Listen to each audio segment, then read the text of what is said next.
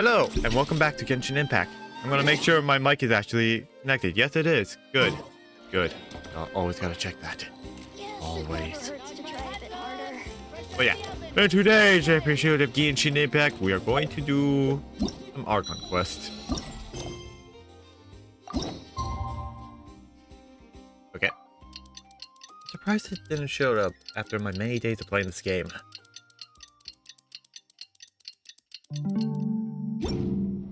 Cleanup sequence in progress.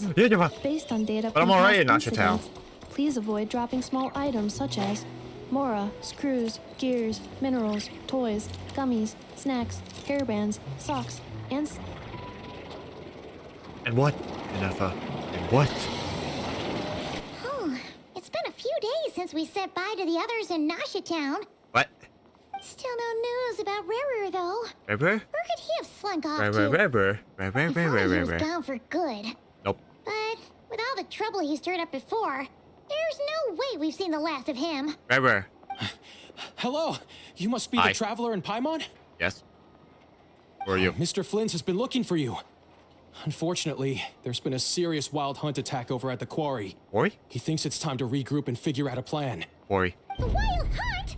Oh, Quarry! we better get over there right away. Yes, Paimon. Let's go. Yes, Paimon Meow. A nation that doesn't exist. Wait. You're getting another nation?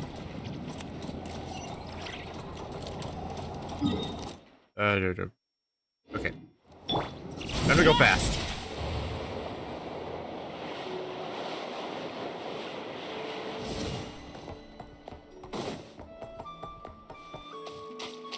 Lizard! Fine. Wait, is this the quarry? Very smoky. Who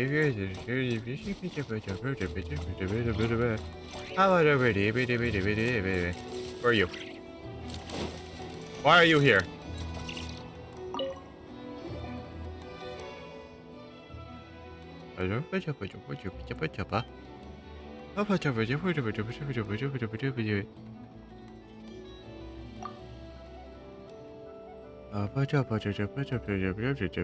Money?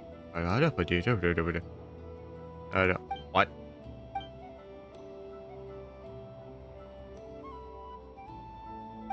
Ah.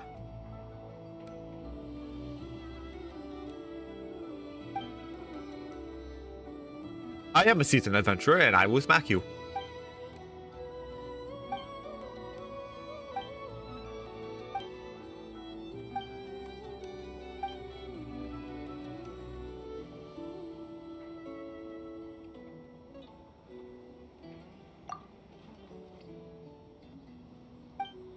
Yeah.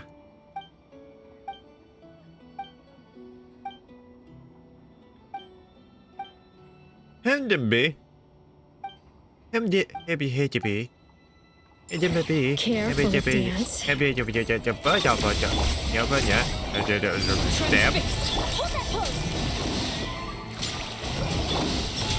dance with me. No. The show's only just the curtain falls. What'd I do?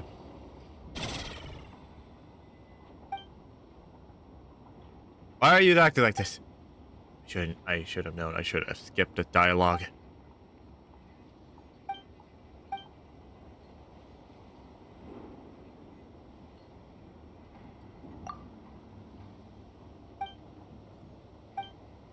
Yes.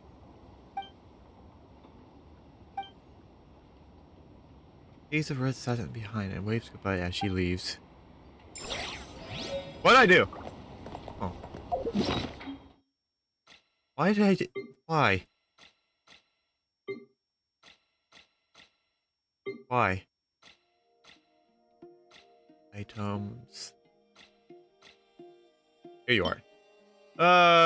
It covers the eyes. Can be submitted into a flagship as a proof of bounty fulfilled. Ah! Okay, that's interesting. So I just found a bounty.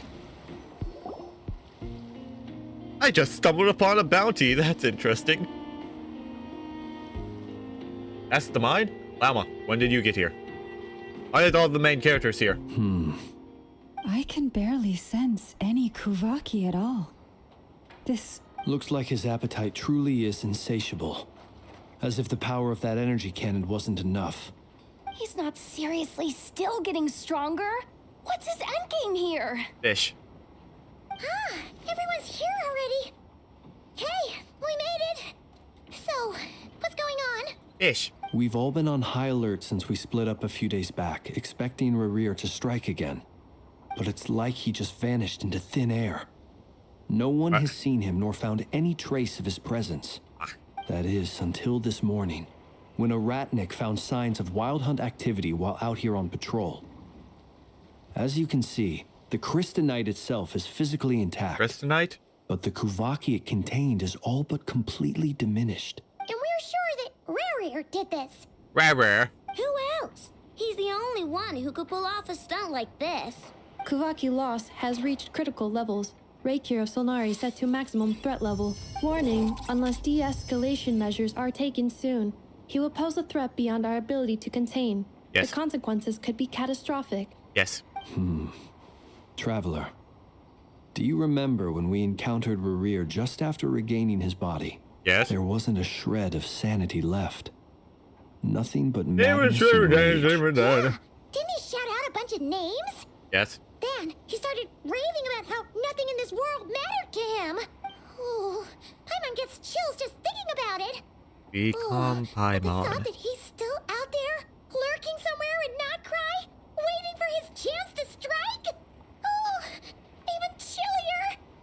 Last time we fought, we were already at a disadvantage. Yes. If he has such overwhelming strength, why would he suddenly go into hiding? Maybe it's leaking. If I were him and I wanted more Kuvaki, I'd just take it by force. Unless something went wrong. His whole resurrection thing didn't exactly go smoothly. The other thing is, how does someone who's completely lost their mind still have the wherewithal to cover their tracks so perfectly? He didn't go insane. According to certain medical studies, insanity does not always entail a complete loss of rationality. It may be that he is simply living in a world of his own. That actually sounds about right. Oh. He was ranting away to himself the whole time, like he had zero interest in talking to us. There are many unanswered questions here. He could be right under our noses, and we'd still be in the dark. Besides his name and title, we know little about him. Certainly nothing about his past, or what he might be hoping to achieve. Exactly. And we wouldn't even know where to begin looking. Why does she have a Even fang? Boss hadn't heard of the Reikir of Solnari before all this. I'd be willing to bet that even if we gathered together every scrap of intel in Nodcry, we still wouldn't find more than, like, 3 useful facts about him. Great. So, if we do nothing, he'll just keep getting stronger. But if we want to investigate him, we have no idea where to look. Last time True. we had Marionette and her big robo-buddy to help us, and we still barely held our ground. If Yeah. we had to face him alone... Yeah. Oh, Sure. Paimon's head hurts just thinking about it. What are we supposed to do against a threat this big? Plus, minus. What? Well, I do have a little hunch about his next move. Given that he attacked the quarry, I'd say it's likely he'll target other places rich in Kuvaki, somewhere like the Eye of Krati, Ratty. or the Pillar of Embla. Embla. One thing's for sure. If we just sit back and let him keep absorbing Kuvaki, we really won't stand a chance against him. Quick, A punch the perfectly dick. reasonable hypothesis. However, it is worth noting that these two locations are quite far apart. To investigate them both, we'll need to split up. I agree, we should split up. Right now, Khanrieah's goal seems to be gathering Kuvaki, not fighting us directly. Once we're done, let's regroup on Hisi Island. Easy. Wait, why Hisi Island? Easy. If I recall correctly, your largest goddess statue was carved from Kuvaki rich ore, was it not? That's right. Yes, It could well be a potential target of his. I should head back and start evacuating the pilgrims. Pilgrim.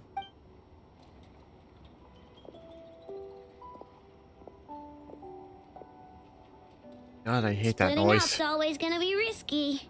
But I guess we don't have much choice, right? We're Gives in a me race against PTSD time of the here. Emmy unit. And if we do run into Rear? That's when you follow the third rule of treasure hunting. Run like the wind. Robot fingers. didn't you say the third rule was go with the... I don't know. Did I? Anyway, whatever. In this situation, go with the flow. Agreed. If anyone finds so much as a trace of Rear, Rear. do not pursue him. Rear. Get out of the area and alert the rest of us as soon as possible. We need to put safety first. All right, we'd better get moving. Come on, Anetha, let's go. Yes. Beep boop. Hello, I am here. Oh, there goes Yehoda. Being like every other character, well, not character, every other player, just going up places where we're not supposed to be.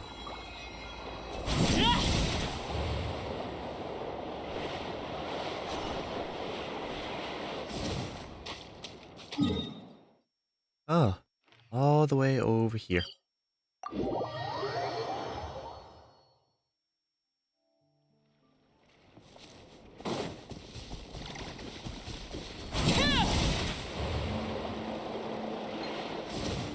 Oh.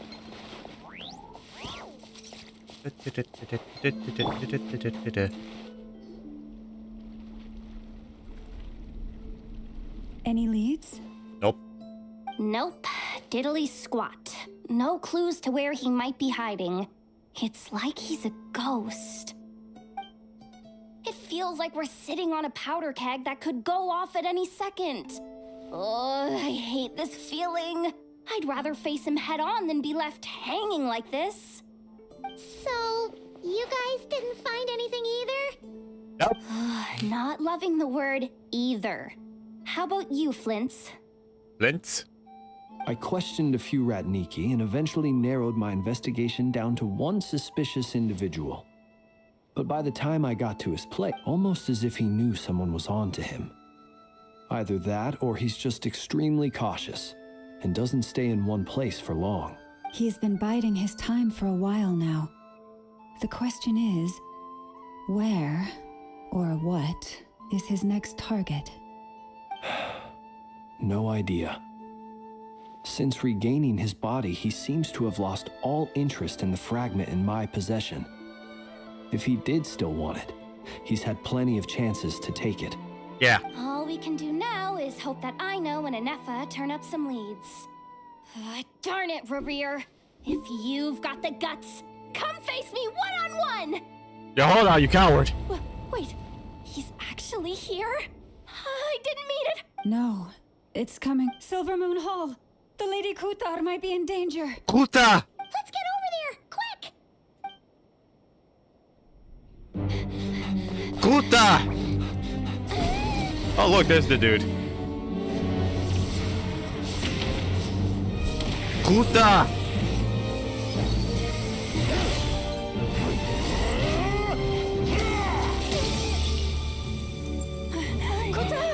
Kuta!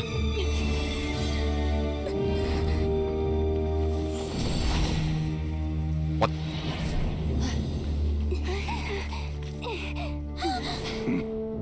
Reverie! Who's he attacking the damn select? What's going on? No time for questions. Stop him. She can control Kuvaki!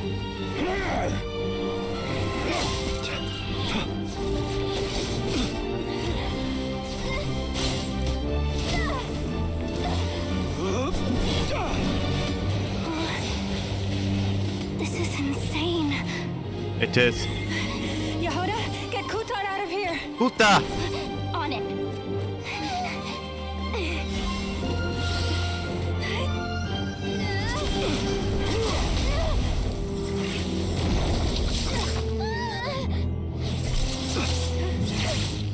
Look where your feeble light has gotten you. Kuta! You shall plunge into darkness. Thalindus, soon I will find a way. Watch out!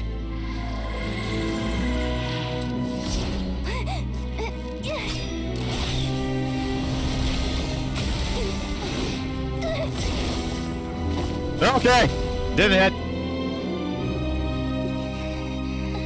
Oh, never mind, it did hit.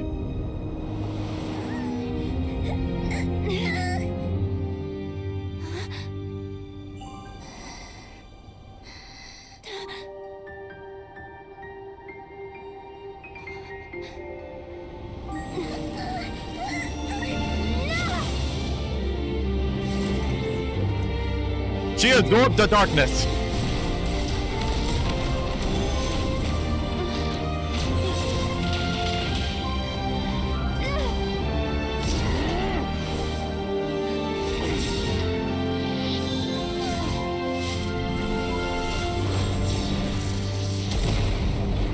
Teleporta.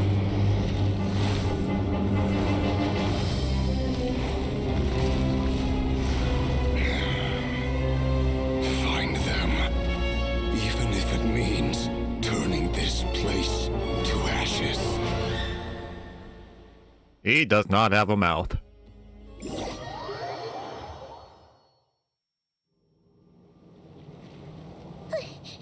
That was too close.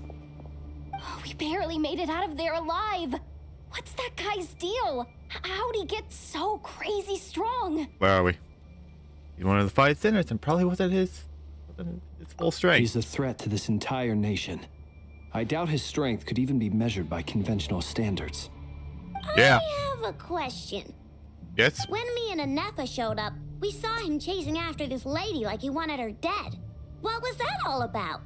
We weren't there for the whole thing either. They were already duking it out by the time we arrived. Yeah. We didn't see how it all started. It all escalated so quickly. We had no choice but to step in. Kutar, Kuta. can you shed any light on the situation? Kuta. Kutar. Cross-checking database. I see. So you're the one that the Frost Moon Scions refer to as the Moon Goddess? Wait, she's the moon goddess? Oh, no wonder she looks just like all those statues. Yes. There are many reasons why people might worship the moon, and just as many why they might despise it. I've never met that person before, but there was no mistaking his deep-seated hostility towards me. Why he holds me in such contempt, I cannot say. But since he hunts the power of the moon, it's no surprise that I am a target. God damn it, Rabir. There are many potential motives. For instance, you help the traveler escape his grasp. This could be his way of taking revenge. It is also possible that he covets the Kuvaki inside you and seeks to take it for his own. The list goes on.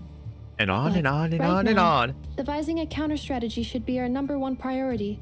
The likelihood of this location being discovered is close to 100%. Oh shit. A counter strategy? We don't stand a chance against an enemy like this. Surely our only option is to run. He's not gonna chase us to the end of the world, right? So as long as he we will. can sneak out of Nodcry undetected. No, I can't say that. Come on, Yehoda. This is serious stuff. You can't suggest we all just chicken out. Running is our only option. What? You seem surprised, but what other choice do we have? We are facing an enemy we cannot possibly defeat in battle. Well, I mean, yeah, but still. It's not too late. I can distract him, so you'll have plenty of time to make your escape. Okay. Wait, what? I don't like this. Act as bait? Doesn't that make sense? I'm the one he's after. There's no need for you to risk your necks on my behalf. A coyote doesn't stop for bypassers while it's howling at the moon. What is it, Loma? The Frost Moon Scions have already grown accustomed to life without their goddess. My presence here is no longer essential, and this is not my home. We can't just roll over and let him get away with this. That's not our style. Indeed. Yeah, We can't just call it quits after everything we've been through together. Besides, she'd pretty much saved my life back there. If I just ditched her now, I'd never forgive myself. We can't overlook that you have saved our lives multiple times now. To talk of returning the favor would be a little crass for my liking. Crass. But suffice to say that we are friends. Yay. And friends look out for one another. Yay. Riri's true objective remains unclear. Even if we were to sacrifice Miss Kutar, there's no guarantee he would stop. Running away won't solve anything. But What? Kutar, I Puta. know why you left the Frost Moon Scion so long ago. It was because people started treating prayer as a form of trade. They would make self-centered wishes, force you to accept meaningless offerings in return, and then expect you to perform miracles for them, as if that were their entitlement. If it were me, I might have walked away too. But I believe that time can change everything, and that sometimes it takes losing something precious to appreciate its true worth. Indeed. After much Indeed. reflection, It's sad I've but true. realized that this was never about whether the Frost Moon Scions need you. Any relationship based on need is purely transactional. What I truly hope is that you'll choose to stay, not out of obligation, but as part of our family. You were born here, and now you've returned. Who knows? Perhaps it was the moonlight that guided you home. Moon. Moon. thank you, Lauma. But Dear. my power is on the wane. I'm afraid I will be of little use to you now. Very well then. I'll do as you say. Both times you saved us, we were transported across great distances in an instant. Is that one of your powers as the moon goddess? It is. Instant But I teleportation. find it very draining. I barely managed to pull it off just now, and it will be some time before I'm strong enough to do so again.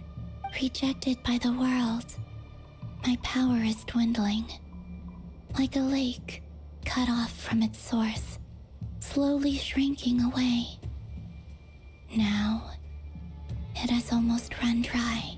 What do you mean, rejected by the world? What happened? The 3 moons belonged to the ancient bygone era in which they came into being. From the moment I was born, the world itself has been steadily sapping away at my strength. That's why we need the moon marrow. Borrow the eternal moon's power. The 3 moons are not one and the same. As the goddess of the Frost Moon, I cannot wield the powers of the other 2. Fuck. Yet Moonlight has a way of blending together. Each can reflect the other's glow. So when our fingers touched, I was able to restore So we my need the Frost strength Moon marrow. by drawing Kuvaki from the Eternal Moon's marrow. But this method of recovery is painfully slow. Ah. If only we could find The Frost Moon marrow.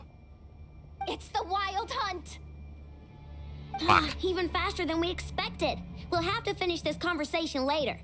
She's ready for battle. See how those wild hunt creatures are running away from us. They're likely just a scouting party. Then what are we waiting for? Being done, water Genshin's a song. Oh, they just keep coming. This is driving me nuts. The rear's closing in on us. We need to pick up the pace. There's too many of them! And this time, we can't fall back on Kutar's house to escape. This goes on much longer.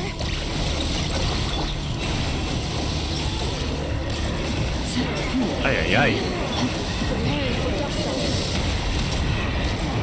One heart and life. Flash attack! How many of these are there? Beware the creatures of the night. Ultimatum protocol.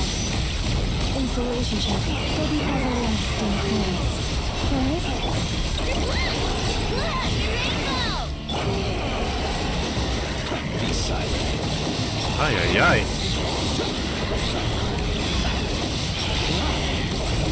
Close your eyes. With one heart and crown. Stay your hand. The night comes. Cleanup sequence initiated. Annihilation mode. Are we almost there? For the everlasting past, move this path. Observe. Are we done now?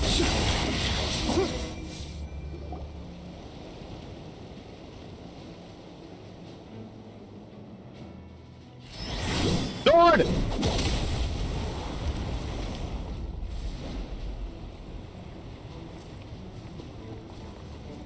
Barca, you bugger, you finally showed your face.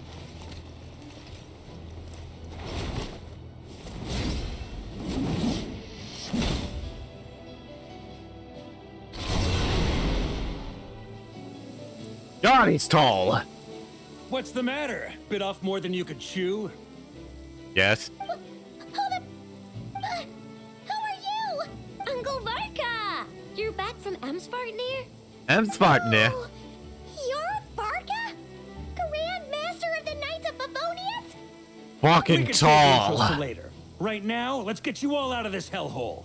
Follow me. I know somewhere you'll be safe. Yes. Oh, is that where I think it is? That's the one. Come on, move. There's no time to waste. Yeah. Let's go.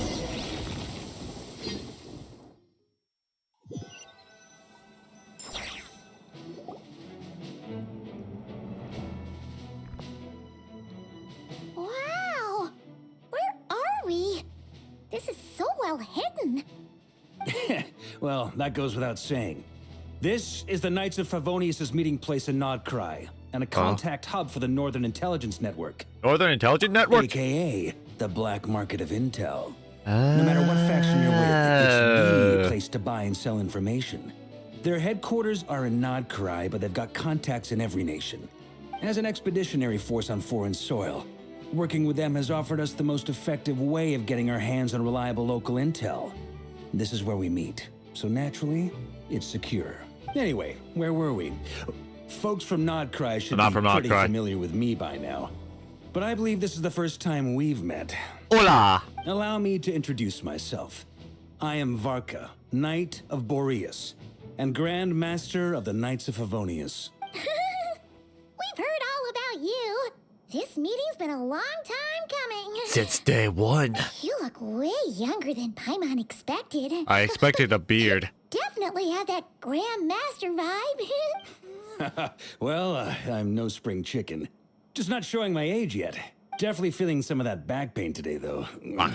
Rushed back from Amsvartnir without a Jeez, wink you're of sleep, tall. only to get right into another fight with that freshly revived maniac. Another? You mean you fought him before? Yes. Yep. He wasn't nearly as strong back then, but he was still a formidable foe. I brought some of the knights along to give him a little surprise, but he saw us coming from a mile off. My squad took heavy injuries, and I barely made it out alive myself. We knew it might have been our last chance, so we staked everything on it. But still, it wasn't enough to stop him. You're tall. I tried tracking him down afterwards, but he didn't leave a trace.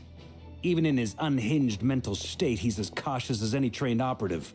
So, I decided to come find you. And as luck would have it, turned up to find you being ambushed by the Wild Hunt. Is that why he's been frantically absorbing Kuvaki these past few days? Because he sees you as a threat. Yeah. Maybe I'm part of the equation, but even if I weren't, I'm sure he'd still be gathering power. He's clearly working up towards something.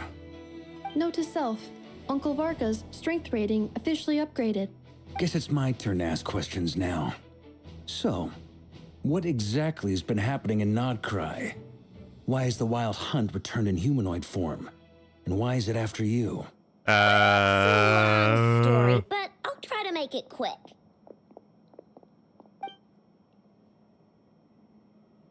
Yeah. Wow, I had no idea so much had happened. Sounds like you guys have really been through it. Yeah. So, the Kutar is actually a Fatui Harbinger. And all this wild hunt activity in Nodcry is the work of the Raker of Solnari, one of the 5 sinners. Yeah. Oh, that's a lot to take in. Need some time to wrap my head around it all. I'm truly sorry, Mr. Varka. You stood with us against the Wild Hunt and did everything you could to stop it from escalating into a full-blown catastrophe. And then, the one time you're away, it all comes to a head and all your hard work gets undone. You've got nothing to apologize for, Miss Moonchanter. Moon. You can plan 100 steps ahead and still slip up. That's just life. No one knows what tomorrow holds. True. You can't predict which way the wind will blow next. Actually. And to be perfectly honest, I can't tell say that to I'm Weatherman. surprised. For all the times we've defeated the Wild Hunt in the past, And Venti. we've Say never that to been able Venti to as well. completely wipe it out. Turns out, we were just delaying the inevitable.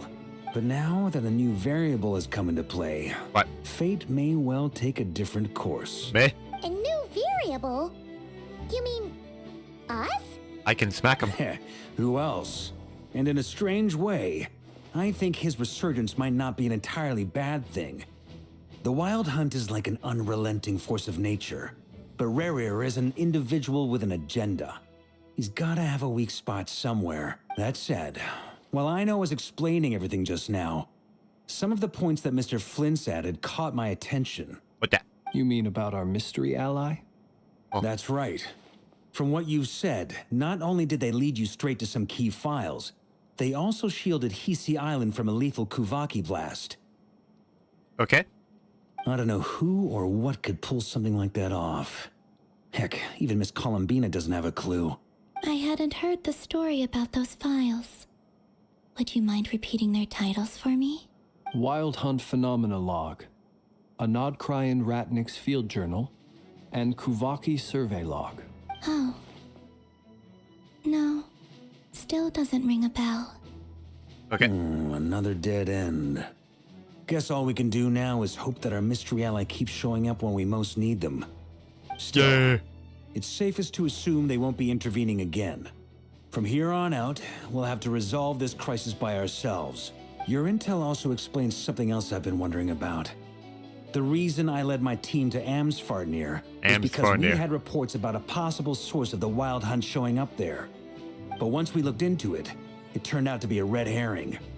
I don't know who was behind it. I doubt it's by chance that he happened to make his comeback while my attention was diverted. And from everything you told me, it sounds like his scheming began well before his return.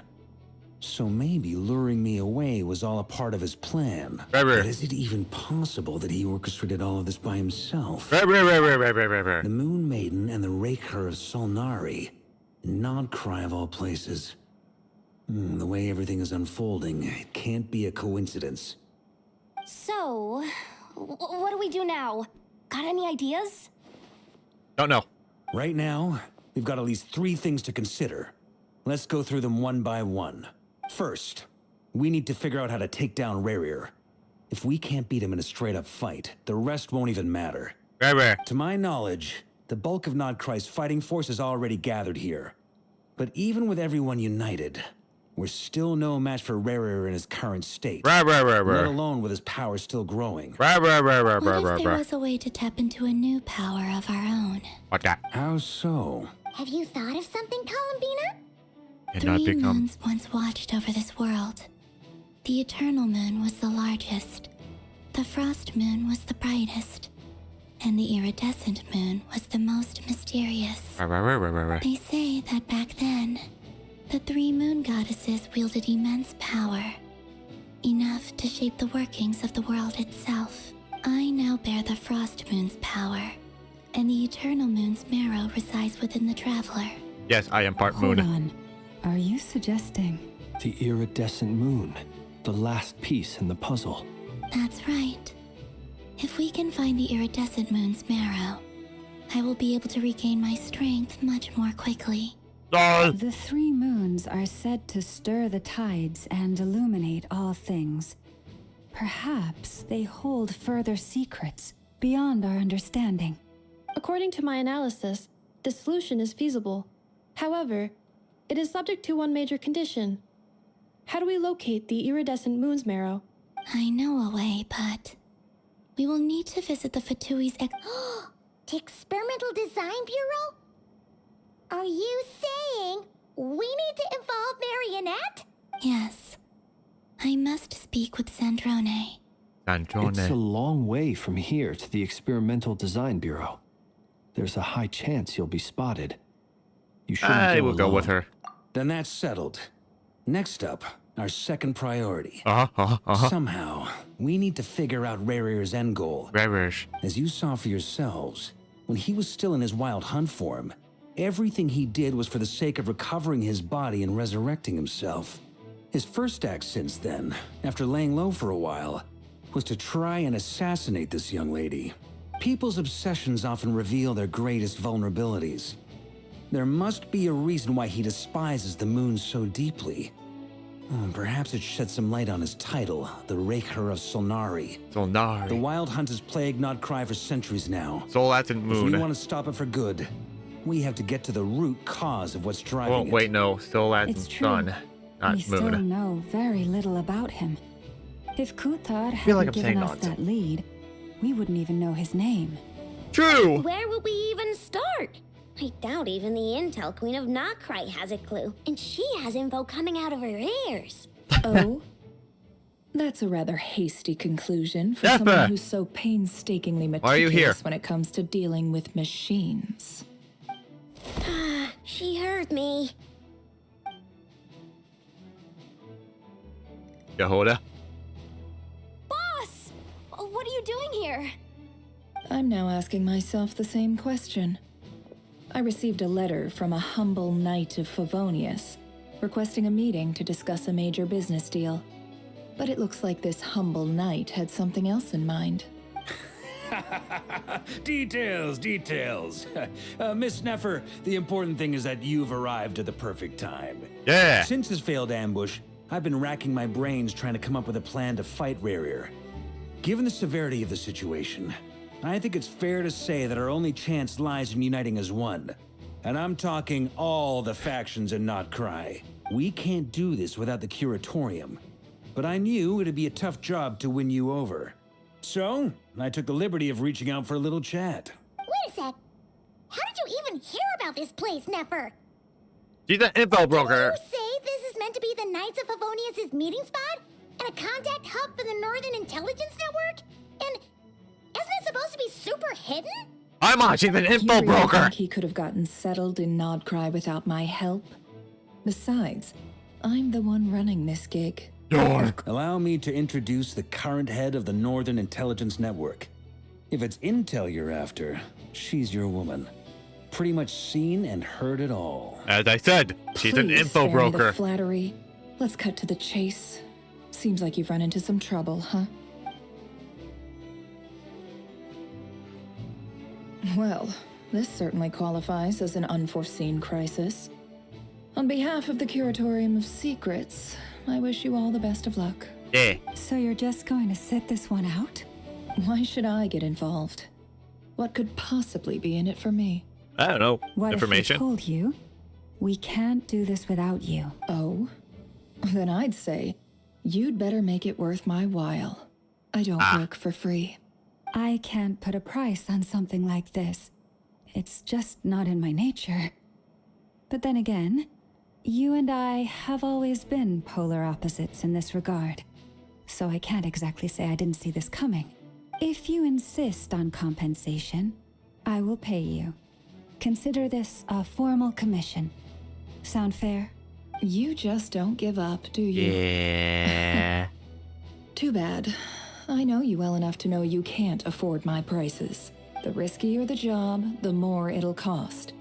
And a Moonchanter's stipend isn't exactly generous. Unless you're planning to start passing the donation box around among the faithful. God. Boss, just a thought. If they come up short, maybe you can take the difference out of... Things got really dangerous during the fight with Rarier. If this girl hadn't saved me, I'd be ley line fodder by now. I'd be gone for good, boss. If there's any way we can make this work, I'd really like to help her. Please, I'm begging you. This is why I'm always telling you never accept favors. They are the hardest debts to repay. You have to be careful who you get involved with, or you invite all kinds of misfortune. Very well. Yehoda, I will help. But just this once. Don't count on this happening again. You know, why don't we just ask Yelan? That fragment that Rerir was after, do you still have it on you? Of course. Let me borrow it. I need it to follow up on some leads. Wait, you actually have some leads? She's scary. This is top secret information. She is scary. I get it. We all have things we'd rather keep to ourselves. Plus, I know we can count on you, so we'll leave the intel gathering in your hands. And that brings me to the third and final item. We need to find a way to distract him. We need time to make our move, so someone will have to stall him. I'm in for this part, no matter what. Anyone coming with? Count me in too. Come off it, you two. Quit playing hero. I'm way ahead of you here. Nefa did a scan of the Moon Goddess's Kuvaki signature, and we're gonna use it to make some decoys over at the Kramkake craft shop. Anyone who's in, follow me. Once they're ready, we'll deploy the decoys across Nogcry. So as long as the rest of you keep moving, he won't catch on to your scent and won't be able to track you down. Yay. I like it. Genius idea. No biggie. All right then, we'll split into 3 teams. Once your team has finished their mission, return here and wait for the others. Dismissed!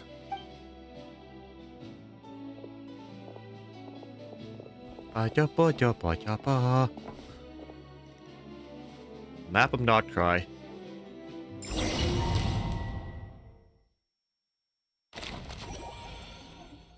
Kuvaki Experimental Design Bureau. Yeah, the damsel is definitely gonna be a playable character. Lady Damselette. Wait. And you two? What are you doing at the Kuvaki Experimental Design Bureau? We've been doing our best to mind our own business lately. But if you're just gonna waltz up here like this, you're seriously pressing your luck. Don't blame us for doing what we have to.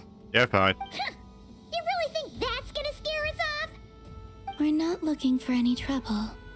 I just want to see Sandrone. Do I need to remind you that you're still a wanted fugitive for deserting us? Out of consideration for our former ties and the crisis we're all up against, we'll let you leave in one piece. But don't even think about trying to get inside. Let them in. But... Are you going to make me repeat that? No, my lady. Sandrone seems to be in a good mood. Must be maintenance day.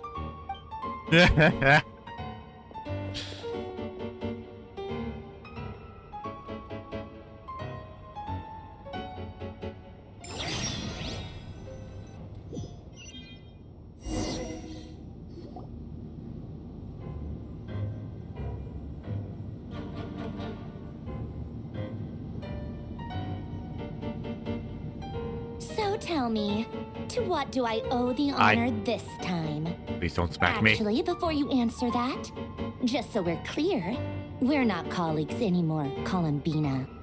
I don't owe you anything. I promise it's nothing big.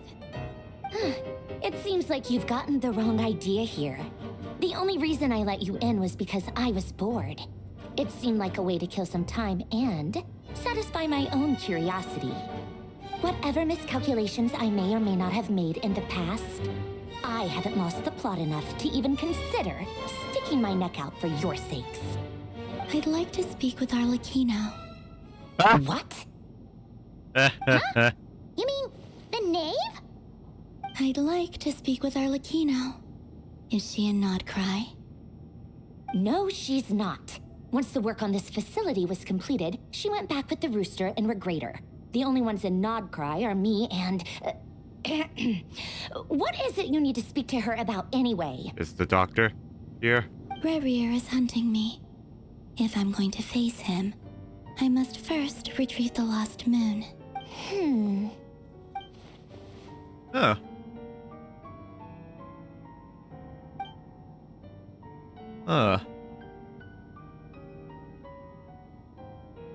Is that a no, then? common enemy. As if I need reminding. I was this close to settling things with him before someone decided to whisk me away to their weird little garden. You're Have good. you held any tea parties lately? Tea parties? Yeah, obviously. You don't seriously think we'd pack it all in just because you aren't here. If anything, they've been more eventful than ever. Just me, Arlecchino, and a bunch of insolent and sensitive guests who won't stop asking where you've gone. Oh, they've been a real joy. I bet I see. you served them the worst tea you have. Just like you used to do to me when I upset you. Who cares about how good the tea is when there's no one around to drink it? I keep losing people. First Rosaline, now Rosaline? you. I'm running out of people who can make me laugh. Honestly, what could be more ridiculous than the multi-centenarian goddess, who's only ever had the plain herbal tea she received as offerings? You'd always brew a different type of tea for me each time. Was it really just to see how I'd react? Ooh.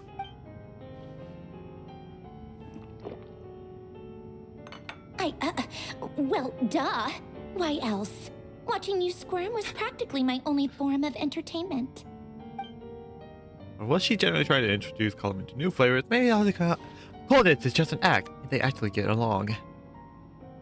We don't know if that's the case. Oh, yeah. And Capitano sometimes used to bring Tartaglia around, too. Tortellini? But I guess we won't be seeing him again. Tortellini? Well, I guess we are overdue for a get-together. Polonia! Have Febronia pass a message to Arlecchino for me. It's time for tea. Will suffice. Pass along a message for me, too, if you would. My body cannot contain the marrow of 2 moons, so I'll be leaving one of them in her care. Excuse me? Who said you were on the guest list? If my tea meant that much to you, maybe quitting the Fatui wasn't your brightest move. Back when you were Yeah. under the Tsaritsa's protection, no one would have dared come at you so openly. But that protection didn't come for free. In fact, I paid dearly for it. At the end of the day, it was just another transaction. I just got tired, that's all. I never wanted any part in their grand ambitions, and I've had enough of being treated like a bottomless supply of power. It brings Fair back enough. memories from the old days, when I was still worshipped as the moon goddess. Centuries on, it may be a different group of people, but I see the same greed in their eyes. I figured you'd leave eventually. You didn't have as much of a reason to stay as I do. Okay. The Tsaritsa gave you shelter and protection, but that was it. Nothing more, nothing less. Meanwhile, the Fatui demanded everything from you in return, until it was more than you could bear. I get why you left. And frankly, I have no interest in dragging you back just because the higher-ups told me to. But if you keep hanging around with this riffraff, the next time we cross paths, we might be enemies for real. What did I do?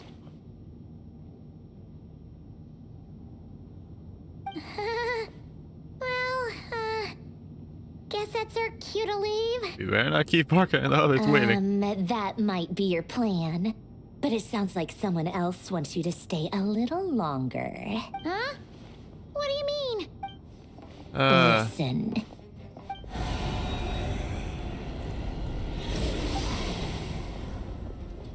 My lady, it's the Wild Hunt. A horde of monsters is headed straight for the facility.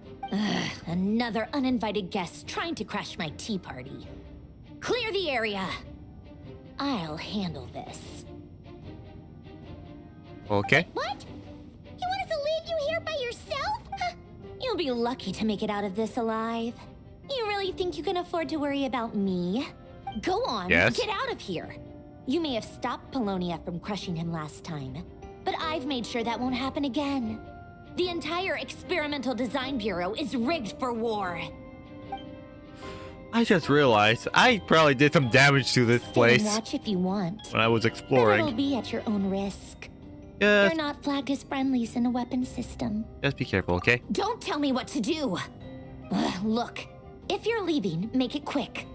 Or you'll just get in my way. There's a secret passage on the 2nd floor. It'll take you right to the plains out back. Stare all you want, Columbina. You're not getting another invitation to my tea party. I know. But thank you anyway, Sandrone. This is exactly why you shouldn't hang around with those people. All their melodrama and sentimental nonsense is rubbing off on you. Goodbye, Marinette lady. Come on then, Mr. Ray here. Let's pick up where we left off. It's your Wild Hunt monstrosities versus my beautiful creations. Let's see who comes out on top.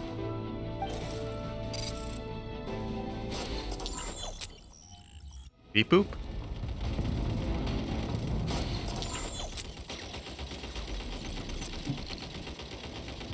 Ah!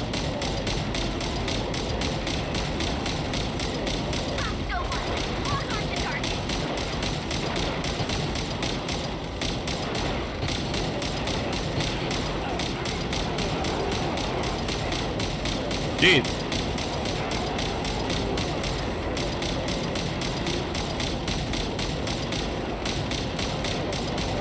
Oh, what the heck?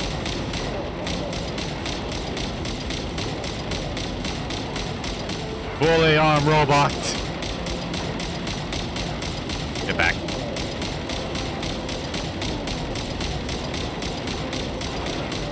I feel like I'm doing more damage than the other bots.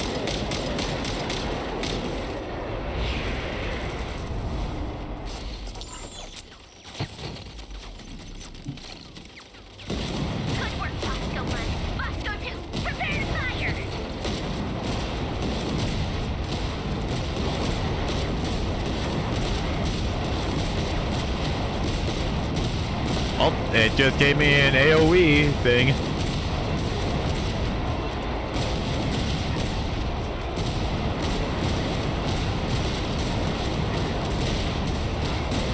Go, go, go, go, go, go. More AoE attack. More AoE. Oh, that. Go. Lots of AoE. Area effect. AoE. Fire. Fire. Okay, I'm gonna... How long do I have to do this?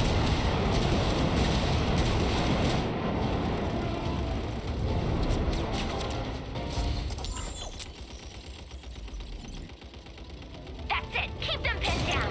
Don't let them get near. Osco number 9. We went from 1, 2 to 9 instantly. See you.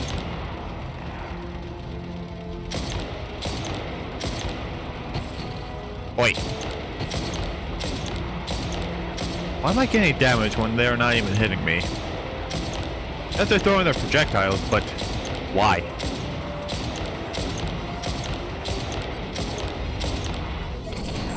Rotate out. Deploy all backup units. Get in there and hold the line.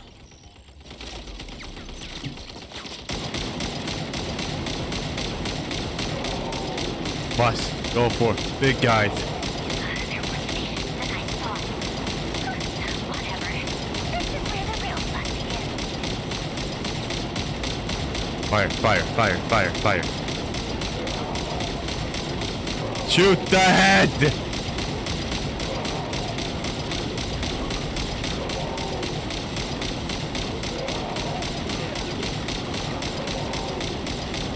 Don't worry. Once this is over, I'll put you all back together again. I promise. Shoot the head!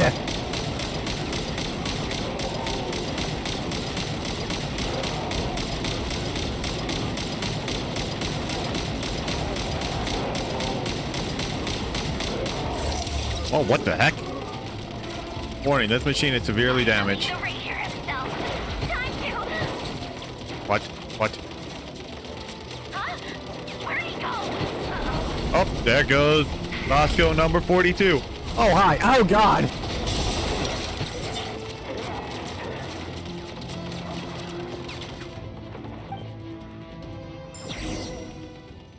unlimited horde of the undead versus a large platoon of robots.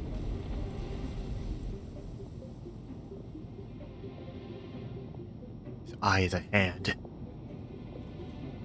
I messed that up. His hand has an eye on it. Polonia, get him! I've upgraded Polonia again since our last encounter, and uploaded every last scrap of your data. So let's finish this, once and for... She's not here. Where did she go? Hey, over here, you big... Curse it. Moon. Go. Keep searching. She cannot have gotten far.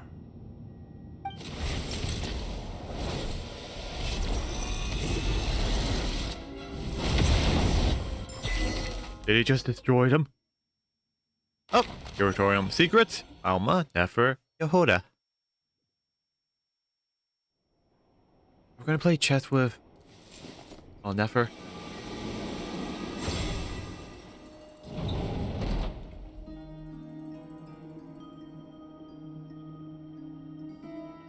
What that? It is a box? So this is your method for investigating Rarir's past.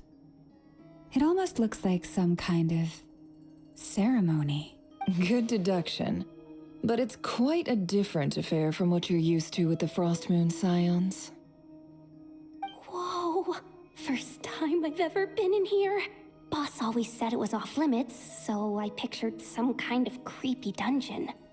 But it's actually kinda nice. Oh, I guess this must be Sumero decor? That's where Boss is from. Sumera. And that nice shopkeeper who sold me my treasure compass. Huh? I'm not sure exactly what you've got planned, but it looks like you're all set. When do we begin? Whenever we wish. But for some reason, I've got a feeling this isn't going to end well. What? I've never faced Rarir myself, but from what you've told me, his power is beyond anything I could imagine. I, on the other hand, am just an ordinary businesswoman. Ordinary? Our paths should Quote never have unquote. crossed, yet here I am, forced to make an enemy of him. If you ask me, you're about as far from ordinary as it gets. Ah!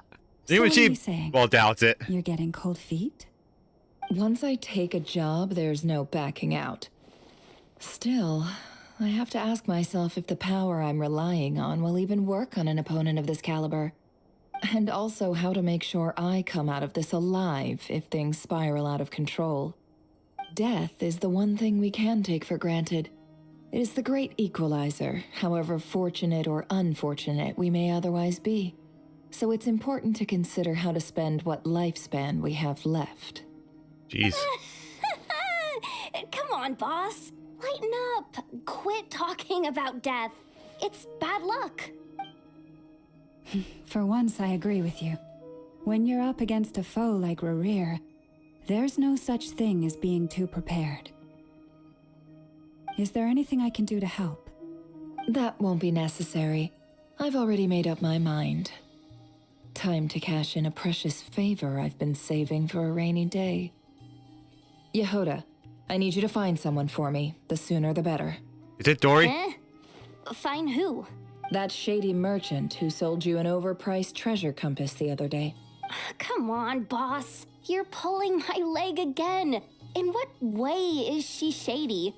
She showed up when I was completely lost and... That is why she is shady. Anyway, I know who you're talking about. Don't go anywhere. I'll be right back. A few moments later. Quit dragging me. I genuinely can't run any further. Yep, there's Dory. Hey, aren't you? What is it? What's the big rush? You dragged me out of a dream where I was literally swimming in Mora. I'm charging double my usual attendance fee. See? Okay. Look how easygoing she is. After that rude awakening, she could have completely snapped at us. But instead... Dory Sangama Bay? I never would have pictured you two doing business together. If Okay. you want to make it big and not cry, it's all about connections. Lady Nefer just so happens to have a lot of intel that interests me. And she also did me a big favor in the past. It was back when I first arrived in Not Cry. My trusty assistant, the genie in my lamp, had an adverse reaction to the Kuvaki and fainted. Ew. And when you know it, that's when I suddenly find myself in a life or death situation. Good thing my compatriot was there to swoop in and save the day. Yeah. I've been giving her a 30% discount off all of my goods ever since. Now, so that no one here feels left out, I'm willing to extend a 20% discount to fellow friends of Boss Nefer. Oh. Plus, any other friends you send my way will enjoy 10% off. Huh, what can I say? The great Lord Sangamabe is nothing if not generous. Yeah. So, let me guess. You've run into some trouble. I've got everything you could possibly need, and the more you buy, the more you'll save. You guessed correctly. What have you got in the way of survival gear? The one type of gear I've never been short on. What are you looking for? A jetpack fresh from the Academia's labs? I'm sorry, what? An ancient suit of armor dredged up from the bottom of the sea? What? At the very least, I need to know what kind of opponent you're dealing with here. If even you're worried about staying alive, it must be pretty serious. What if I told you it's someone with the power to bring a nation to its knees? Oh. Is that so? Then we really are talking top-shelf treasures. I don't have anything like that. Your supplier. A powerful woman, make no mistake. I can't reveal her identity, but luckily for you, I hear she's planning to visit Not Cry in the near future. Oh. If you're willing Is it to Alice? wait, I can ask her when she's here. Can't say it exactly how M? long that'll be, though. Then let me put it another way. What would you do if you encountered an enemy like that? Roll over and serve yourself up on a silver platter? Of course not. I have a handy little trinket from one of my generous suppliers, which... What the- Hold on. What exactly are you getting at? No. Let's just say I'm borrowing it, all right? Just for insurance purpose, favors are the worst kind of debt to owe, Ooh. and now you've got a chance to repay one. A win-win situation, don't you think? Fine. You can borrow it for 5 days. No, make that 3. And for every extra hour after that, I'm charging you 1,000,000 mora. Deal? What does that even do? Deal.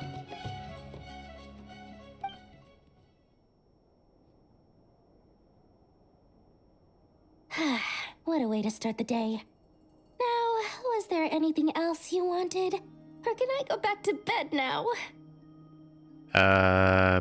Go to bed. Bye-bye, Dory. That will be all. Take care now. Don't trip up on your way back, friend. See you later! You're my favorite shopkeeper.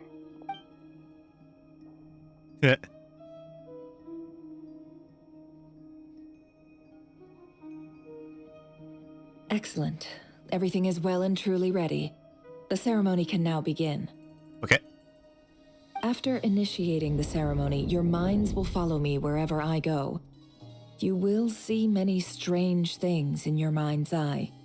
So remember, don't be frightened, and don't make a sound. Ah. Now then, let us peer into the Raker of Solnari's past. Okay. Damn it! Time travel! Wait, not time travel. Looking into one man's made it. past. I don't recognize this style of architecture. Must be Khanrieah. Simple furnishings, table and chairs. It's a more ordinary house than I might have expected. Looks like the fearsome Raker of Solnari came from surprisingly humble beginnings. Unless this passed for luxury in Khanrieah. Unlikely. It was said to be a very prosperous nation in its heyday. Okay. Anyway, I'll keep exploring.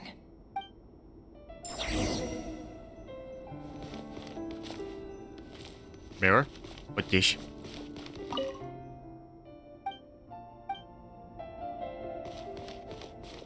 Can't jump.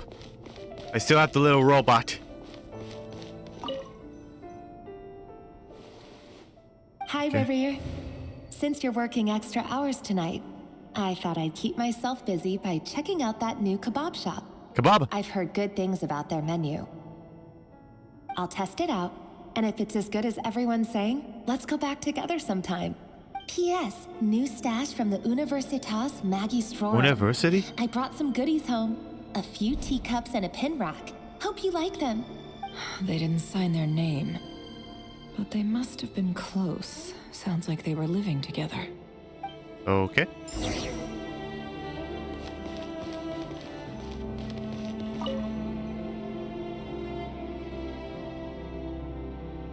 I went over to Joseph's for drinks today. They have a fine collection, but I went alone. Felindis was tied up with something and couldn't make it. Alright. Joseph asked why I came alone, but I didn't really have an answer. He then went on to ask about other things. If you ask me, someone who asks that many personal questions is too nosy for their own good. But if he invites me again, chances are I'd still go. Felindis. That's the same name Rerir mentioned. Crane imports keep falling. If things don't pick up, we'll soon be back to meat and mushrooms only. Honestly, I'm not a huge fan of that new type of mushroom everyone's been into lately. Didn't it start out as a lab-grown variety? I heard it's even mildly corrosive. Seriously, why would you even eat something like that? I don't care if it's an impressive feat of alchemy. That just isn't the kind of thing I like to eat. Grain has to be imported, and they're eating a diet of mostly meat and mushrooms. Could it be because Khanrieah is underground, so it doesn't get much sunlight? That would explain why they use so much stone in their buildings. They even use alchemically modified strains for food. Seems like the people of Khanrieah don't have many options when it comes to dining. Jeez. I've just about saved up enough now. Time to buy it and keep it somewhere safe. Making a big purchase. I wonder what it is.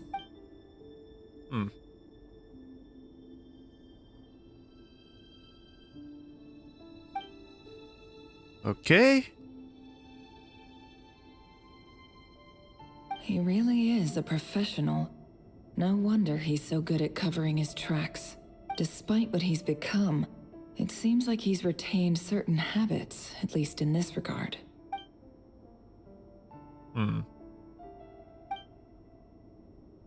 Now it contains remains Did of a Rerir mystery. rip it out himself?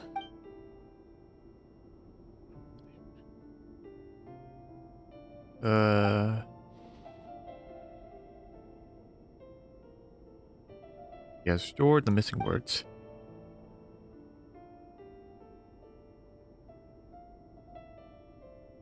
Before I met you, I was convinced that my heart was nothing more than a stagnant pool, the burial place of a fallen moon.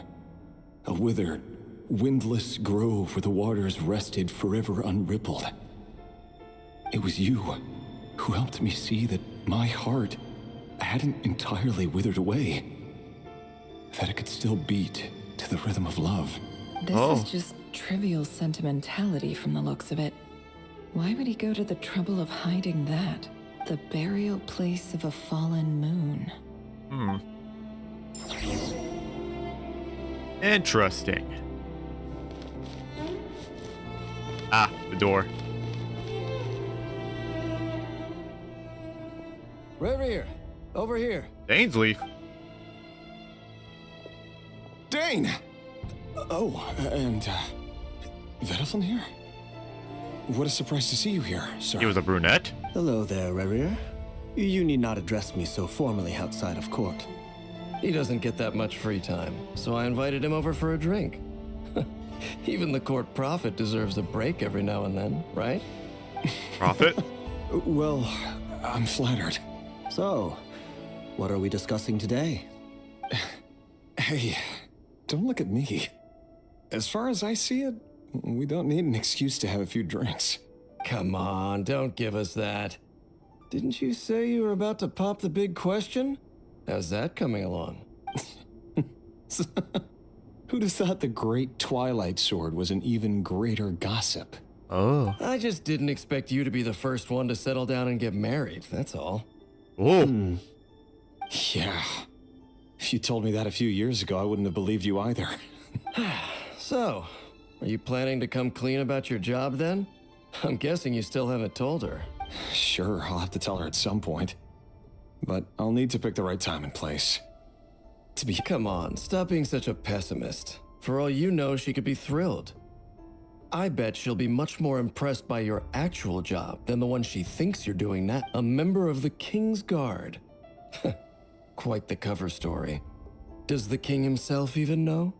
Of course he does. Anyway, enough about me. How have you been? Me? Same old, same old. Nothing much to... Huh? What's up, Fed? It's nothing.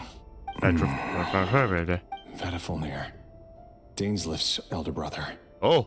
Renowned throughout the court of Khanrieah as the Visionary, and said to possess a wisdom far beyond the reach of any ordinary man. And yet, despite the gulf between us, he seems to have something to say about me. Okay. Does he even know me? Does he see me as a friend of his brother, or just another of the Vinster King's blades? Why did he react so strongly? Was it really to do with what we were talking about? Brown, curly hair and brooding blue eyes. So this is what Khanrieah looked like back in the day. Perfectly normal. No different from anyone else.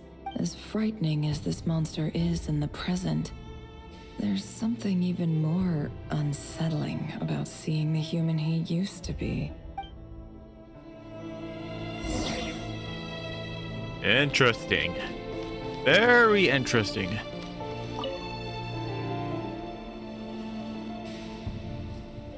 What caused him to be the way that he is? Hey, look, lady. Felindis? Felindis. Early? Our equipment's being serviced today, so I got off earlier than usual. How's your day been? Aw, why the long face? Is something the matter? Has your boss been giving you a hard... Went for a drink with Dane and the others after work. Isn't that a good thing?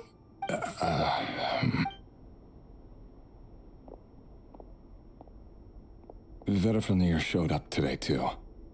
You know, Dainsleif's older brother. Ah, Mr. Vedifulnir. Yes, I've heard of him. They say that everything he says ends up coming true. Oh. He overheard Dainsleif mention that I'd recently proposed, and seemed to have an issue with it. But when I asked what it was, he kept it to himself. So, you're worried? You could be such a child sometimes, Khanrieah. We're nobodies. Why would the Visionary be concerned about us? I'm sure someone in his position has much bigger fish to fry. Maybe you're right. You worry too much, Khanrieah. We've been together for ages now, and everything's been going so well, has it not? You've even... So, you do remember. Tell me then. What's your answer? Like I said, I need some time to decide.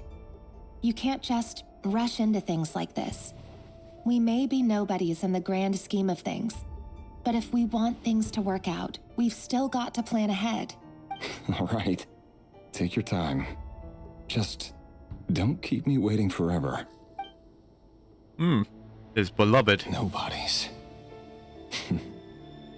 Sounds about right. In the eyes of people like Vedifulnir and Dainsleif, what do we matter? Can someone whose gaze is so fixed on a far-flung future even see the present clearly? Besides, the dynasty's fate rests with the king and his inner circle. Whatever I do, it won't make much difference. Meanwhile, every idea they come up with and every decision they make, it affects everything. These days, the king is lost in his research, and the purge of the Crimson Moon bloodline grows ever more intense. The opposition tried to speak out. I have a feeling Arkino is related to that bloodline. No illusions as to why. Because we eliminated them and got rid of their bodies. A man can have 1,000 reasons to carry a sword, but there are few good excuses to use it. Yet the king has never even considered a gentler approach, and He never will. What becomes of someone who kills on another's behalf? He ever find?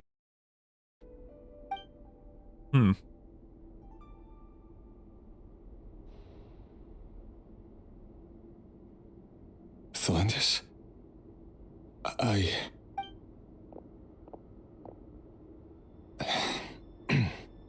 It's nothing. You were right. Fate has never smiled upon nobodies like us. But by the same token, it's unlikely to bear a grudge against us either.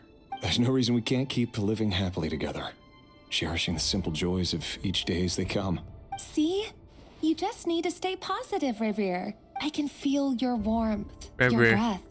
You're right there, right by my side. Just seeing you makes me happy in a way I can't explain. And that's something that no one could ever take away from me. So smile, my love. Let go of that frown. You're right, Thelendis. I've just been overthinking things. That's better. Getting caught up about things like this will only ruin our evening. Speaking of which, all set for the ball tonight? I need to go get ready. You go ahead. I just have a few things to take care of, then I'll come join you. Oh. Even busier than the big shots, huh? Fine, I'll go get started. But don't be late. If you keep me waiting too long, I won't be a happy bunny. Rabbit. Relax. I'll be there. Seriously, though, you drive a hard bargain. You're really gonna leave my proposal hanging and still expect me to take you to the ball? Well, that goes without saying. I already told everyone I'd be coming with a dance partner. Besides, they're two completely different things. Let's take it one thing at a time, all right? All right. White outfit it is. It seems like Rarier was deliberately hiding his ties to the intelligence services by giving the impression that he was just an ordinary member of the Venster King's Guard. Okay. He clearly doesn't want his would-be fiancée to know about his other life. Then again, that's hardly surprising. People in the intelligence trade rarely do. Who'd have thought we were in the same line of work? Yeah. Let's dig a little deeper. Ay, ay, ay. Wait. Oh, you gotta be kidding me. The mirror works! But instead of showing Nepper, it shows Rarier. Where am I going?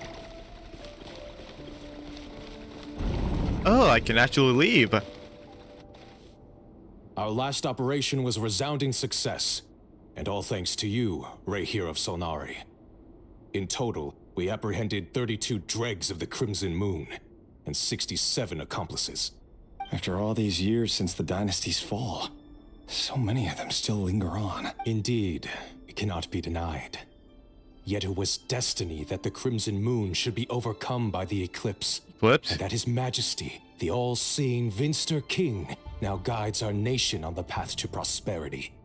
Khanrieah has no further need for a dead moon. But alas, there will always be those who refuse to see the truth, choosing instead to romanticize the past. That's not entirely true. Much about the Crimson Moon era was worthy of remembrance. And that's exactly why they keep trying to see it restored. Many of its secrets remain unsolved to this day. As it happens, that's precisely the field of study my partner is devoted to. You still haven't told her what you really do for a living. Where would I even start? How do you tell someone that you're one of the king's hand-picked executioners? That your hands are steeped in blood? You didn't choose this life, any more than I did. Orphans like us don't get a say. But I'll sure as heck be the one to pay for it. Speaking of which, we need to be more rigorous in the way we identify direct descendants of the Crimson Moon. Someone, it seems, has strong opinions about my future plans. Most likely my marriage in particular. I have a feeling that we may soon become targets of the Crimson Moon's retribution. Your concerns are not unfounded. They've taken out many of our colleagues these past few years, and for that very reason. These are no helpless lambs we're leading to the slaughter. They're wolves in sheep's clothing. Take care, Rahier of Solnari. I look forward to toasting you at your wedding. Thanks, Thorkel.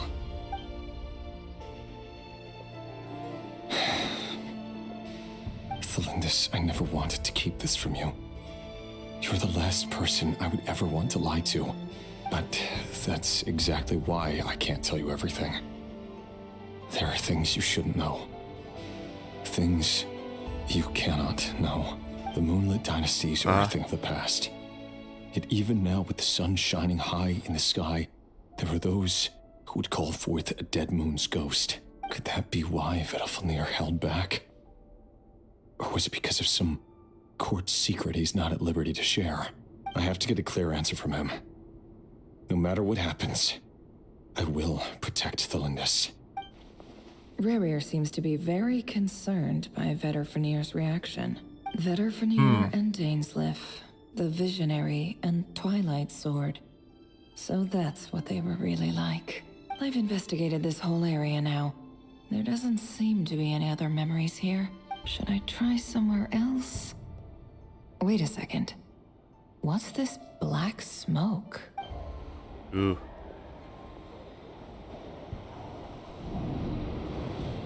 Oh, I have a bad feeling about this. So, he's late after all. Just you wait, Rarier. You're in for it. Big time. Are you waiting for someone, ma'am? Could I tempt you into buying some flowers? Oh, sure. Pick me out a pretty bunch if you would. Thank you. But I'm afraid none of them are as pretty as you.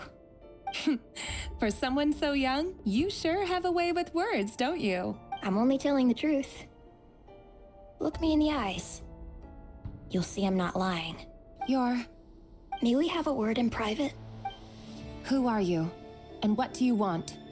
It doesn't matter who I am. Too many of our kind have fallen lately, so I decided to take the risk of reaching out.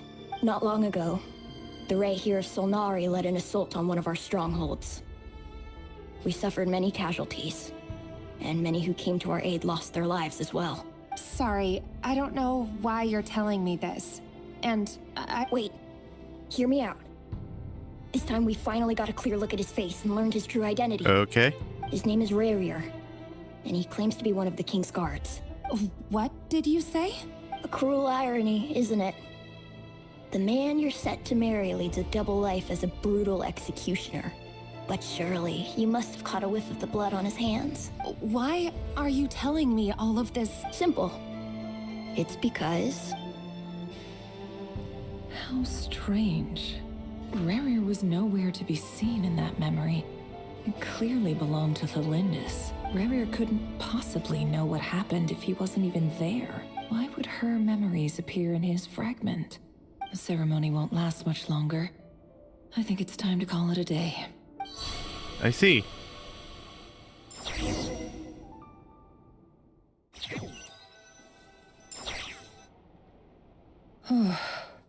So that was your doing?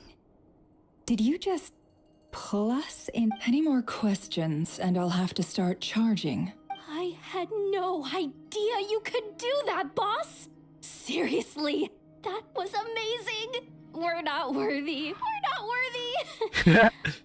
I gotta admit, though, I'm itching to see what happens next. Feels like we barely scratched the surface. I'm just as curious as you are. But the ceremony only allows for limited time inside. That's all we can see for now. Luckily, we managed to learn quite a lot. So far, so good. I just hope the others are doing okay too, especially the group with the Traveler. Their mission is a risky one. Let's hope it's all going smoothly. If you're worried about them, go see how they're doing. If I know boss, she's gonna need some time to write up all the details and make sure it's all coherent. I'll stay behind to lend a hand, but feel free to head back and meet up with the others.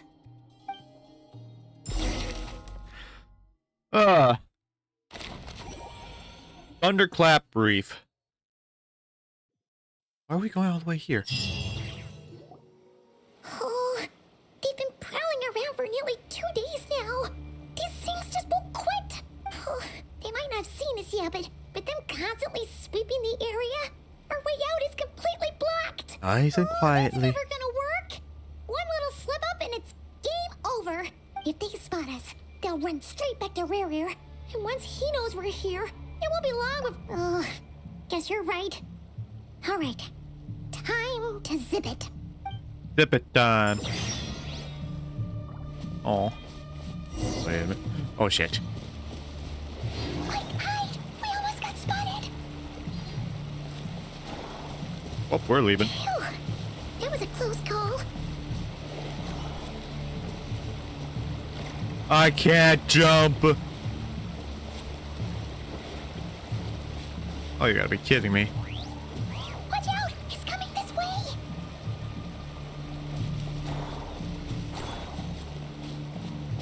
Keep going. We're nearly there. This is the final... I would like to know, how did we get from here to here when we're supposed to be somewhere over here?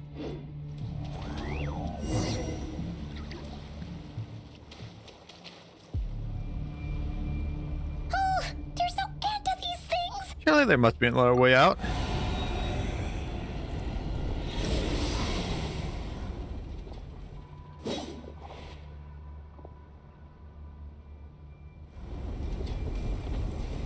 Is it me or is Lumoon's hair longer in the back?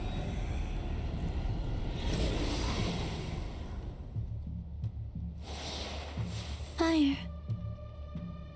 Fire? Wait, what's that smell? Oh no, there's a fire! Burn! So we can leave. Oh, yeah. Well, they are dying to the fire. Oh.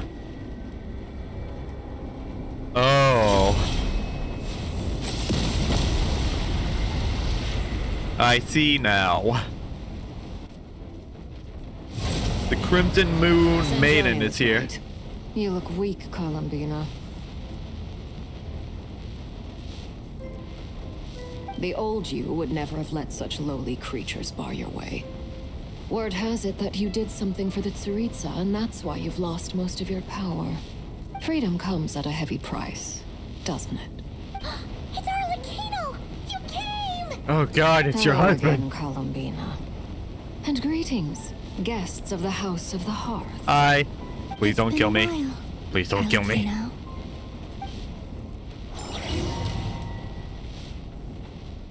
Oh. I didn't think we would be going back here.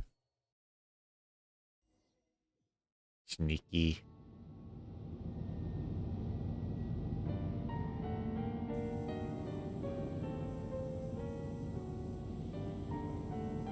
Stupid right here of stupid Solnari.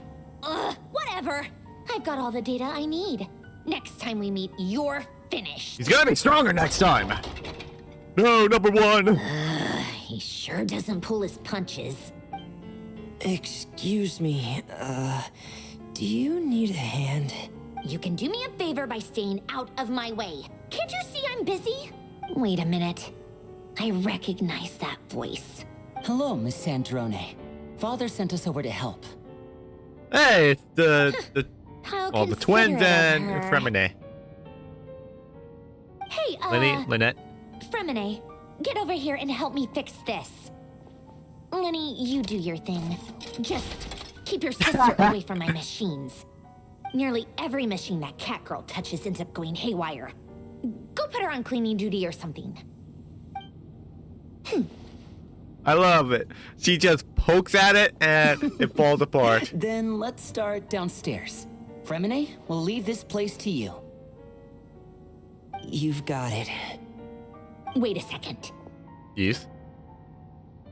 Pretty sure there's still some tea in the cupboard. If you want some, you'll have to make it yourselves. Hey. Arlecchino.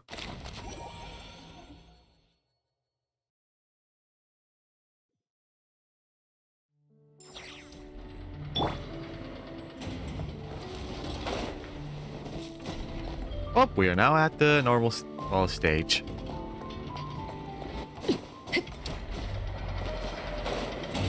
Meow.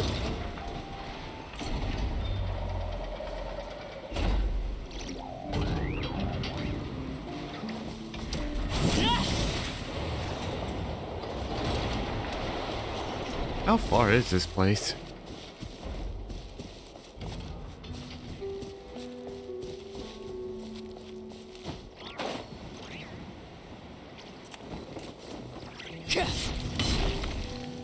So the secret base was behind the crumb kake.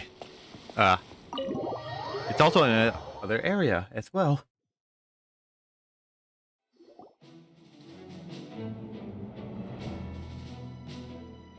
It's a relief to see you all made it back in one piece. Huh? Feels like there's quite a few people missing. Where's Flint's and the others? And what about Nefer? I returned ahead of them. Flint is helping Aino and Anefa to set up the decoys and buy some time. As for Miss Nefer... She bailed. Boss is still wrapping things up on her end. She sent us back to fill you all in on the top secret intel we've been gathering.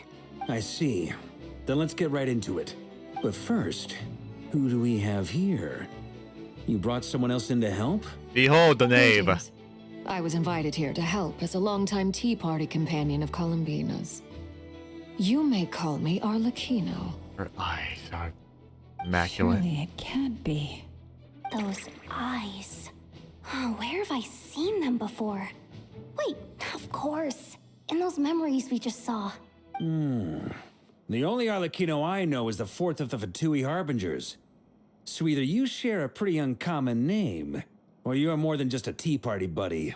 You are well informed, Grandmaster. A man from Mondstadt living all the way out here in Nodcry, and yet the people and affairs of... Oh, jeez. Oh, the feeling's mutual. Sounds like you know all about who I am, too. A Fatui Harbinger. Now we have three of them on Atmosphere Nodcry. here just got really tense. Guess we can't just start trusting Fatui Harbingers, even at a time like this. Oh, father. I must admit, though, I'm a little curious. Seeing as the moon goddess no longer belongs to the Fatui, what makes you so willing to put your neck on the line here? Nor does Nodcry belong to Mondstadt, Mr. Varka. Yet still, you're fighting for it all the same. Yeah. Things don't always have to have a tangible payoff. Sometimes, stopping things from spiraling out of control is a higher priority than chasing the spoils of victory. Of course, I can't say there's nothing in it for me at all. But that's between Columbina and myself. Yeah. Forgive me. I don't mean to doubt you. It's just that the Fatui really have been the source of many of our troubles. Yeah. We have our own way of doing things here in Nodcry. But ever since they arrived, the Fatui have treated us with nothing but hostility. I know there's been a lot of bad blood between us in the past. I've done my utmost to avoid friction whenever I could. But sometimes fundamental conflicts of interest simply can't be settled amicably. That's why I'm here solely in a personal capacity. This has nothing to do with the Fatui. As a gesture of good faith, I'll be frank. I can help Columbina track down the iridescent moon's marrow, which will help her restore more of her power. Yeah. Anyway, what else is on the agenda? Let's begin. She says she'll be frank, then completely skips over the details. Looks like she doesn't want to give away too many secrets after all. Yeah. But she clearly wants to change the subject. It'd be awkward if I tried to bring it up again now. I guess we'll just have to go along with it. She's the fourth of the Fatui Harbingers after all. One look and you can tell she's not someone you'd want to mess with. Indeed.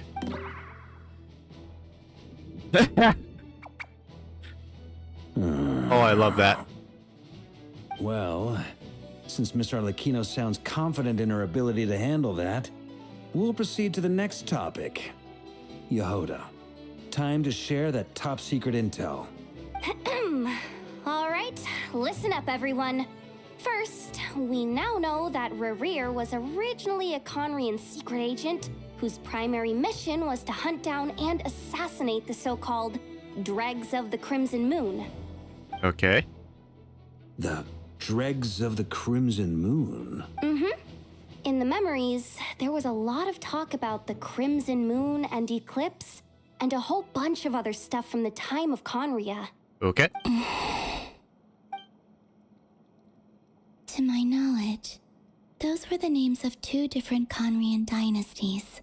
So she is Long, Khanrieah long in descent. ago, it is said that the people of Khanrieah worshipped the crimson moon, drawing a mysterious power from its reflection.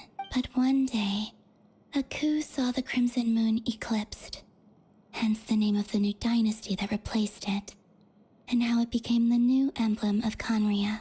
Still, long after the Crimson Moon dynasty had fallen, the last ruler of the Eclipse dynasty, the Vinster King, still coveted the secrets it left behind. So, he sent the Rehir of Solnari to secretly hunt down the Crimson Moon's few remaining followers. Lovely. In those days, Rerir showed no signs of madness. In fact, he was as normal as any other person. Oh, and he had a fiancé, or at least a would-be fiancé, called Tholindis. Tholindis? What's the matter?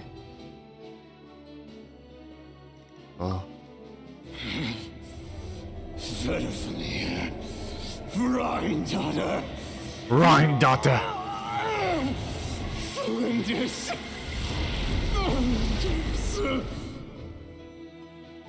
Oh. Interesting. Anything else? What about this would-be fiancée of his? Do we know anything about her? Well, she was a researcher at the Universitas Universita? Magistrorum, but it felt like she was hiding some kind of secret. Oh, and one more thing. For some reason, Rerir's fragment also contained some of Tholindis' memories, though only a very small portion. Well, no shortage of potential leads, I'll give you that. In any case, it sounds like we can conclude that while Tholindis was still around, Rerir appeared to be lucid and quite normal. Tholindis, it seems, must have been the one thing in this world that he couldn't let go of.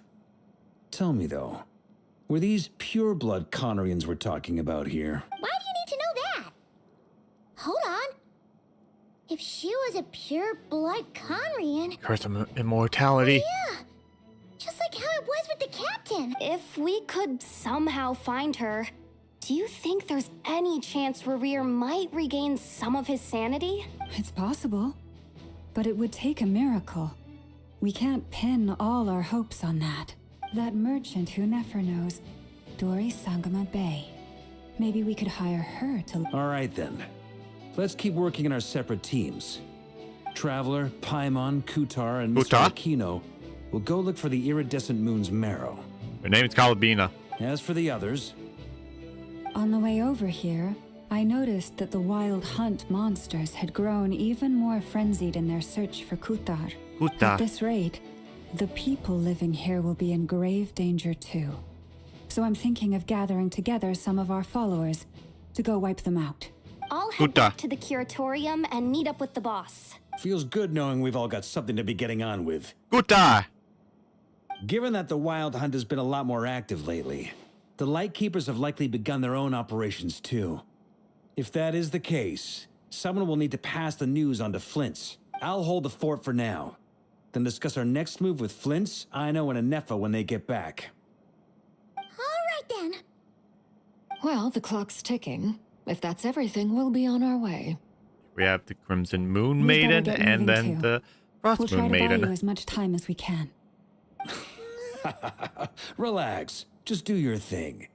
Now, I decided to call in some backup since things are getting so hairy. Our reinforcements should be here any minute now. Stay safe, everyone. Dismissed. Dismissed, yeah.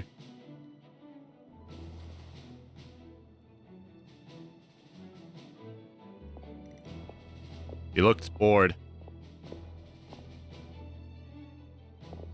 Please. We're back.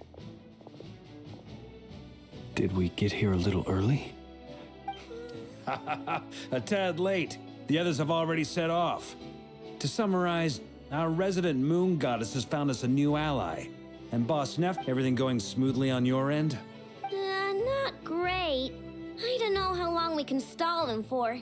The decoys are getting taken out way faster than we imagined. Great. I'm gonna make some more later, but I need a timeout first. I'm so tired right now. Oh, right. Inefa, could you fill in Uncle Varka on what we just... Sure. Uncle Varka, You previously told us about how when you went to investigate a source of the Wild Hunt in Amsvartnir, you discovered, but according to Flintz's intel, several outbreaks of the Wild Hunt had already occurred in Nodcry in the period leading up to that. That was before Rerir had regained his body, when he was far from regaining his full strength. In other words, in theory at least, he still lacked the means to act in two places at once.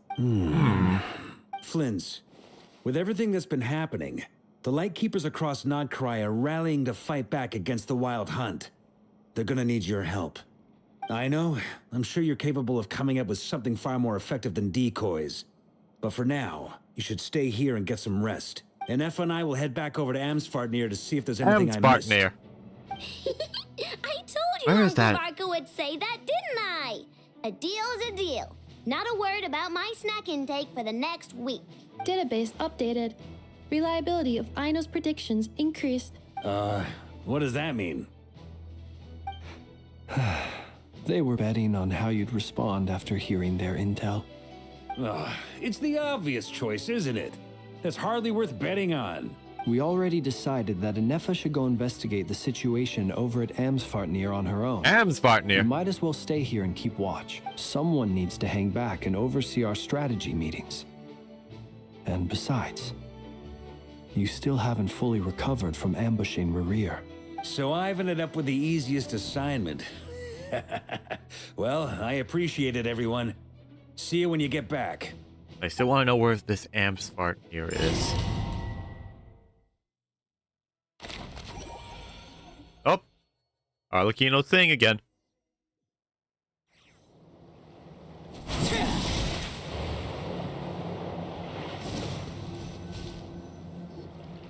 Here, this will serve as a good spot to cross over.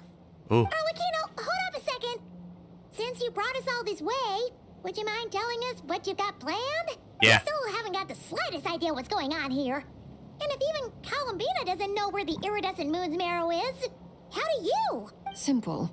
Because I am an inheritor of the royal bloodline of the Crimson Moon, and one of the last surviving embers of the Two Worlds Flames.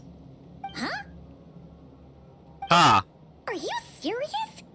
Isn't you're a descendant We of have the royalty Khanrieah on our dynasty team. we were just talking about? The what? Your surprise is understandable. I was also taken aback when I first learned of it. But the more I thought about it, the more I realized the signs had been there all along. When I was young, I discovered I could wield a very special kind of fire. It coursed like blood through my veins and smoldered away inside my nerves. Ooh. What's more, whenever I experienced strong bursts of emotion or drew too deeply on this power, it was like some kind of presence within the fire would begin to gnaw away at me. Your hands. Exactly.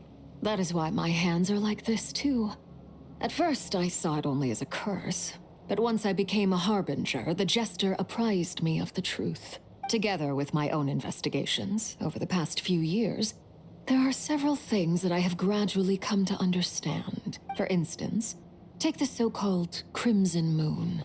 In truth, it is nothing more than the shattered remnants of the iridescent moon, fused with the abyss to prolong its lifespan. Oh. Since this blood flame was bestowed upon me by the Crimson Moon, it is a fusion of the iridescent moon's former power and the corruption of the abyss. Ooh. You all understand the nature of the abyss well enough. I draw upon its power, and in return, it hungers for my soul. This strange blackness is the mark of corruption it has left behind.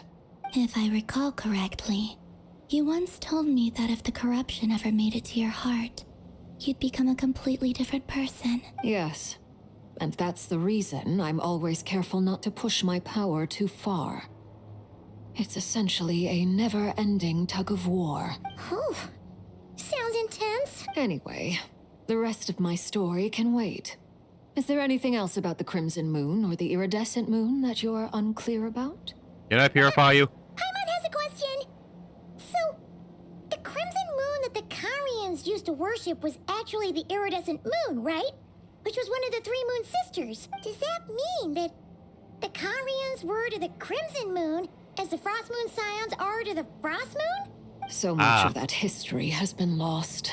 We have no way of knowing exactly what they were like. But I would suspect that the Khanrieahs weren't as devout in their moon worship as it might appear. The iridescent moon's remains simply served as their link to the Abyss. Ooh. Later on, perhaps someone discovered a way to make direct contact with the Abyss. Or maybe there was some kind of ideological divide. Either way, a dissenting faction staged a coup and drove out the royal heirs of the Crimson Moon dynasty. Still, Lovely. even with the dark sun looming high overhead, the Crimson Moon's glow never truly faded. If you want living proof, it's standing right before you. The first time we met, I sensed something familiar in your presence. Both of you are kin. They may not be sisters or I felt I could see mother that and daughter or mysterious red moon what, in the corner of my eye. but they are kin. In your flames, I saw its broken image, surrounded by a strange black... Well, I appreciate that you kept it to yourself. Much about the Crimson Moon is still a mystery, and I'd prefer not to end up as the object of an insane research project. Anyway, time is against us here, so if there's any other questions, they'll have to wait. I just want to make sure I've got one thing straight. In her letter, Sandrone mentioned that since you are unable to contain the iridescent moon's marrow yourself, you intend to leave it in my custody. That's right. For now. It's the only way I can pay you back for your help. The iridescent moon is already part of who you are. So with its marrow in your possession, you'll be even more powerful than before. Deal. Oh. Then let's get started.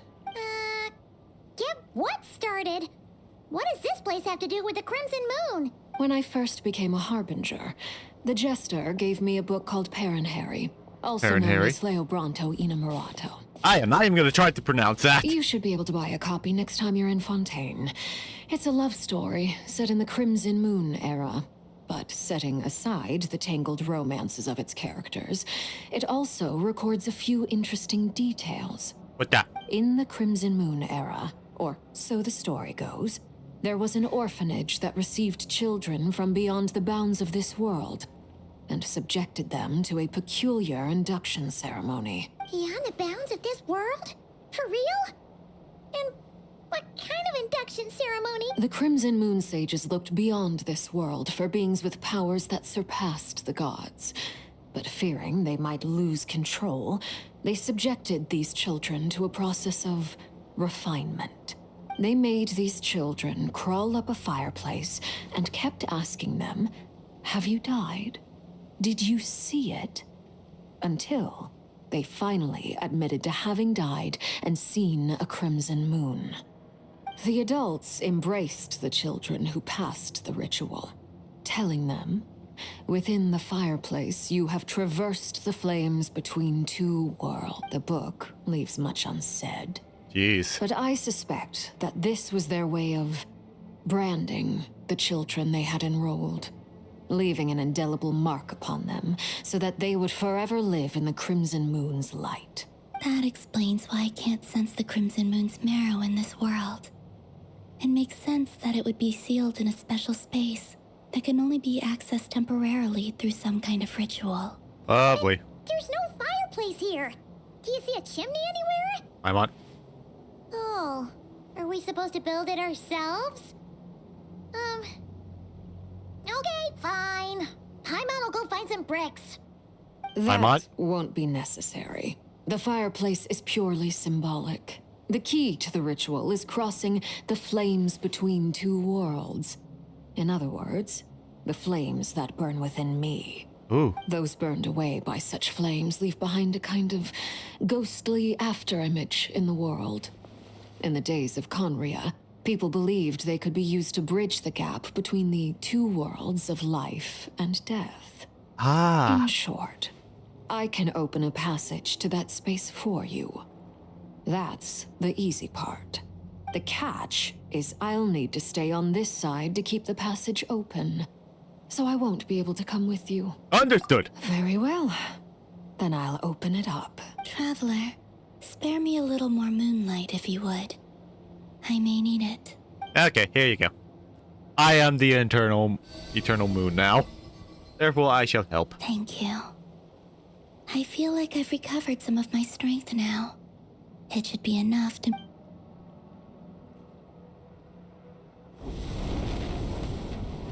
Mistress of the 7 hues of ages past, Great Mother of the present, Crimson-clad Sovereign of the 2 realms. Okay, this is starting to get scary. Severed, by fire renewed. I offer myself now and beseech your descent.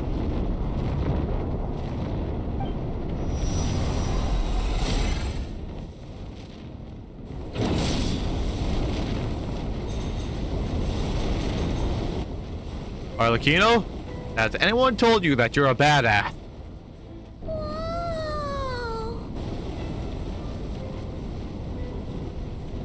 One word of advice. As you're crossing over, no matter what voices you hear, do not answer. Oh shit. Right. I sense a sinister gloom inside, but also the familiar light of the moon. I feel that I am about to meet an old friend who has changed beyond all recognition. All right, let's go.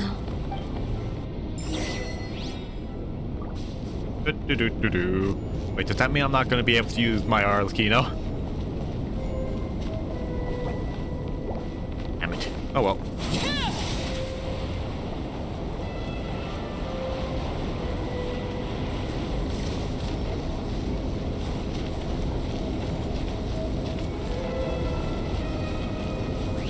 Oh, here we go. I sense your presence and crave you death and rebirth. Wait,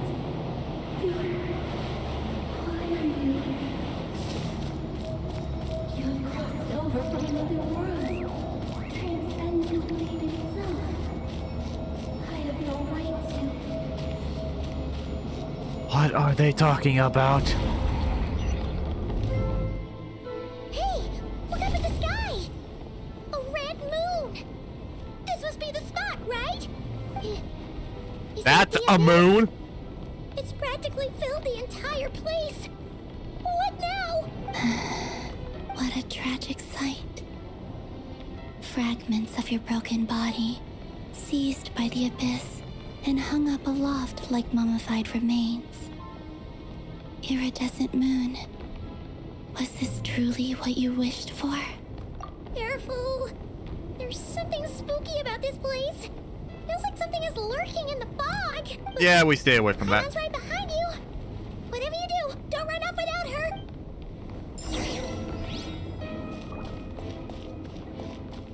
By the way, Columbina, didn't you tell us that the iridescent moon had shattered into pieces? The moon up there looks pretty whole to Paimon. How is that possible? Ah, party setup.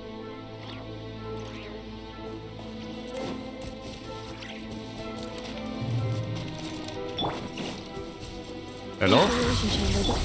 Overruled.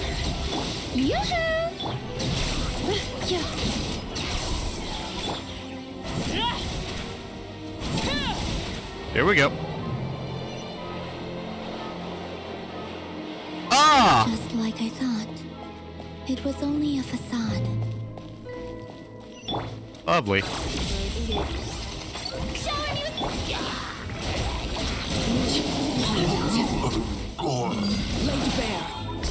Oh, they're dead.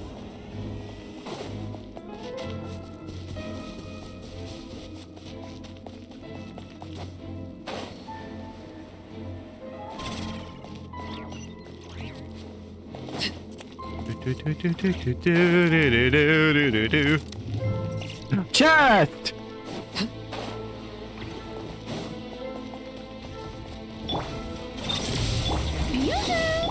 Everlasting as the moon. Ultimatum protocol.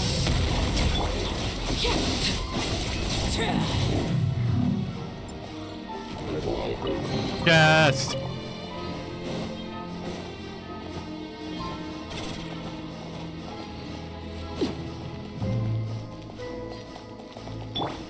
I'm actually curious. Before starting this, I looked up what kind of weapons would be good for Nefa.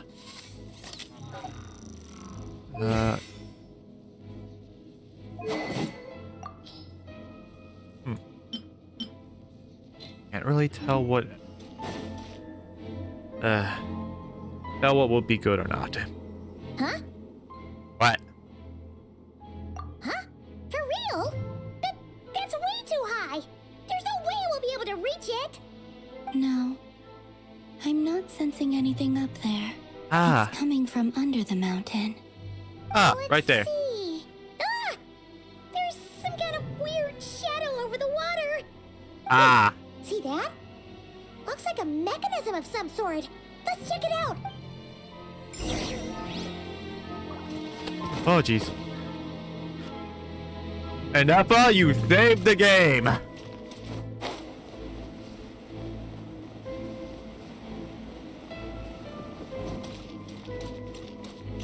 Stop smacking it with the rock. Oh. Ooh. Looks like a device from the time of Khanrieah. Maybe people once came here to study the Crimson Moon's domain, and they left this behind. Oh, Touch. if it's activated, we might find some clues. Oh. I see what we gotta do now. Destroy the purple gunk. Hey, look at that! Now that the mechanism's running, the shadow in the water looks different. Do you think these mechanisms might be the key to unlocking the secret? Let's try to find more of them! Felindis, we'll leave the rest of the research in your hands. What? We'll be heading back now. I hope this isn't ruining date night. Ugh. Mind your own business. Just leave me some snacks on the table. Felindis? Is that Rere's girlfriend? Oh. How come we're hearing her voice here? Oh yeah. So, do you think she was studying this strange space all along? The abyss has made this space extremely unstable. Maybe that's why some of the things she said and did were preserved here. Like echoes. Or after images. Whenever I see this view, it takes me back to a poem from my childhood. Waning moon, oh lifeless damsel, weeping on the mountain crest. Mourning still in wistful tone, her fragile soul now laid to rest. For me, of all people, to be here investigating the mysteries of the Crimson Moon space, is it a coincidence or something more?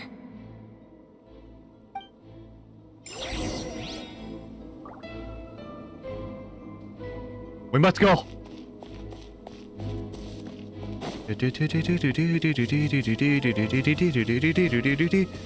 And these things will get stabbed. Strike a pop. Damn, these things are weak.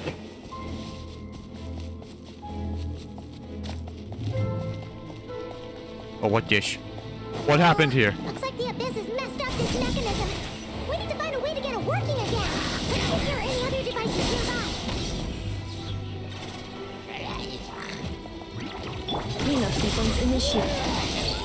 Shower me with And goodbye. I still want the chest.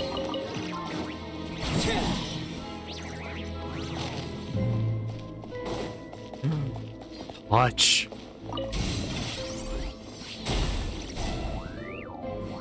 Yay, it's purified.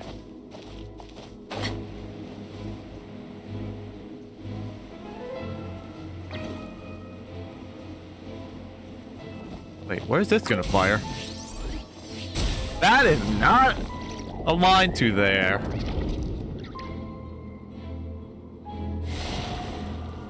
It's me, or did it become more crimson? I see. So the moon marrow, or rather the power of the three moons, is the key to unlocking. What? If it really does exist, then maybe this madness can finally be put to an end. What?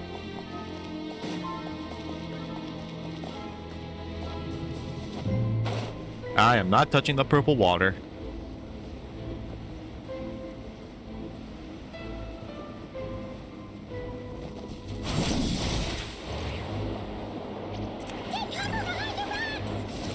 Oh, what the? What the? You missed! Hello. Goodbye.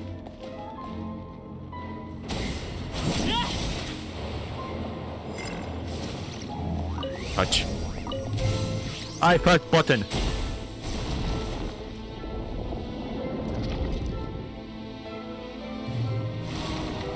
It's now pink!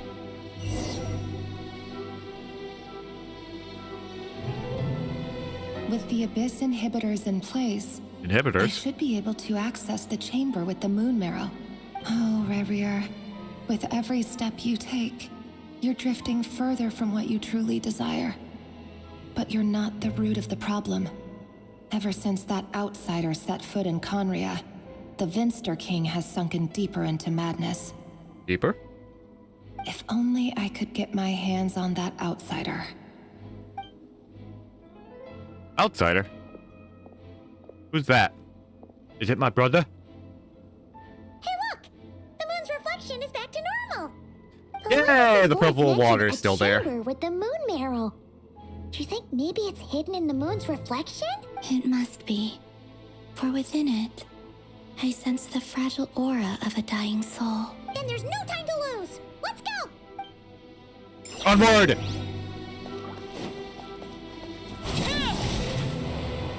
I still don't like the water.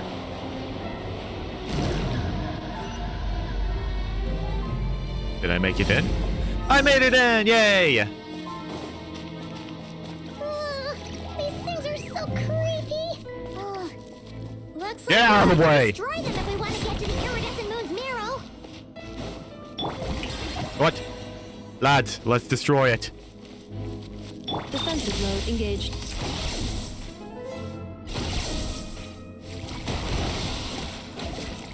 Oh, what the heck? That must be the iridescent moon's marrow. Oh, but we'll need to destroy these things before we can reach it. Gotcha, there's a dog. There's a dog! There's multiple dogs!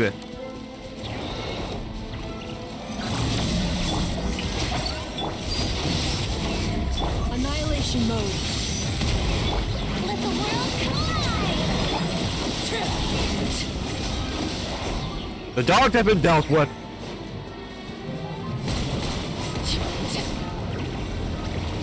That's one.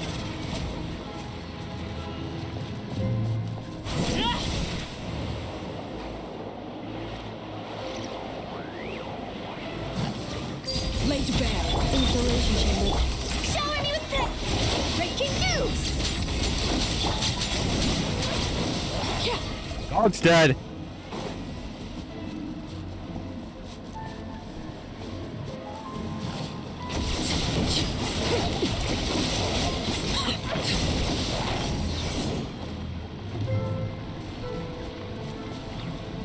Get out of the way. We're so close.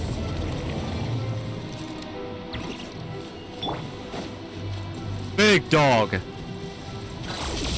Yoo-hoo! Smile.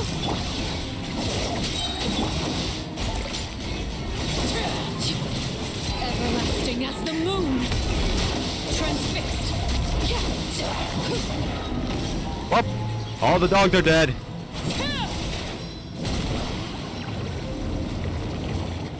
Oh, what the heck is going on with the... Well, little man.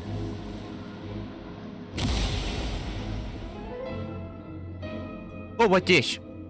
Corrupted moon? Can I purify it? I finally did it. Let me purify it. The iridescent moon's marrow. Still burning away like an undying flame, yet now contaminated by the abyss.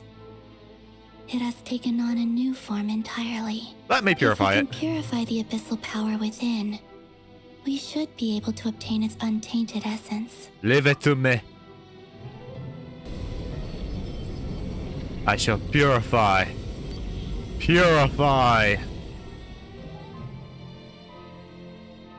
Now it's just red. It's so cold. Who? Who said that? Is it you? Are you here? Huh? Are you talking to us? At long last, I can see you once more. Our fates have crossed, and I am finally free. Yay! I'm sorry, I lied to you. Even knowing what was to come, I still couldn't let go of the fear in my heart. As death drew near, the moment the moon shattered, my body began to split apart piece by piece. Like I was being cut into pieces by 1,000 blunt blades. Yeah. My thoughts scattered as the cold crept in, but I could not bear to fade away like that. Tell me, what was it that brought you to us all that time ago? If only I had possessed your courage, then I might have been spared this torment more painful than death. You look so puzzled. That's how I felt too when I first saw you. But trust me when I say that everything happens for a reason. Farewell, Hypo. Hypo. What was that all about? Was that the goddess of the iridescent moon? It sounded like she was speaking to a long-lost friend. But Perhaps she took me for the goddess of the frost moon she once knew. Oh. For a fading soul like hers, our auras must be too similar to tell apart. You are indeed the child of the previous frost moon goddess. that should help you regain your strength, right? All right. Time to leave this place and meet back up with Arlecchino. Let's go. Yeah, let's leave this place. It smells like feet in here. That's odd. This place looks different than when we came in. Waning moon, oh lifeless damsel. Oh.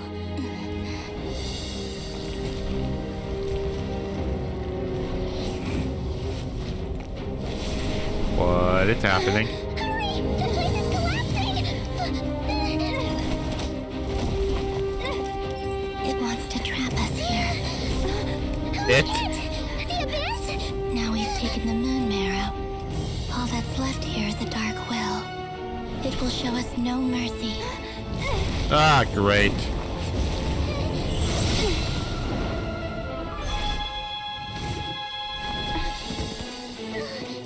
Give it back!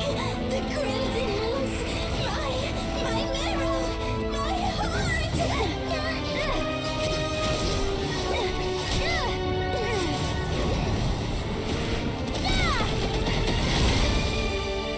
Boom, power of cryo. Finally! Huh? Oh no! The exit's blocked! They're back! Now what do we do? We This fight. is where you fall. Witness my rise. What are you waiting for?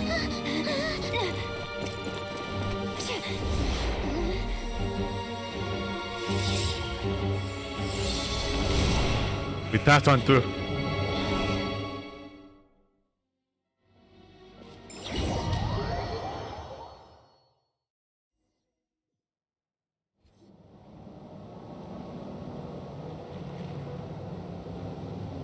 We are here.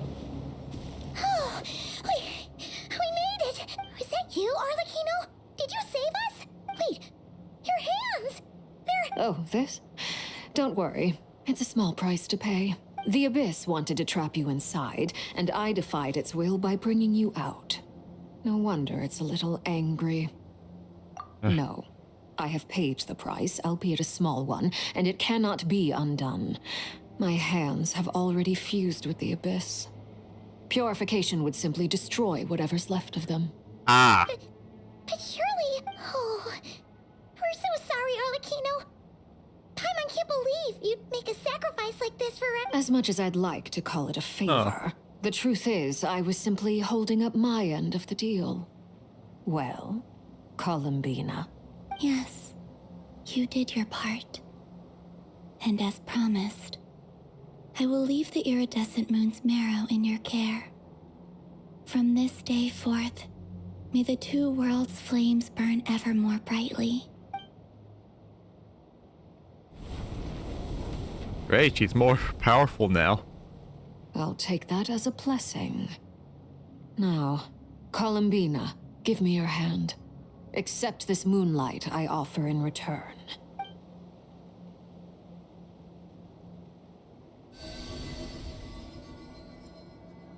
The Eternal Moon, the Iridescent Moon, and the Frost Moon.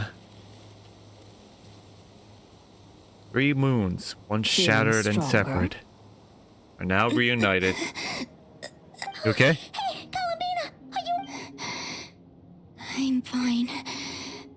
Our powers are a little at odds, that's all. By the Frost Moon's authority alone, wielding the power of the other moons was always going to be a stretch. Still, I think it's fair to say that your strength has returned, at least to the level it was at as Third Harbinger. Oof. It's still not enough. There's no way I can hope to challenge Rayrear like this. Rayrear. Just one more ray of moonlight. Don't put yourself too hard. It's okay. I can take it. Don't do it too hard.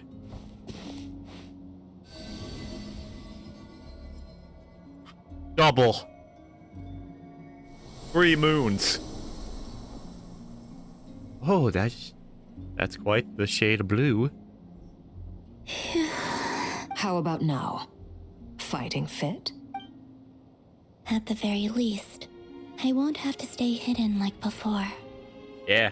I want to see him gone from Not Cry. The Rayhear of Solnari and his wild hunt must be sent back where they belong. The best? Well, it's good to have something to aim for. You certainly seem more alive now than you did earlier. When I first met you, you didn't strike me as a ray of moonlight. More like a wisp of fog drifting in from who knows where, ready to scatter at the first sign of a breeze. But now, you're full of vitality. Just like the Frost Moon, once the brightest of them all. May you keep shining, Columbina. This is who you are. Thank you. Look after yourself too, Arlecchino. I know you have plans of your own, and that's why you're always seeking to grow stronger. But whatever you're after, don't let the Abyss take a hold of you. I do not wish to see you go down the same path as Rayrear. I appreciate the concern, Columbina. Although perhaps it's time you took a new name. A new name? I don't want to name her. Kutar, the Moon Maiden, Columbina. They're nothing more than code names. They describe who she is and the roles she's played, but they're not her real name. We often use code names in the House of the Hearth, too. But it's knowing your real name that keeps you grounded. All I'll say is this. Once you've defeated Rayrear, give it some thought. All right, that's it from me. I'll get you back safely first, then go meet up with Sandrone. You're the best! We'll be sure to return the favor. I appreciate the gesture. It speaks to your good character. Anyway, let's get going. There are more urgent things to do right now than trade compliments.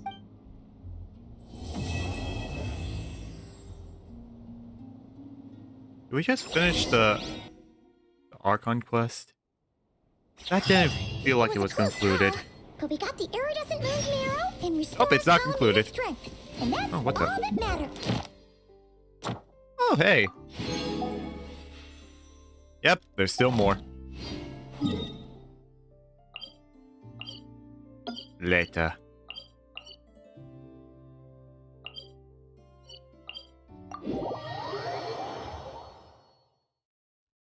In other words, mission accomplished. Paimon wonders how everyone else is doing.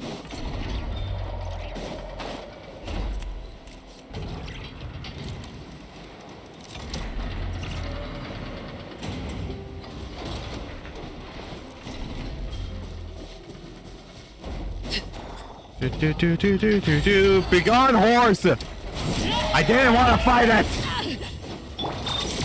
Accelerating.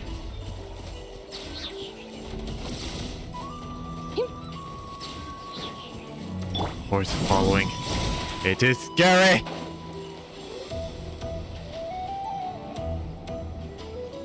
Horse. Oh, do you think the others are making good progress? Huh. Hey, look! They made it back as well! Hi. Prince! Llama! All is well, thank you. Nefer and Yehoda had to stay at the curatorium to wrap things up, so they won't be joining us for now. I ran into Miss Nefa and Miss Aino on the way back. Their work is still in progress, so I suspect they won't be back for a while either. You seem rather cheerful today, Mr. Flintz. I certainly am. I achieved what I set out to do and came away with more than I bargained for. More than you bargained for? Fighting alone can get quite tedious. Oh, no. But I had the good fortune to run into a pair of brave young warriors. Young? Nah, I'm pretty sure they're older than you. How have you been? Beto. Beto! What are you doing here? Guessing you are here to see Varka. That would be a natural assumption to make. It's also the correct one. Yeah. These two courageously lent me a hand while I was fighting the wild hunt. There's a horse behind when me. They told me they were Sir Varka's colleagues, it all made sense. And given how people of outstanding talent tend to cross paths, it's no wonder you're already acquainted. So, who's your travel buddy, Albedo? Why don't you come and introduce yourself? Darren. Darren. A gentleman of few words, I those see. horns. It must And be. a rather stern countenance. I presumed you were acquainted with him. Is that not the case? It's nice to meet you. Again. We've technically met before. Darren! Wait a sec! You're Mini Durin! Darren. That's right. It's me. I'm glad to see you again. Darren, my boy. He says it's okay if you drop the mini. Yeah, I'm not as mini as I used to be. Mini. Interesting, isn't it? The first step towards blending into human society appears to be reflecting on whether one's name really reflects who they are. Mini. Oh, you look so different. In a good way, of course. It's great to see you looking so healthy. What is your vision? Thank you, Paimon. And although you're as mini as ever, I understand that diminutives don't always convey endearment. I'll be sure to simply call you Paimon as a sign of my great respect for you. He definitely has nasal. You're such a smooth talker. Oh, the dimension don't want to do. Little Paimon is pretty tiny after all. Personally, I think our little Paimon is the perfect size. When people call her Little Paimon, it's just because she's so adorable that they can't help themselves. Well, she is the If mascot. that's not a sign of endearment, what is? You're absolutely right, Miss Lauma. Lauma. My brother still has a long road ahead of him when it comes to understanding human relationships. Oh yeah, I forgot they're related. They're both Anyway, creations from Speaking of long journeys, Granddaughter. didn't Columbina, leave with you? Kuta. How come she isn't back yet? She's been catching up with old friends. Wouldn't be surprised if she stopped for a cup of tea or 10 on the way back. Uh-oh. People are talking about me. Hope it's nothing negative. We have Darren. Judging from your expressions, I'm guessing it all went well? It's getting crowded here. I'll go grab some chairs. No need. This is a job for an alchemist.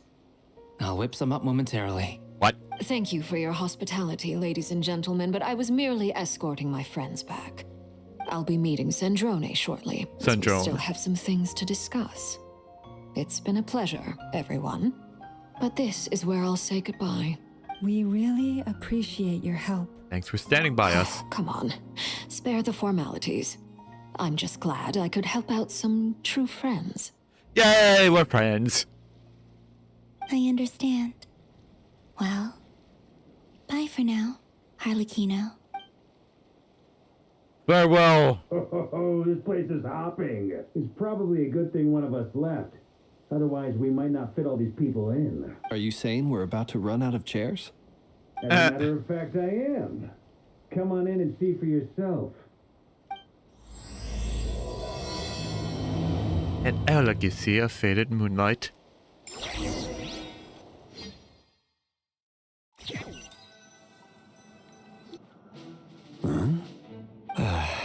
Days leave! Good, we have questions to ask you. I overheard your little chit-chat outside, by the way. With Miss Columbina's colleague gone, we should be back to the original crew plus the other colleagues I brought in. Though it looks like we have another new face. Someone else managed to rope in a colleague too? Sorry, he's probably here for Frankly, you and Paimon are the only people I know here. This here is Deansliff, colleague of Tibet's greatest guide, Paimon, and greatest adventurer, the Traveler. Well, not exactly colleagues, more sort of friends. When someone else jumps in to do the announcing, you know you're speaking to someone important. Let's hear what he has to say. Note to self. Once Paimon knows your name, the rest of the world will soon follow. When he comes looking for us, it's usually something important. Paimon's guessing you've heard about the Wild Hunt, then. Yeah. From the looks of it, you're about to hold a meeting. If I were to say that the Wild Hunt is our mutual enemy, would that earn me a seat at the table? As the saying goes, the enemy of my enemy is my friend. Mr. Dainsliff, there's a seat with your name on it, though I can't promise the same for everyone else. Hey, Albedo, think you can rustle up a couple more chairs? After all this time apart, Grandmaster Varka's first order is to rustle up a couple more chairs.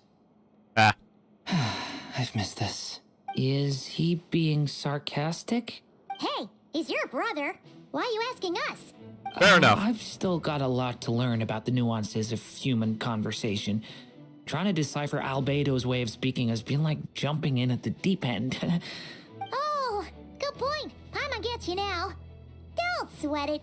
There are people who go their whole lives without getting the hang of it. You're ahead of the game already. Expert of the art of communication.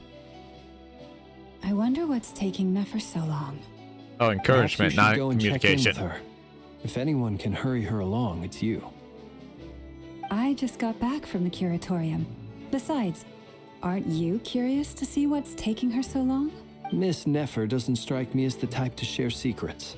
And since gathering intel is her specialty, I'm guessing she'd prefer to keep her methods confidential. Under such circumstances, would it not be tactless for me to impose? Oh, but it's fine for me to impose. What can I say? You have an unrivaled ability to garner people's affection, Miss Moonchanter. Besides, you have far more in common with her than I do. All right, then. Impressive. She barely fought back at all. I admire your powers of persuasion, my friend.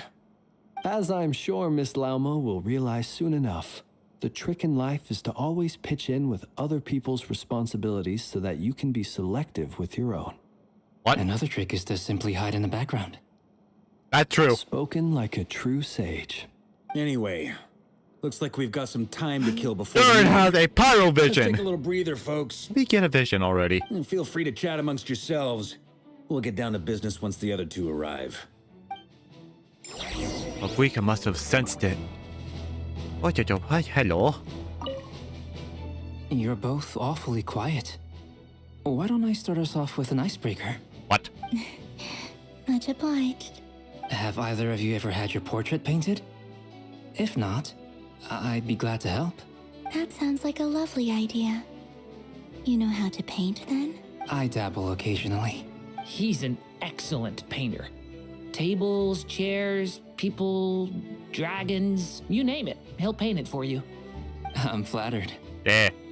If I ever get the chance, I'd like to give it a try myself.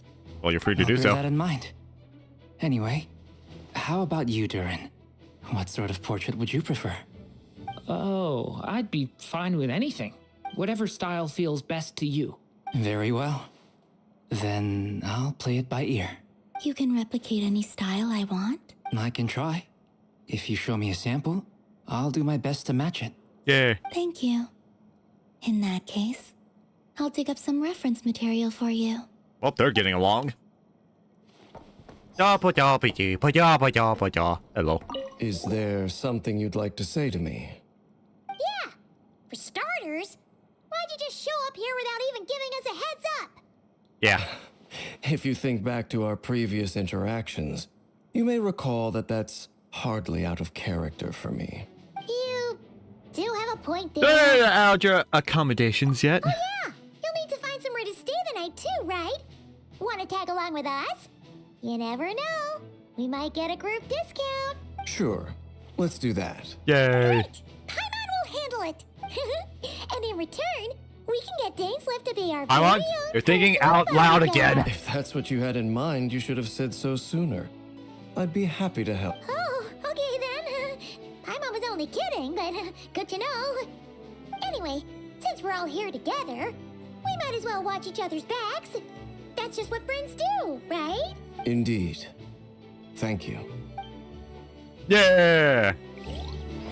Party.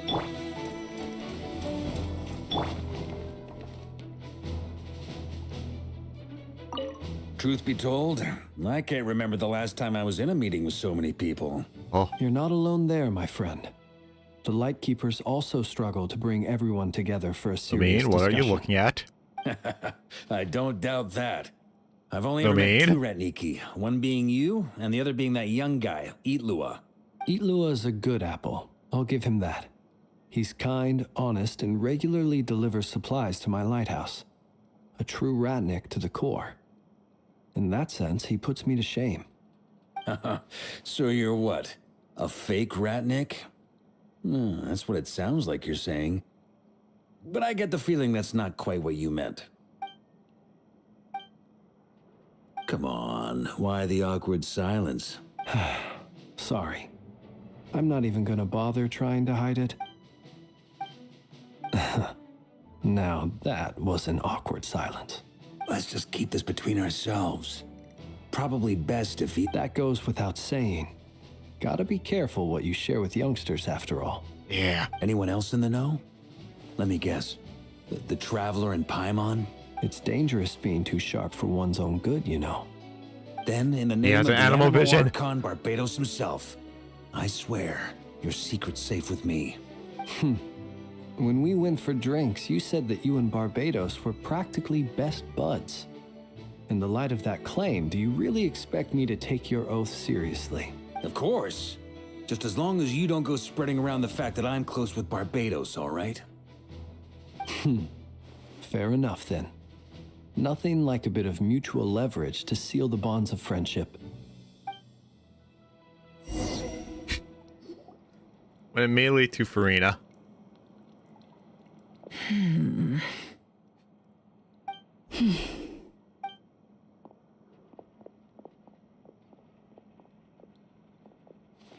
Ah, Miss Nefer.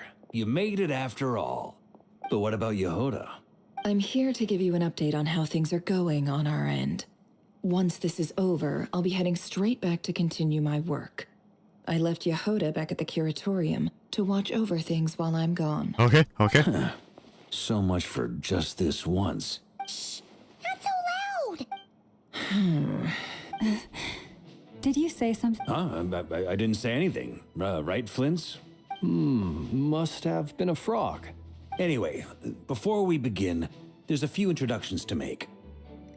Let me start by saying that it's an honor to be speaking before so many distinguished colleagues and collaborators. We are a colorful group. First up, we have Miss Lauma. As Moon Chanter, she's the leader of the Frost Moon Scions, a local religious community in Nodcry. Then there's Miss Nefer, boss of the Curatorium of Secrets, an intel gatherer extraordinaire. Nefer is leading the investigation into Rerer's background, assisted by Yehoda and Lauma. From the little I've heard, they're making some great progress. Over here, we have Mr. Flintz, a Ratnik and guardian of the abandoned lighthouse. In our last operation, he courageously distracted the Wild Hunt to buy time for the rest of us.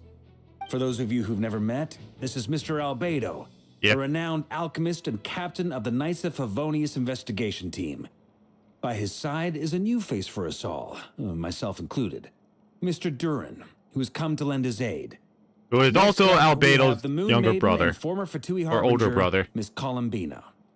Let's just say Then brother. we have the Traveler, who's earned more titles than I could possibly hope to list out, so I'll spare you the rundown. And Paimon, the ultimate travel companion and quite possibly the best guide in all of Tevat. Wow! That's a lot of people! Great turnout! Miss Nefer, it looks like you might have another job coming your way, so, congratulations on the booming business, I guess. You think I haven't got enough on my hands as it is? Who's looking for me now? That would be me, Miss Nefer. I have a commission for you. And you are? Who I am doesn't matter right now. Ainsley. What does matter is that I'd like you to gather more intelligence about the Recher of Solnari. Well, it's not as if we never take on anonymous commissions. But in your case, I'll have to decline. I'm gonna take a wild guess and say your job's probably more hassle than it's worth. Something about you seems like bad news. It's my eyes, isn't it? Khanrieah, I assume. And what's with the mask? Are you trying to hide your identity? In any case, the fact that you're even still alive raises an awful lot of questions for me. My name is Dainsleif. And yes, I am from Khanrieah. As I'm sure you're aware, the Recher of Solnari's real name is Rerir. He was once an acquaintance of mine. Oh. Really? Then you must have been quite an influential figure yourself. You flatter me, but none of that matters anymore. My point was simply to clarify why I have asked Miss Nefer to investigate Rerir's background. So you're both from Khanrieah, and it sounds like you used to be friends? What am I missing here? Surely you already know how he became one of the 5 sinners. I'll tell you everything I know. The history of Khanrieah, the names and identities of the 5 sinners. I remember it all like it was yesterday. I have never spoken openly of this before. But the truth was exactly as people say. The 5 sinners were each driven by their own desires, and it was by playing upon these that the Abyss tempted them to their fall, tearing Khanrieah apart in the process. Lovely. The visionary, Vedifenir, who wished to foretell the future. The wise, Haroptatir, who sought limitless knowledge. Gold, Rhindaughter, We know who that desired is. to create life. The foul, Sertologi, who pursued supreme strength. And last, but not least, Recher of Solnari, Rerir, Ravager of the Moon. Of the 5, Rerir is the only one who remains a mystery to me.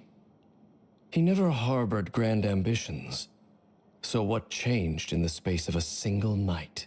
In other words, you're saying that his change came as a shock to you, and you have no idea what actually happened? That's right. You mentioned how the Abyss tempted them, which led to their fall. But what did that look like in practice? And what other context can you give me about the events of that time? The more detail you can give me, the better. Yeah. Strangely, now that it comes to it, I hardly know where to begin. The fateful night took place during the era of the Eclipse Dynasty. One day, my elder brother, the visionary, Vedifenir, was summoned to the palace by the Vinster King, only for the king to gouge out his eyes and cast him into the dungeons. Jesus. When I came to hear of this, my fury knew no bounds. I gathered together every ally I thought I had, and together, we set a night to storm the palace and free Ved. Centuries on, the memories of that night still haunt me, like a never-ending nightmare.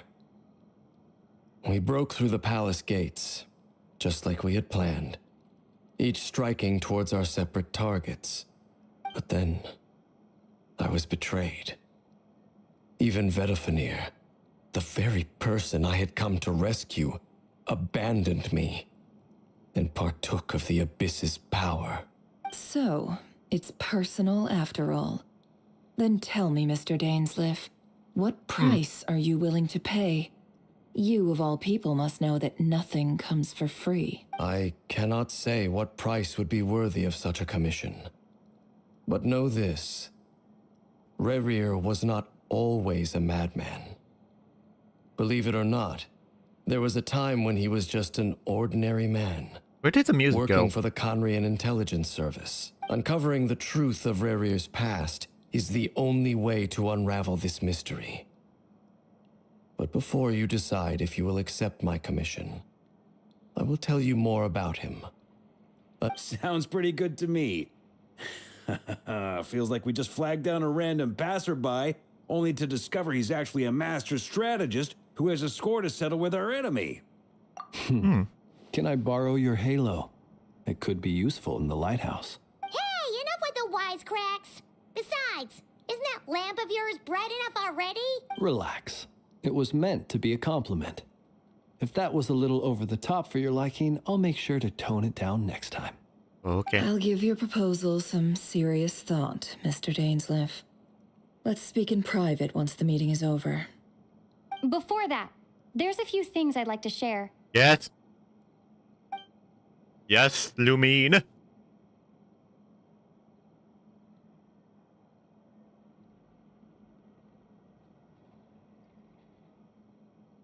Now that we've united the hearts of the three moons, your power should be greatly enhanced. But it seems... I believe it will take a little longer. You've done so much for me, so I want to be completely honest with you all. Even though I'm doing a lot better now, the truth is, from the moment I was born, my power has been slowly ebbing away. And that is because Tevat has never accepted me. Even with the moons united as one, it seems my reject so far, I have yet to find a solution. It may turn out to be a problem that will plague me until the day I finally leave this place behind. Even so, I will do everything in my power to help you drive out the Rahier of Solnari. As Arlecchino put it, this is not about chasing the spoils of victory. It's just a gesture of heartfelt gratitude. There's a frog in the background. Defeating the Rahier of Solnari will be no easy task. While my strength slowly Naturally. We should take all the help we can get if we hope to defeat him. We've considered several viable plans now, but our choice hinges on the answers to a few key questions. Is it even possible to kill Rahier? What experiences shaped the person or monster he became? And what's he really after? Given Albedo's expertise in alchemy, I think we should leave him to try and answer the first of these questions. Understood. As for the other two, I'm afraid we'll have to count on you again, Miss Nefer. Believe me when I say it's not my wish to burden you. But right now, relying on your skills is our only option. So you're placing all your hope? We can't thank you enough for agreeing to help us. Honestly, I can hardly believe how lucky we are. You sure have a talent for changing your tune, Miss Moonchanter. Timid like Yehoda one moment, then flinces insincere flattery the next. Ladies, please. I must object to your portrayal of me. That's all. Feel free to keep bickering. Just pretend I'm not here. Ah, damn it. I almost don't want to leave this room. I'm curious to see how this plays out. I have faith in you, Miss Nefer. Something tells me you'll stand by us until the very end. Oh? And what makes you so sure of that? What if I said... This isn't about the money. I can sense that you've got a deep-seated distaste for Rahier. And knowing you, that alone is motive enough. Look at them getting along. And I'm the one they accuse of insincere flattery. There is no justice.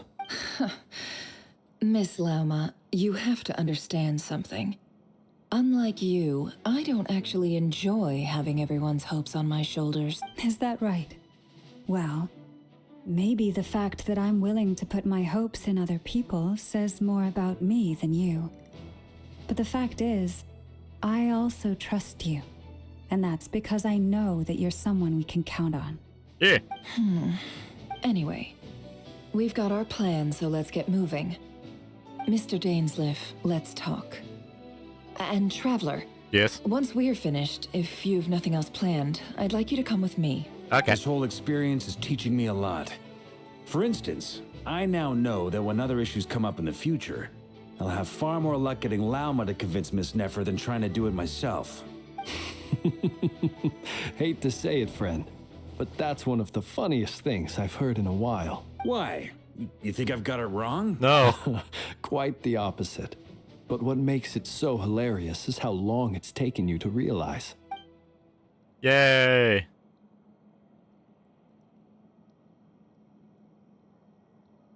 Oh, sample finding mission. Da, da, ba, da, ba, da, da.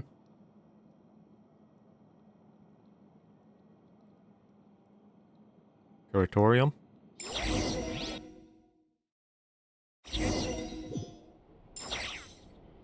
I am here! I am here! Meow meow. Oh.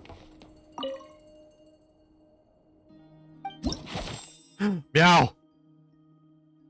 Charlotte!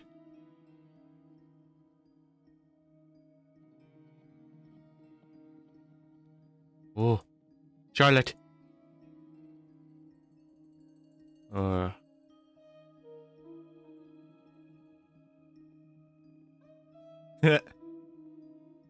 It's oh.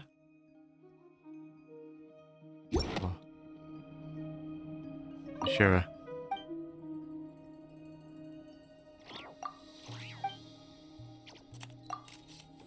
Oh.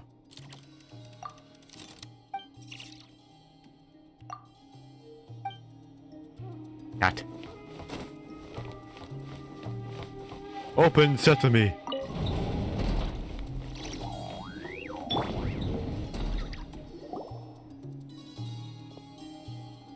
Thank you for waiting. It's okay. We actually used the time to help Dainsliff get a room at the hotel. That's very considerate of you. Now, I trust you share my curiosity about Rarier's past, and you seem fairly familiar with Mr. Dainsliff already. We spoke at some length after the meeting. He was the one who suggested I should invite you to join this operation. He feels confident that these secrets will be safe with you. Yay! Dane has a lot of faith in us, that's for sure. Likewise.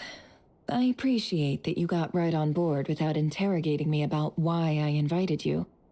It shows that you trust me to explain everything in due course. Yeah. That's because we know what you're capable of. We appreciate you too, Nefer.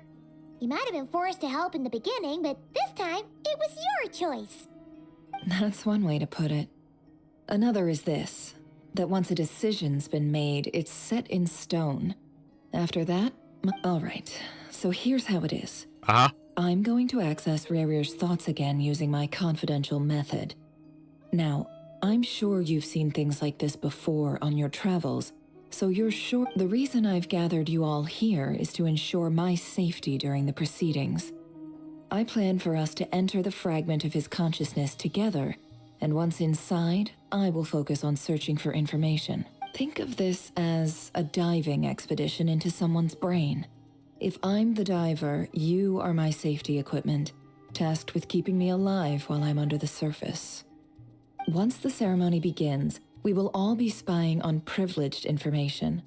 But in the interests of safety, you must remain absolutely silent at all times. You hear that, Paimon? We will discuss our observations after the ceremony has concluded.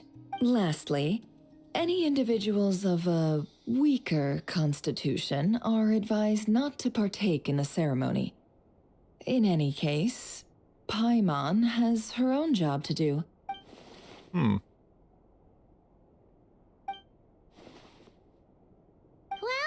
good luck, everyone. Sounds like all Paimon can do is cross her fingers and root for you guys. There's a little more to it than that. I was being serious when I said you have a job to do. While the rest of us are in the event that something goes wrong, you will be our first responder. I don't anticipate any issues, but the extra level of safety will be greatly appreciated. I second that. This is a dangerous operation here, and you're our whole rescue team. That's pretty much the most important job in the crew. So, Paimon's like the lifeguard? Yeah, that makes sense. Yeah. All right. Good. Please, take a seat. We'll get started momentarily.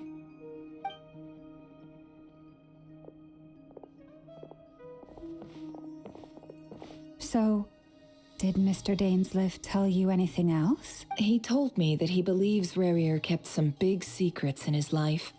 He's not sure that they were the cause of his eventual downfall, but he's asked me to uncover what those secrets were all the same. But surely you're not planning to go through with this, no matter the cost. If you think that, you'd be overestimating me. I'm a businesswoman, not a mercenary. Fair enough. But I do have my own professional reasons for taking this job. You think I'd turn down the opportunity to get a first-hand glimpse into Khanrieah history? No chance. Well, as long as you don't let morbid curiosity get in the way of safety concerns, we're good. You're such a killjoy. Yeah.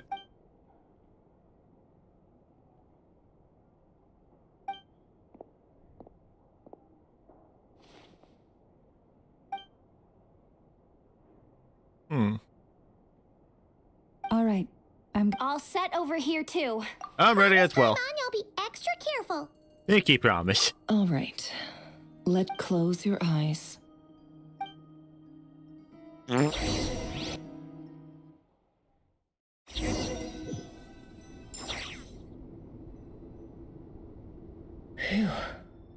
Could this be his office?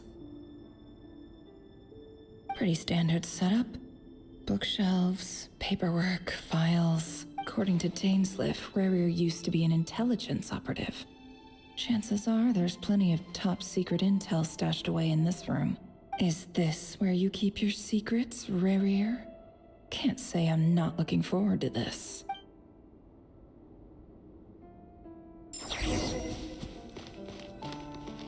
Examine. He looks even gloomier than last time. I wonder what's changed.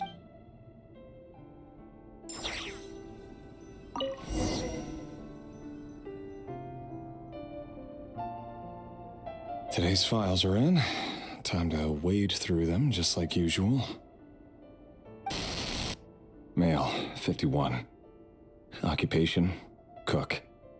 Confirmed Crimson Moon descendant. Has maintained frequent contact with other descendants over the past year. Poses a threat to the dynasty. Neutralized. Oh, jeez. This one should be archived under purged targets.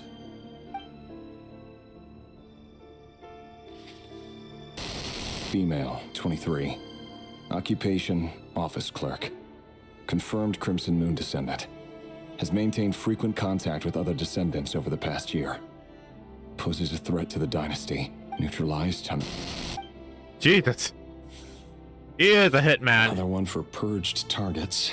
Sounds like she was that other man's daughter. Never mind. What's it got to do with me?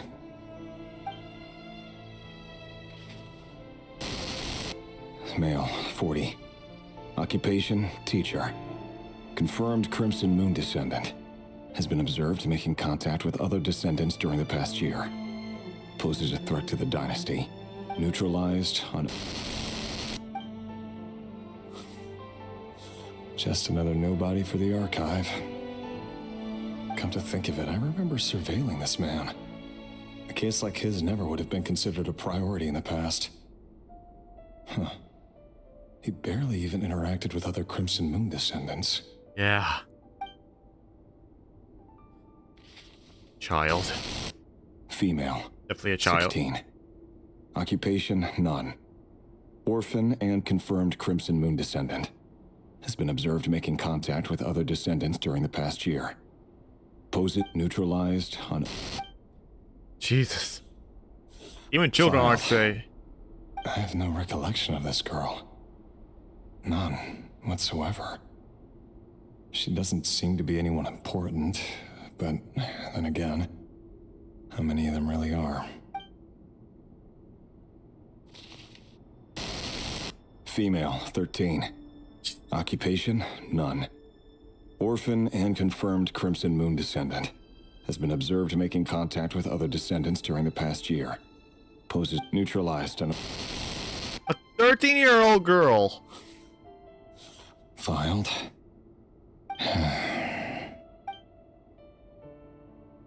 Jeez, I can see this job taking a toll on him. Male, 11. An 11-year-old? None. Orphan and confirmed Crimson Moon descendant. Has not been observed making any contact with other descendants during the past year. poses a threat to the dynasty. Neutralized and... So if you're a confirmed descendant, you just get killed? Yeah,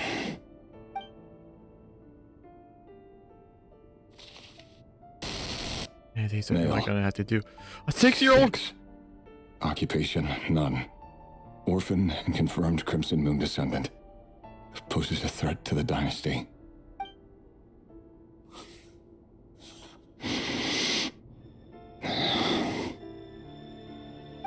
It's funny, isn't it? Your job is becoming both harder and easier at the same time, depending on how you look at it. Sooner or later, the Crimson Moon descendants will be completely wiped out.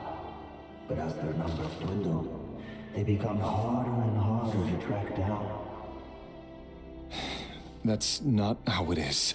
Fortunately, however, most of the able-bodied adults have already been taken care of. The remaining weaklings will be increasingly easy to deal with. These are all children. No! No. My job is to ensure the survival of the Eclipse Dynasty. And the only way to do that is by eliminating any and all potential threats. It's a perfectly legitimate line of work. Every single one of my colleagues can attest to my fairness. And if my friends were aware of the facts, I know they'd back me up too. Assuming, of course, that they were aware of all the facts.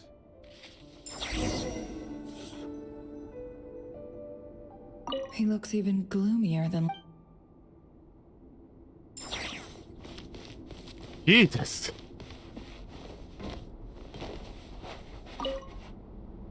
A file tucked inside a folder.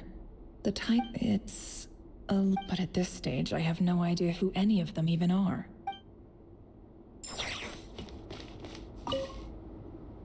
Wonder what kind of encryption technique this is. Seems like... Aha! It's a... Please, hear me out. I can't shake this feeling that someone's been spying on our house.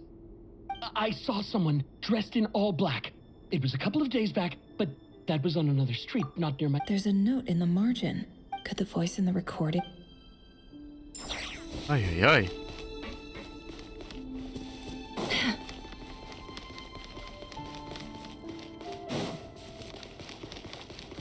Gotta go up higher. Is there a staircase? Door? Oh. Staircase? Here we are.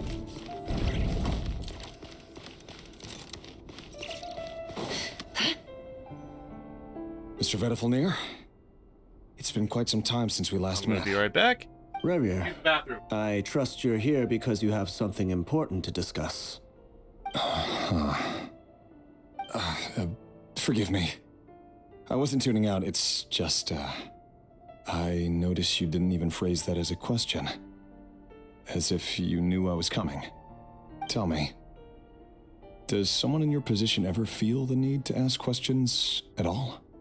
It is indeed within my power to foresee certain things. Things like your arrival. I was just thinking. It won't be long before I'll be inviting both you and Dane to my wedding. That isn't a lie, but nor is it a fact as such. It's a wish, isn't it? No fooling a prophet, is there? Ever since that day we met for drinks, I knew it was only a matter of time before you came looking for me. Does it feel good? Knowing how the future will unfold. Okay, I'm back. I'm afraid the notions of good and bad fail to capture the complexity of what such a power entails. Once you've seen what will come to pass, it can be all too easy to succumb to fear and melancholy. Unless, of course, you learn to abandon these feelings.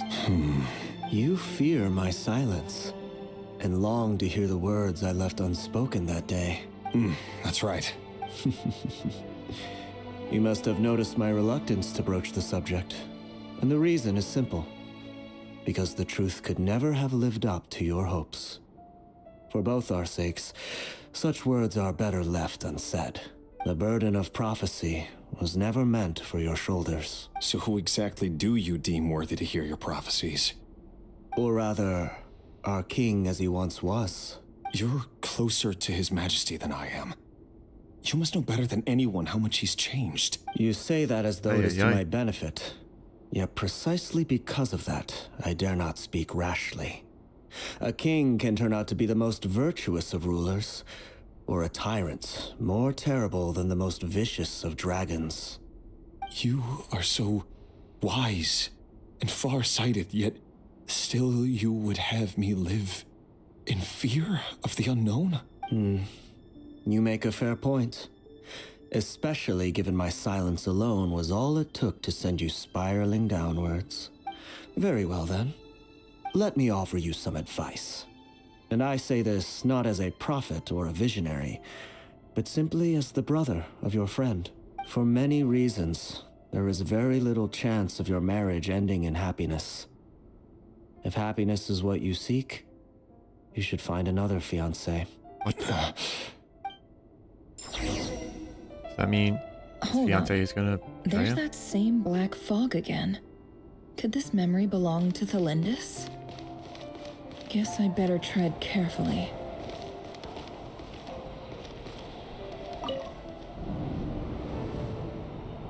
Wait. Hear me out. This time his name is Khanrieah. And he... What did you say? A cruel irony, isn't it? The man you're set to marry leads a double life as a brutal executioner.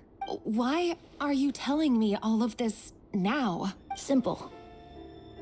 It's because I want you to kill him. You are the only person he would never suspect. Oh my god. No, absolutely not. I would never dream of doing such a despicable thing. So you'll just stand by and watch him slaughter us to the last? Do not forget that the blood of the Crimson Moon flows in your veins too. The blood of the Crimson Moon? What does that matter now? The dynasty has long been dead and gone. You think that alone is reason enough for me to throw away everything I have? Why wouldn't it be? You two were once a child of the Crimson Moon, just like me.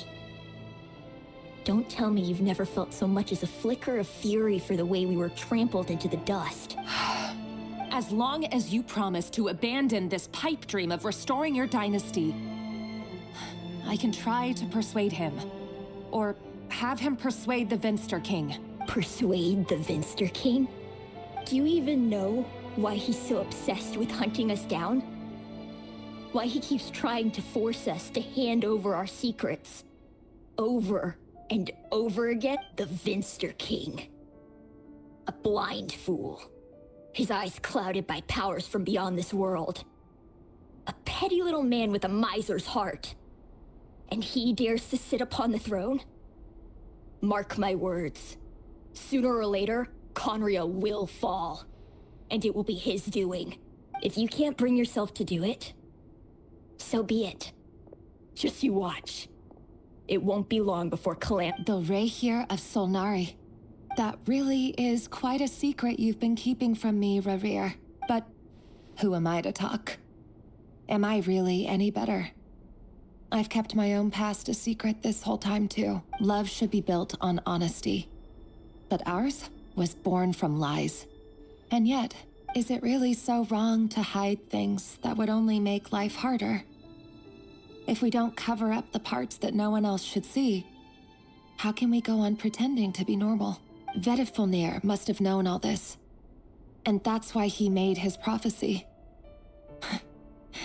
In the end, nothing stays hidden forever. But I won't just sit by and watch this disaster unfold. I'll do everything in my power to protect what I cannot afford to lose, no matter who I have to face. I see.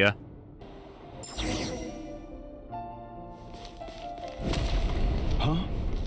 Was that Khanrieah who just walked past the window? Doesn't it give you the chills that he still takes the same road to work every day?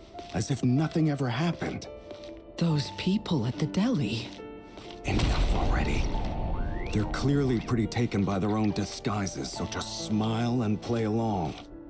Pull the rug from under beasts like that, and you'll risk having your throat torn out. Ay, ay, ay. Oh. They're talking about those people from the opposition. Right. I'd almost forgotten they used to run a deli. But surely you can see he's not the man he pretends to be. So many have died already, and they say that the king's madness grows with each passing day. We're not going to survive this, are we? But why does it have to be this way? Do we really deserve Felindis? Are you even listening? Sorry, Freether. My mind was off wandering. I heard you, though. You're talking about what Rerir said. He's just following the king's orders. He's a secret agent, and it's his job to hunt down rebels and dissidents. By the time you first met him, he'd already taken lives. Maybe he was using— No. Rerir has no idea I have anything to do with the Crimson Moon. My family are only distant relatives of the main lineage, and besides, my eyes are perfectly ordinary. Truth be told, apart from my teacher, pretty much no one knows I have any connection to any of it. It's been a long time since my family severed ties. But as Orlog said, who could possibly talk sense into that raving lunatic of a king? I'll work something out. Trust me, I'm with you all. But for now, you need to keep yourselves hidden. Don't let anyone find— Don't forget that Rerir is an Eclipse operative. You need to be extra careful when he's around. And when I am too. For now, don't come looking for me. And if anything happens to me, just act like we've never met. If even you can't escape this, what hope do the rest of us have? But after all this time together, surely he wouldn't lay a hand on you. I won't speak in his defense, nor can I give you a clear answer to that question. But I'll do everything I can to put an end to this. Here, hold on to this. If an opportunity to escape presents itself, take it. You'll be glad you took some spare change. You call that change? But what about you? I've got a job, and there's still money coming in. Okay. But you can't go anywhere right now. Please think about yourself for once. I see. Such a kind-hearted little individual.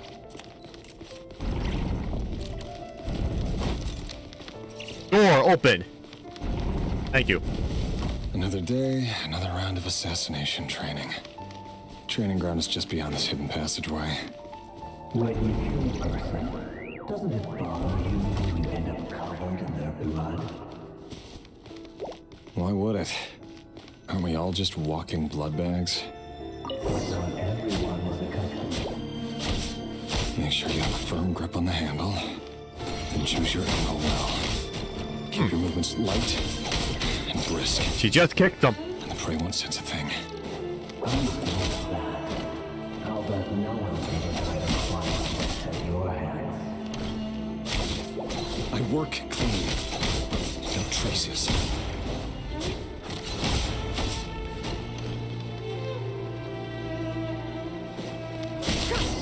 That doesn't make it open without the board, though. The king is in power right now.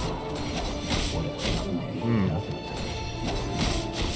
That won't happen. With change, everything is so under the spell of that power. Okay.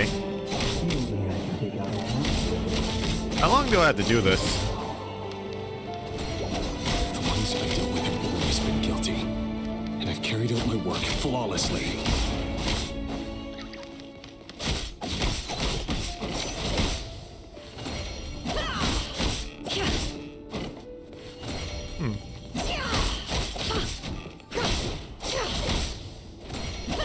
Can't hide the truth. No more lies. Okay.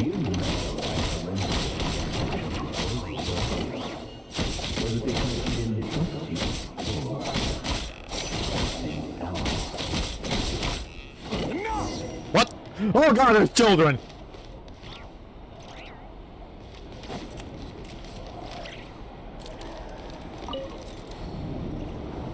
Felindis, do you still remember Orlog? Orlog? The boy who was pretending to sell flowers. You spoke for— Yes, we did. What about him? He was arrested 2 days ago. Chances are he's already dead. I just don't get it!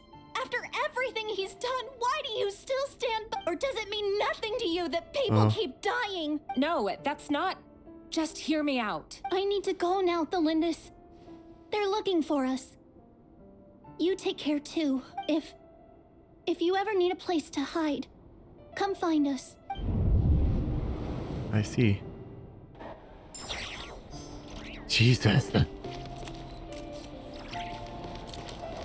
God. If they're the ruler that is going mad, Thelindis. they should be taken Over out. the course of this week, the research object was subjected to interference for a total of 47 hours for experimental purposes. The results are as follows. All subjects of observation that were sent inside have now... The situation within is proving more problematic than anticipated. No progress whatsoever. What now? Won't you give me even a glimmer of hope? Things are getting worse by the day. I have to find a way or... But I... If all this research comes to nothing, what then?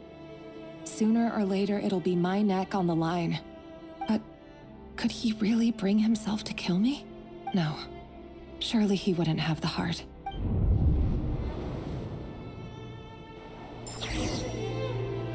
Where did the children go? Where did all the children go? I don't like this. Oh my god. Why won't you just let us go? We don't even know each other. All we want is to live ordinary, peaceful lives. You want to live?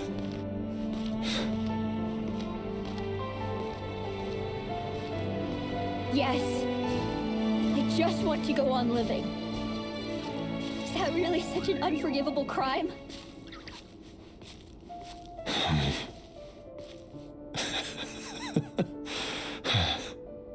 You want to go on living. I want to keep living too. To keep living forever. That's why I have no choice but to continue on the path I'm on. Jesus. If only some savior would suddenly swoop down and change the way the world is. Too bad that's not going to happen. Imagine that. If there really were such a person, you and I wouldn't be standing here like this. Would we? So many children. So many children that got killed by that man. So these files are in. Time to wade through them just like usual. No, I don't get tired of it. It's my job. And not only am I lucky to have it, I'm good at it too.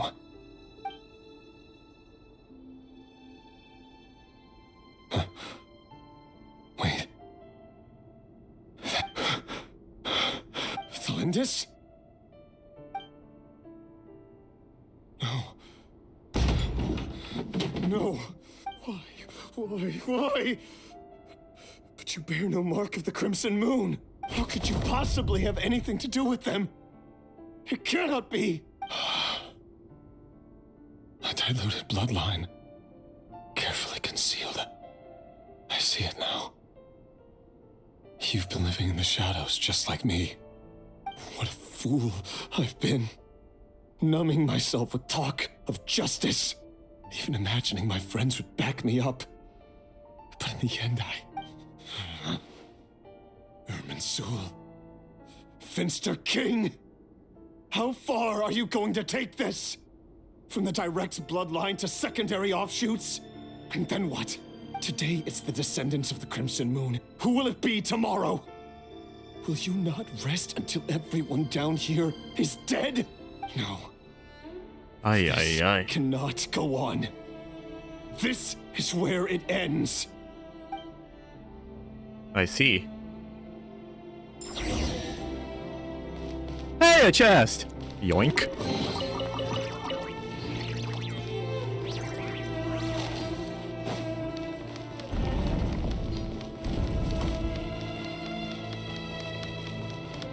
Aye. You're really letting me go? I am. As long as you can guarantee that no one will find you. Don't worry, I'll be extra careful. No one will know I was here. But what about you? Me? If you let me go, you won't be able to complete your mission, will you? Good point. In that case, maybe you should stay. No, please! I just want to see the outside world again. Go on living? Yes. I know you're a man. If I let you leave, what will become of me? But remember, don't let anyone know you were caught. We'll be seeing each other again very soon if you Even shadows in the dark must live by a code. But you can't save everyone. You've been whispering in my ear for days now, Vedifilnir. What are you trying to do? Break me down? I only say this because you long for an answer to your problems. Let her go, Rerir, or you risk losing everything. I will not abandon Thelindis. Then you'll need a little more vigilance and a lot more power. The world is changing, Rerir. Keep your eyes peeled for your moment of opportunity. That voice used to be so unclear. But now I know exactly who is it. He won't tell me how to actually resolve any of this, but he keeps trying to manipulate me like a puppet. Tell me then, what will this moment of opportunity look like? And no answer. He's like a ghost. Always just... So, the Eclipse Dynasty was purging, well, massacring the descendants of the Crimson Moon. And it seems like it was all connected to the Vinster King's research. The King's obsession with abyssal power left the future of Khanrieah hanging in the balance. No wonder every aspect of Rerir's life was so unstable. And it looks like this Thelindis, Rerir's would-be fiancée, herself belonged to a sub-branch of the Crimson Moon Dynasty's descendants. It almost defies belief that a couple like them could hide the truth from each other for so long. If the Vinster King hadn't intervened in such a drastic way, they might have gone on deceiving each other for the rest of their lives. And why does Vedifilnir, Daneslif's older brother, keep talking in Rerir's head? This guy kept more secrets than I ever imagined. The human mind is like a vast desert of shifting sands. When you follow the flow of someone's memories, you only ever see the parts they're willing to let surface. Time for something a bit more creative. We've been inside Rerir's mind this whole time, building up a picture of his psyche. There's already enough clues on the board to start reading between the lines and mapping out the rest. Now, we can finally begin to put the pieces together. Sure, it'll only be a reconstruction, part simulation, part reasoning, but it's usually pretty accurate. Once we've built up a cognitive profile, we just need to cross-check the logic behind his actions. And then we'll be able to take a sneak peek at whatever it is that Rerir has really been hiding.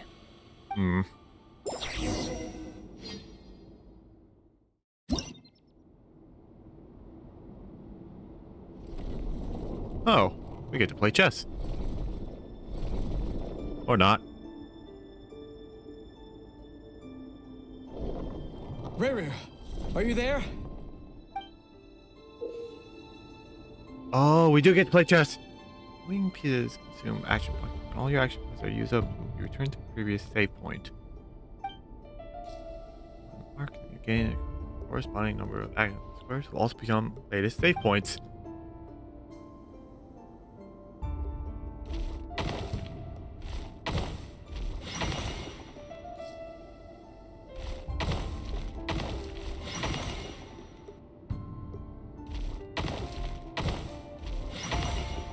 Oh, that was easy. Hey, Rerir!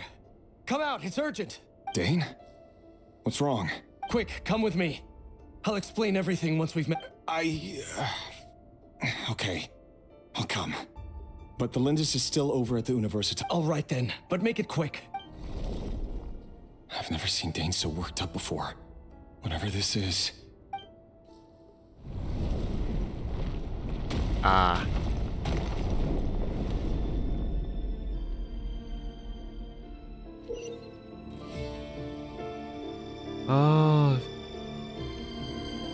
Okay.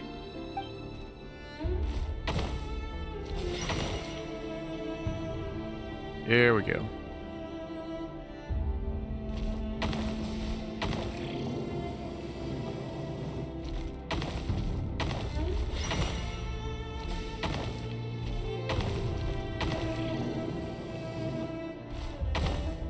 Okay. This is some weird, funky chest. Sword and a knight. Well, this is a nice change, Granddaughter! meeting you all at this hour. When men and women of ambition can speak face to face in broad daylight, I say that's a big step forward for our dear Khanrieah. Don't be ridiculous. Loki. We do not fear the day. Why would we seek refuge in the night? You might ask your blade that same question. I'm told it prefers the cover of darkness. The word on the street is that Sertologi only strikes when he has an unfair advantage. But that is patently false. I see you're missing an arm and a leg. Surely only a fair fight could explain that. If this is your way of offering me replacement limbs, believe me, I'll take them. Oh, we can certainly discuss that. With bioalchemy, anything is possible. Assuming I have your full support in my research. Lunatic. What is that? What brings you here? Sertologi? Why, Dainsleif, of course. He invited me. Here. Please, cast aside your apprehensions, Miss Rhindaughter. Whatever the rumors may say, I am but a humble servant of the king, and I can assure you he affords me no greater convenience than he does you. Well, the Universitas Magistrorum won't stop fawning over you, so at least some of the rumors must be true. You're clearly doing well for yourself, so drop the humble servant act. It endears you to no one. You're president of the Universitas Magistrorum, the chief royal mage known as the Wise by royal appointment, and by far the most favored among the 4 pillars of Khanrieah. Vice President Veet doesn't even try to hide his envy when he sees you. My success is the product of hard work and good luck. It's as simple as that. Were the king not such an extremist, I hardly think I would have received a senior post at my age. I don't know why, but I'm just getting bored with this. No job is without its gripes. Serving a king like ours can be a challenging task, as I'm sure you can imagine. And as for Efterveet, in missing out on the presidency, he's dodged a mountain of stress. Like everything else in life, it comes with pros and cons. You're all here. I apologize for the short notice, but it was an emergency.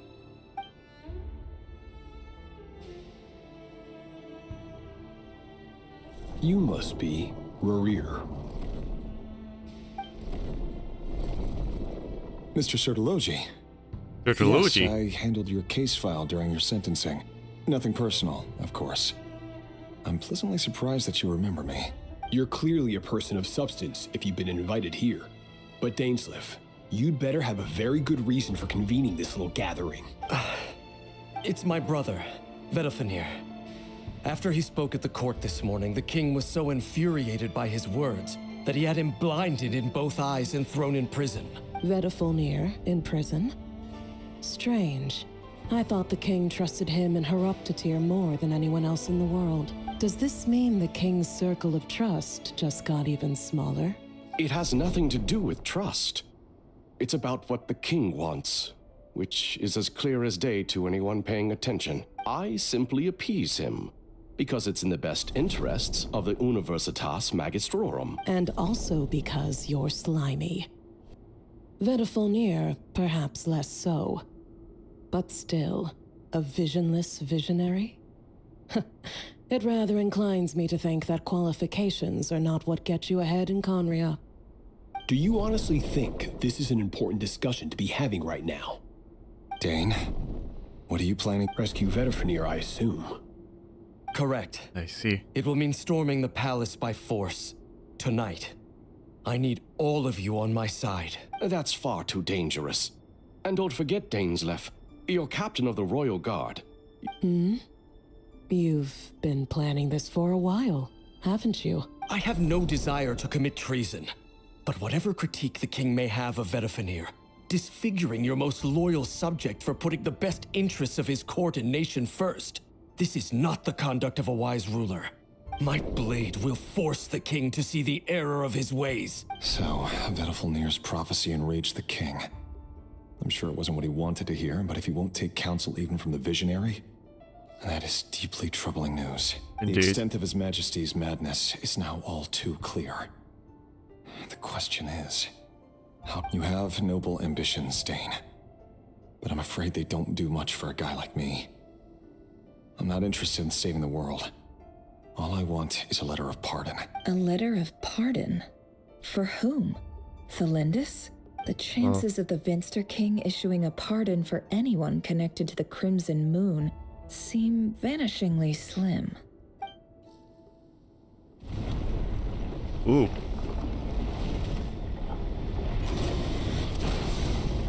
That's not good. This black fog over the board must have some connection to Thelindis.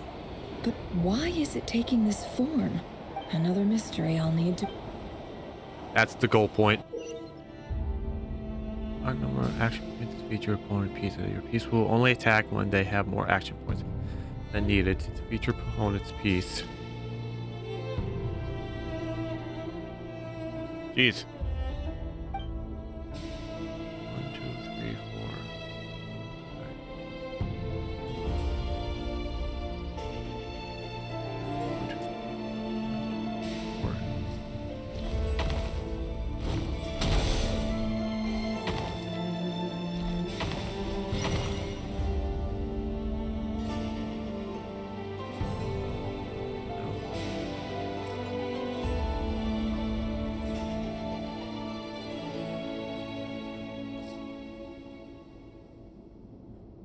This is definitely an interesting thing.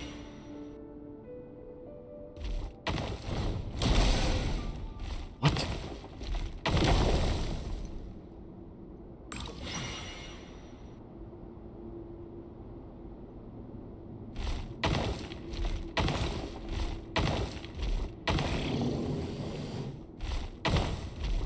Not gonna get there.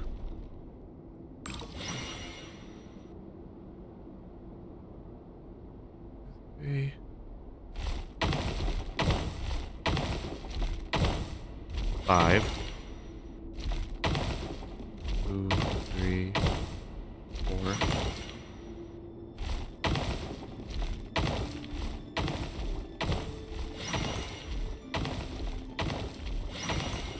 Okay.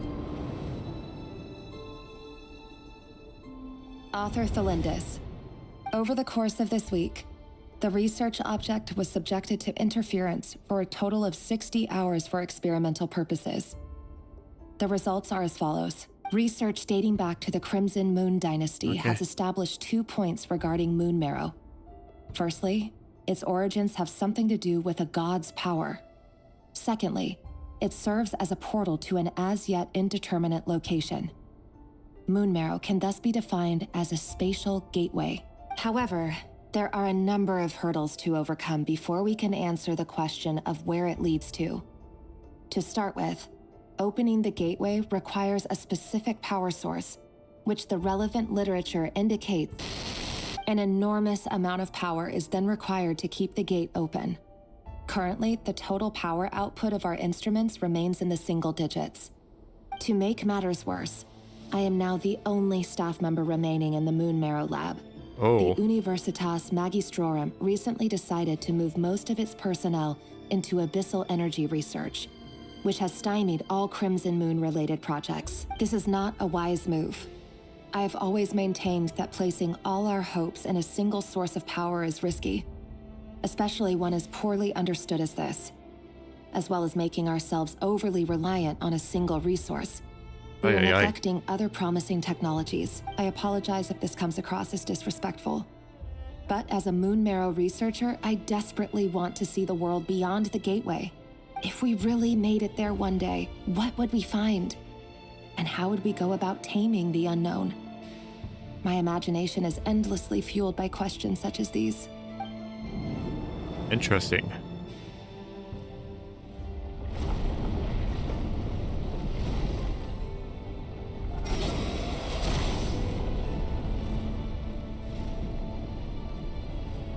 Another one.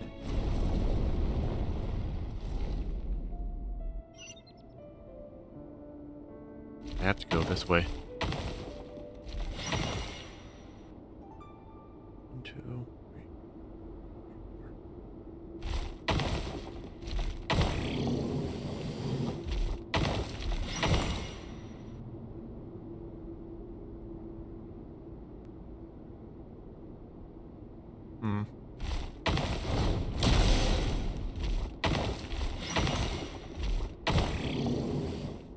Not going to be able to make it.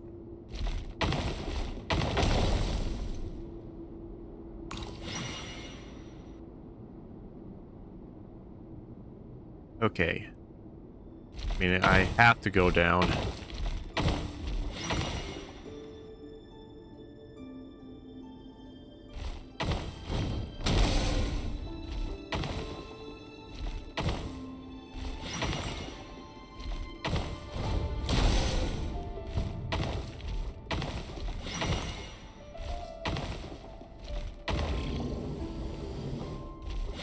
Alright, I made it. This is for you. I heard you're gonna leave the city. The Lindis. I've heard nothing. Rarier got back very late last Friday, and he was acting a little You never saw him, and I don't know what he did. And this conversation never happened. What if he finds out that you pried... Don't be silly. I don't know what secrets he does or doesn't have. All I know is he's just a normal guy who happens to run some errands for the king. Are you scared of him? I don't know. The Rarier I know doesn't match the person you all describe. Logically, I should be scared of him. And yet, I don't want to lose him. But enough about that. You should get going, and be careful with the package I gave you. Keep it secret. What's in it? A piece of the moon. All you need to know is that as long as you keep it safe, then in the future, everyone will be able to see a red moon. A red moon? That's right. Our moon. I promise. The Crimson Moon bloodline will never die out. It's light, no matter how long it takes. Jesus. I thought she wasn't interested in the Crimson Moon. What changed her mind?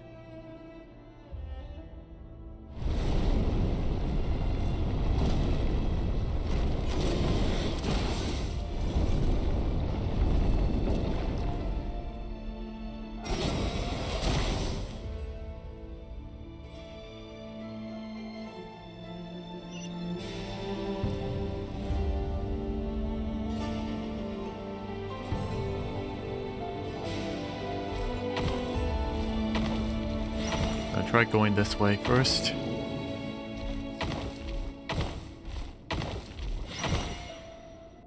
Oh, I don't have enough.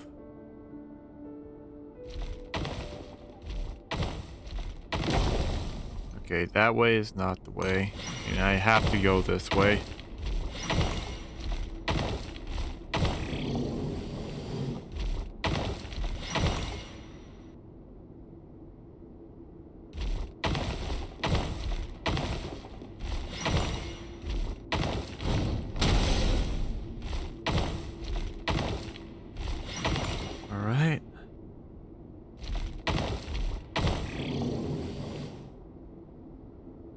Oh shit.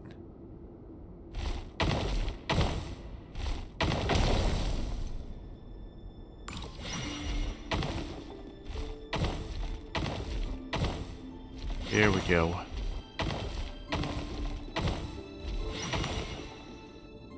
Hurry, everyone, and stick to the plan. Sir Dainsleif, what are you?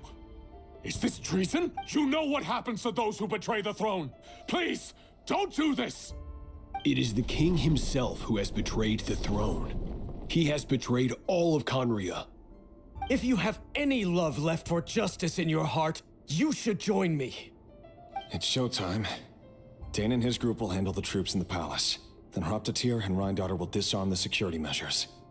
My job is to enter the prison and rescue Vedifalnir. Stay safe. Wish me luck. Look after my brother. Draw your blade. It is time for justice to prevail. Huh.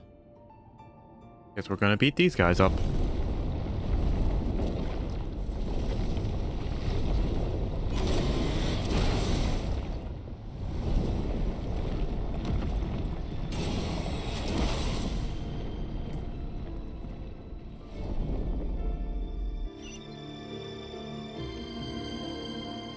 I can't see Jack.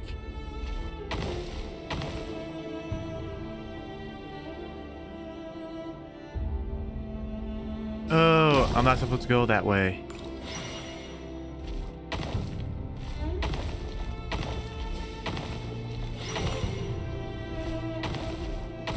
Three, 4, 3. That was a good call. 1, 2, 3, 4. 1. That's not gonna work.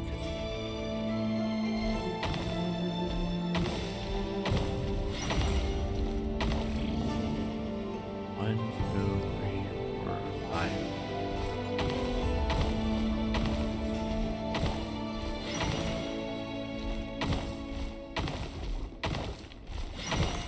Oh, you made it. This place is filthy. And the smell is abominable. Clearly, the king doesn't allow his prisoners a single shred of dignity. Jesus. Found you. Hello, Mr. Vedafilnir. Ah, it's you. Surprised?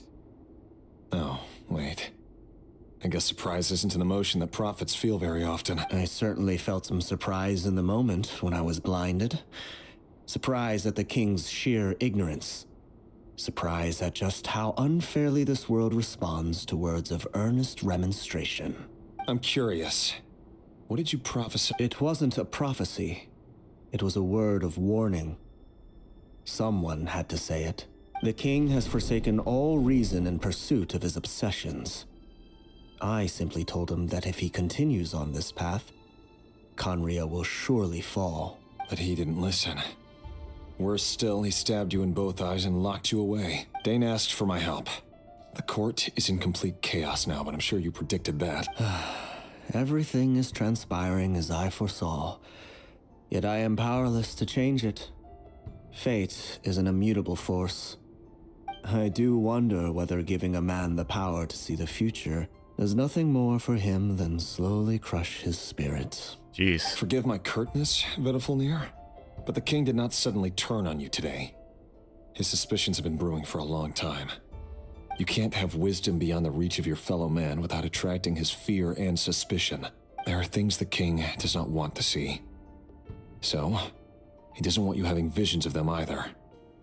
He blinded you because he thought this would make the visions stop. He wasn't entirely wrong.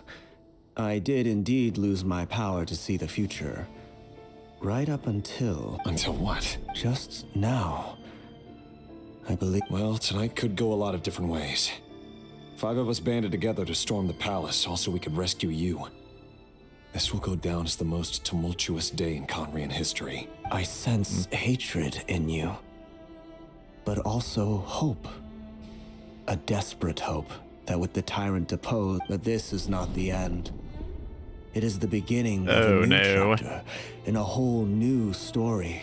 There are many men of honor and courage in this world, Rerir.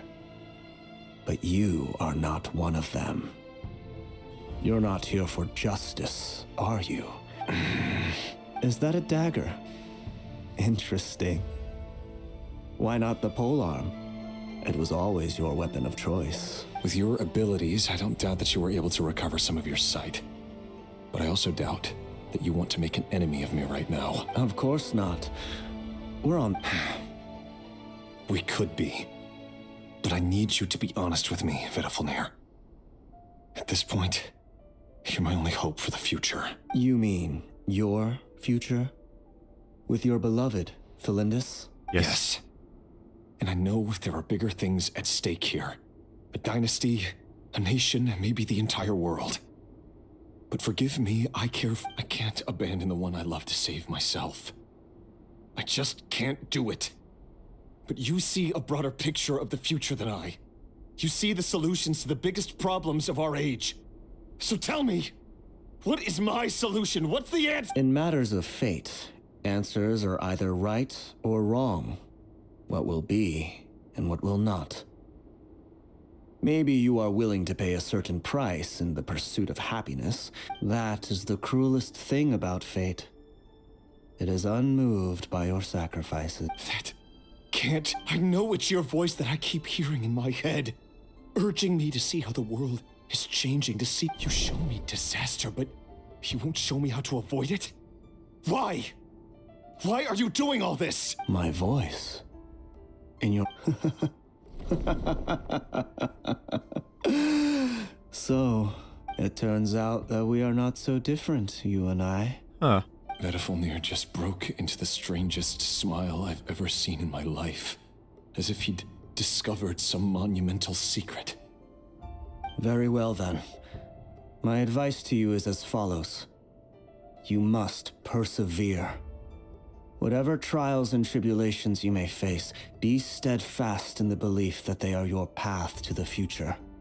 For as long as you live, your story with Thelindis shall not come to an end. That is the only chance you have of fighting back against fate. It is up to you whether you believe my words. Regardless, that is all I will say on the matter. I have no right to intervene any further. I will hold you to your word. Thank you for setting me free. In return... Just then, a strange wave of energy rippled through the city. We had no idea what it could mean. If I were you, I would head to the Universitas Magistrorum. The Universitas? Oh no! Go to your wife. I'm sure we'll be seeing each other again very soon, Rerir. Whatever Vedifalnir said, I didn't catch it. I didn't even help him out of the prison. There was no time to lose.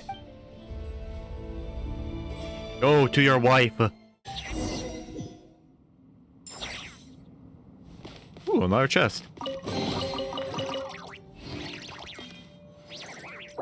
Damn it.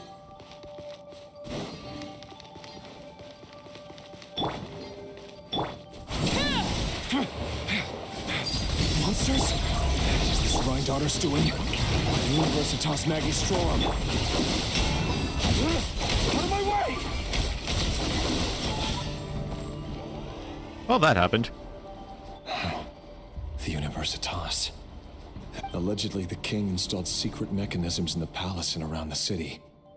No one knows where they are or what kind of power they hold. But if they were ever going to activate, it would probably be on a night like tonight. Help! Help! Hold on! Don't let them anywhere near you! Aye. Save me! I can't! Ah! That sounded like an explosion. So, the rumor is true? The king really went through with it? No, this king is mad. At his disposal. They must run on power from the Abyss. And given it's a major center of Abyss research, anyone over at the Universitas will be in grave danger.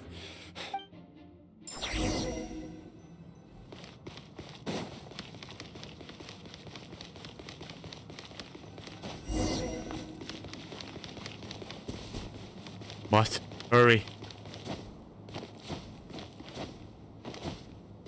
Better let the stamina regen.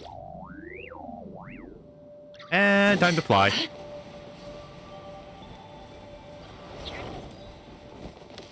Defensive mode. Strike a pose!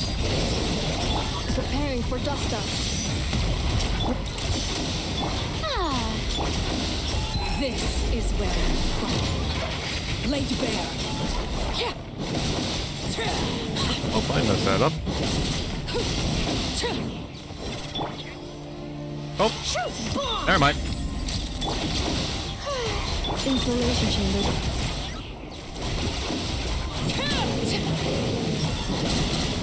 The deception ends here. It all adds up.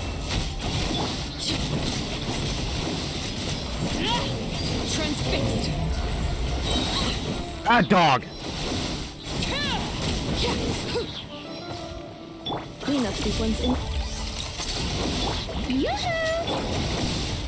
Everlasting as the moon. Overruled. No more lies.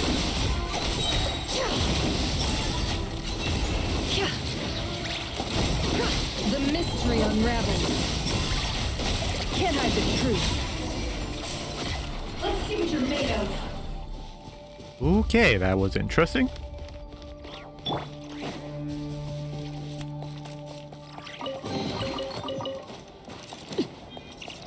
Okay.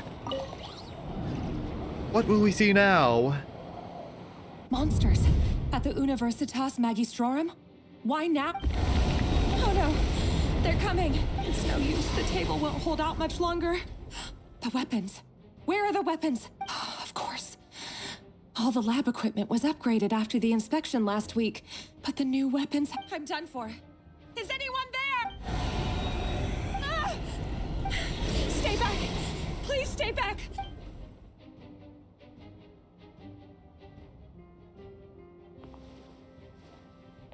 What is happening?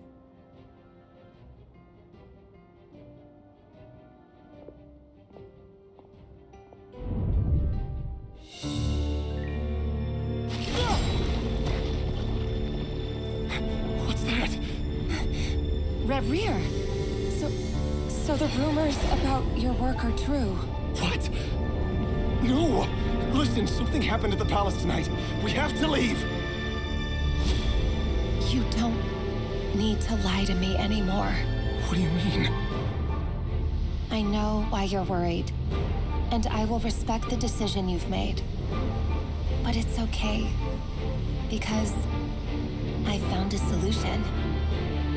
I know how to end all this. You can have it back. The normal life you so desire.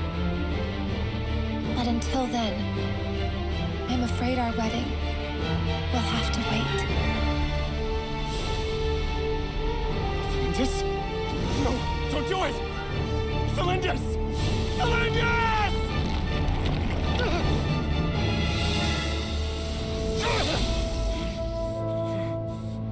I told you, Khanrieah. Let her go. You will find someone better. No! No, I won't do it! I have to save her! By what means exactly? A lowly pawn. You lack the power and the strength of will. Do you know a way? Tell me! Come to the palace. Join us.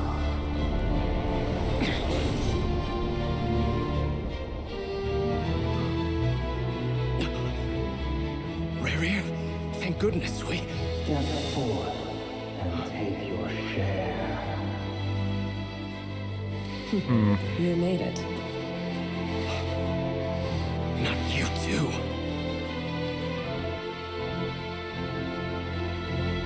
Hatred or grief, despair or desire. We all have our own.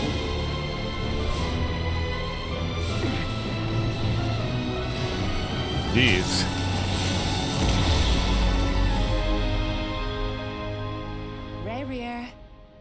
Khanrieah. Lindis? Were you daydreaming? Did the abyss take her? You still remember, Khanrieah? That question you asked me a couple of weeks ago? Oh. You mean the proposal?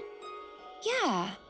I'm wondering, where do you think would be a good place to discuss it? Maybe in the garden? Or were you thinking a fancy restaurant? It's your choice.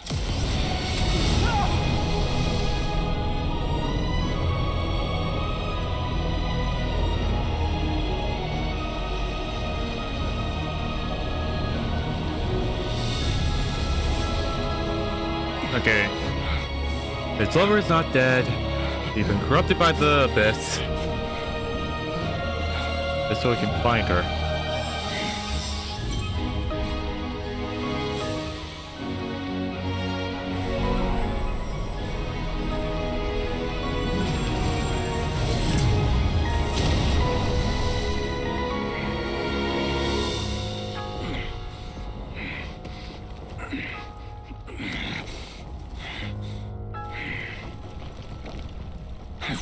find you.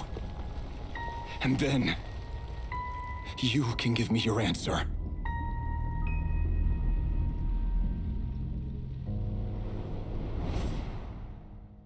Ay, ay, ay. That has to be the beginning of the cataclysm. So that's how the Raker of Solnari was born. A monster created by circumstance is a monster all the same. Viewing other people's thoughts for too long can get uncomfortable. Right now, I'm feeling a strong sense of loathing.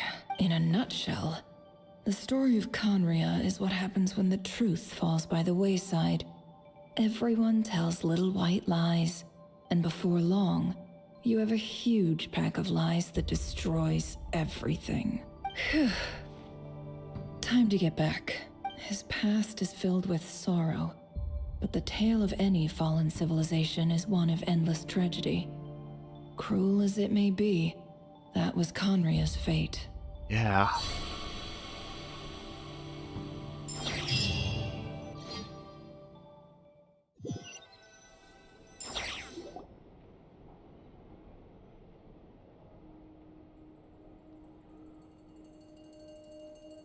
Everyone, I'm back.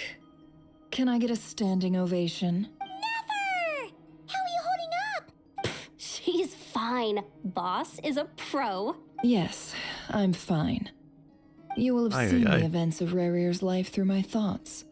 It's now clear that he is just a regular nobody, driven by personal tragedy, as he said himself. I mostly agree. There's only so much we can know about him from his memories alone, but they did give us a clear glimpse into his life in Khanrieah. Yeah. However, I would not consider Rarir to be a nobody. He was deeply involved in the events of that era. Yet, when the catastrophe of a generation strikes, nobody is safe. Sounds to me like you're speaking in riddles again. Is this you urging me not to abandon the people of Nodcry and their— That's not what I meant. Although I do hope you choose to remain a part of the plan. Without you, the mission ahead will be all but impossible. Then try to remember that I respond better to the carrot than the stick. And I don't appreciate being bossed around. Now, as for you, Missy, you were excellent. You stuck to the rules of the ceremony and kept your mouth shut the entire time. Bravo. Cool. So, can you fill me in on the deets now? Patience. You'll hear the whole story, don't you worry. But let's meet up with the others first. It will save me narrating it twice. Yeah, Lola? I did almost 4 hours of this stream. Yes, boss. Let me get that door for ya. That's more like it. For a moment there, I was worried you'd forgotten about the first clause of your employment Forgive my curiosity, but what does the first clause? It says I gotta do the annoying stuff that boss is too lazy to do for herself. Like opening the door, pouring the tea, yada yada. Is that right? If something is in the contract, it's because she willingly agreed to it. Rest assured that the curatorium abides by the very strictest of labor policies. You don't seriously think I'm cruel enough to treat her? In any case, I've hardly shied away from my share of the work today. Hope I don't catch Flintz and Varka lounging about in their chairs, enjoying a leisurely cup of tea. There's nothing I dislike more than other people enjoying themselves while I'm hard at work.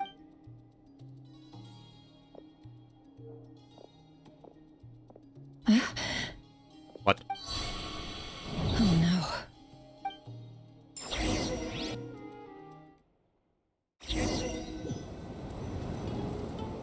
Sorry to disturb you, but we seem to have run into some trouble. Evidently so. Don't worry, I'm not about to leave you to fend for yourselves. I'm not that kind of boss. I'm sorry? What did you hear me say? I wasn't talking about labor policy. Wait, how long have I been standing here? Not long. You just appeared by the door a moment ago. Boss, what's wrong? You look— We've been tricked. We never left at all. Somehow I hallucinated that whole scene. Hallucinated? But how? How indeed. This place should heed my will alone. All thoughts and actions that occur in here are just a result of pawns moving across the chessboard in a carefully calculated manner. And nobody has access to this chess set but me. So you control everything in here? More or less. But yes, it's a special technique of mine. Has anything like this ever happened before? Good question. Only once. It was the first time I used the chess set. Is there any similarity between what happened then and what's happening now? I suppose my thoughts are a little turbulent, which was also the Is there anything I can do to help? The first clause of your contract clearly states that I only need your help with things that I'm too lazy to do myself. Meaning, you're not feeling lazy right? Meaning, this is not something Yehoda can help with. The chess set is a personal treasure that I alone understand. I must be the one to find our way out of here. Boss, it's fine. Really. Oh, listen to you. Whatever would I do without you, Yehoda? What? Really? Yes, really. Where would I ever find another employee as obedient and servile as you? God forbid anything ever happens to you. Oh, okay. Well, anyway, I was thinking of fetching some water.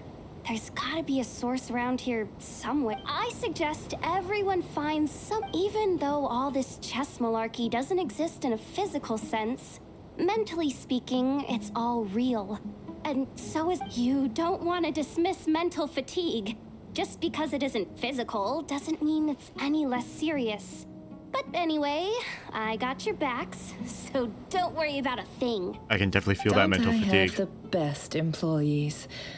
Jealous much? If we can find a suitable time, I'd love to borrow Yehoda for a day to help out at the Frost Moon Scions. Would you be amenable to that, Boss Nefer? Oh, Lauma. Have I ever told you just how pretty you are? Beauty runs from the tips of your antlers to the depths of your imagination. Time to rally, everyone. Follow me. As we continue our journey, the same rules will apply. That means stay focused and no talking no matter what we encounter. And don't disturb the chess pieces. You have my word that I will get us all out of here. Are we gonna be going through Nefer's mind? I don't like this.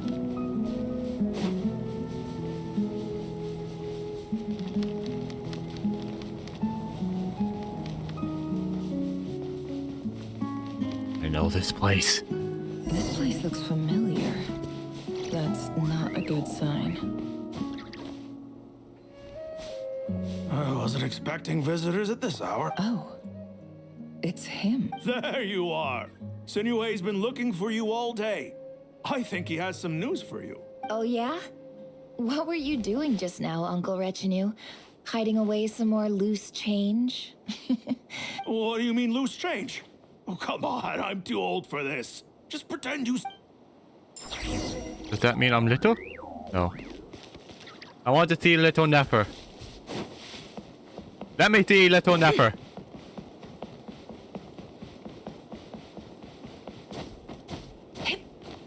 Hey, kid. Mind telling me what Sinuhe's been up to recently? I'm trying to get in his good books. Get in his good books? Why? What do you want with my dad, Uncle Apepi? I've written a new song. I was hoping to showcase it at the next festival, but I'll need his approval. A new song, huh? I'd love to stay and listen, but unfortunately, Uncle Retinue says my dad's looking for me. Well, there's plenty of time and I'm not going anywhere. See that pile of stones? I'll be sitting there warming up my vocal cords. Come find me when you're done. Pile of stones. Got it.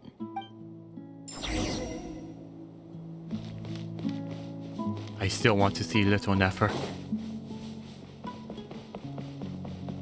Go on, make fan art of little Nefer. We have little Dea. Just bring forth little Nefer. Hi, Dad. Uncle Retinue said you were looking for me. Ah, there's my little princess. If you'd gotten back just a little sooner, you could have shared the spoils. Spoils of war? Who were you fighting against, Dad? It was just a figure of speech. The aftermath of a sandstorm is no time to be waging war. I was talking about our war against thirst. I went out to fix our water supply problem, and now I'm back. Which means... We have a well again. That's right. I found a new one and brought back as much water as I could carry. It should last us for a good while. If it wasn't for these blasted sandstorms, our wells wouldn't be caving in. You wouldn't be spending all your time out searching for new water sources. As the chief of our tribe, I'm supposed to be leading us out of hardship and poverty, onto better things. You know how prosperous our ancestors were. I've told you all the stories. And look at us now, squeezed into these hovels. No one would choose this if it wasn't for the endless wars over the years. But things are looking up. I started working with some folks from the academia a few months back. They gave me some contacts in return. So you're the academia's helper now? Special ambassador, they call it. Think of it as a partnership. It's nothing bad, okay? We've been isolated here in the desert for too long. Seeking opportunities elsewhere is the best thing for us, and the fastest way to progress. So, do you get anything good out of being a special ambassador? Of course. My luck's improving all the time. One day, I swear I'm gonna lead us out of this place. We'll find somewhere new. Somewhere better. Nasha Town.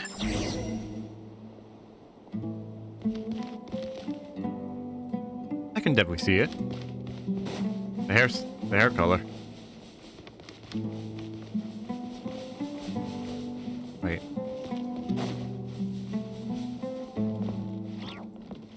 Oh. I thought I recognized this place, but I don't.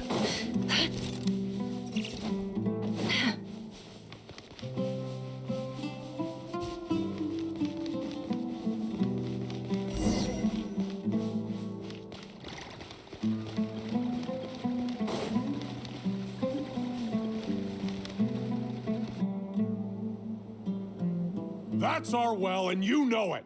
You stole from us.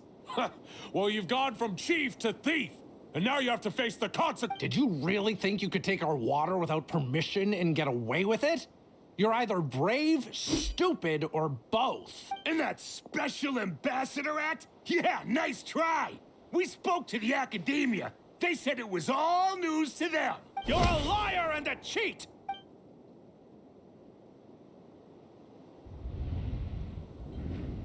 Oh my god. I heard Yehoda gasp, but I don't blame her. Most people are terrified by the sight of blood. Corpses strewn across the ground. The wounds are clearly from scimitars and daggers. The desert dwellers' weapons of choice. There's a handwritten note on the ground. Halil, this is Sinuhe, chief of the Shimti tribe. Surely you remember me. I was the one who helped you and your colleagues avoid the quicksand in the desert. This is my second time writing to you. I assume my last letter must have gotten lost in the mail, as I didn't receive a reply. I hope this one makes it to you safely. I'm writing to you because I need some help. That sandstorm the other day completely blocked up our well, forcing me to look for another water source in Iab and Unut territory. It was a matter of survival. Praise the gods. The well of the Iab tribe was intact. It was my last resort. I drew what water I could and left, but not without being spotted. I fear they will retaliate. You told me to write to you if I ever needed help. You said you'd be my ally in the academia. I urgently need you to formally recognize my title of Special Ambassador and send some of your people to assist me for a few days. It's the only way I can convince them that this was the academia's decision and prevent them from retaliating. This is an emergency. Please send help as soon as possible. Looks like this letter never got sent. The writer died a grisly death, and the letter was trampled into the ground. It's badly defaced. Some parts are barely legible. What a ridiculous lie the surviving Shimti tell. Their whole village was butchered over a sip of water. Jeez.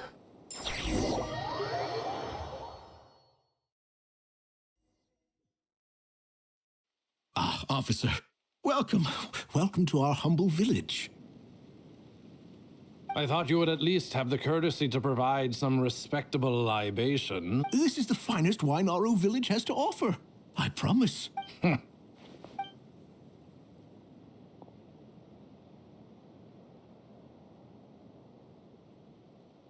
The Academia has agreed to reserve a single space for a candidate from your village. But I remain skeptical of this entire endeavor. I highly doubt anyone in this desert possesses serious academic potential. Please, have faith. If not in us, then in our God. The child we found shows great promise. I beg you, take her away from this place. Give her a chance. Don't let her talent go to waste. I don't recognize her. New arrival? She showed up here a few days ago and we took her in. She's a really bright kid. Please help. I'm begging you. So, where are you from? Nowhere special. Just a sand dune. What about the rest of your family? How many of you are there? Just the one. It's only you? Correct. So, no brothers, no sisters, no mother or father? Any who have slept on a bed of sand, I call my brothers and my sisters. Apart from that, I have no family. All right. Get over here. Sign your name on the form.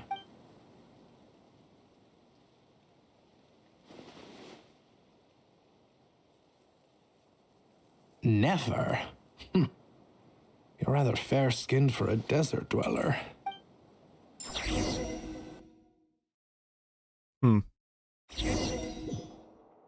So she lost her family and her village just for water.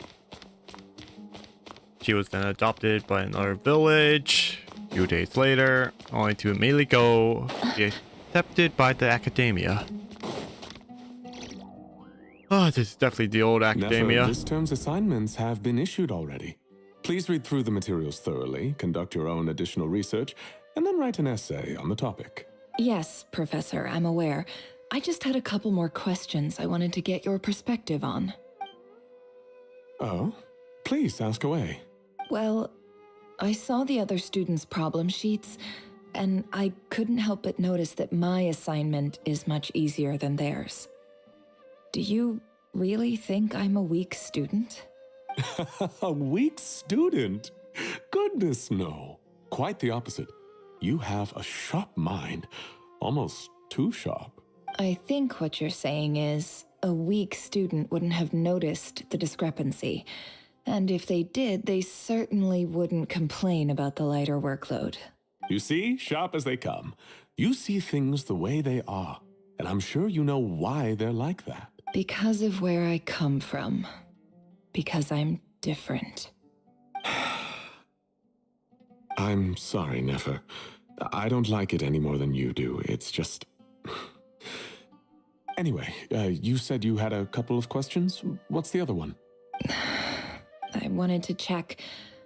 If someone sent me a letter to the Academia, where do I go to collect it?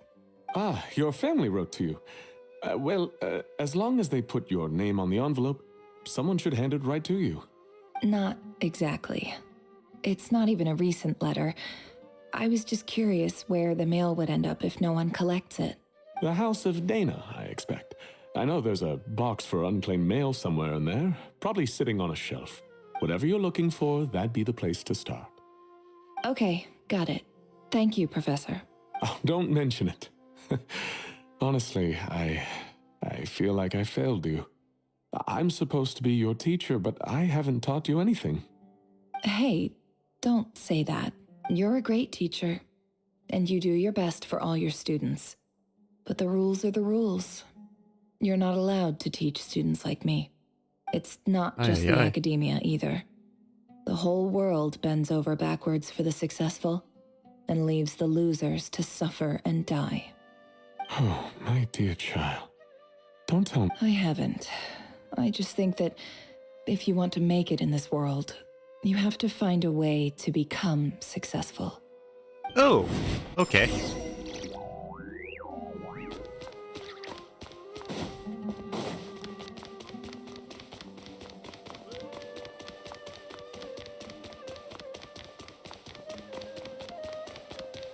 Okay, box, there's box.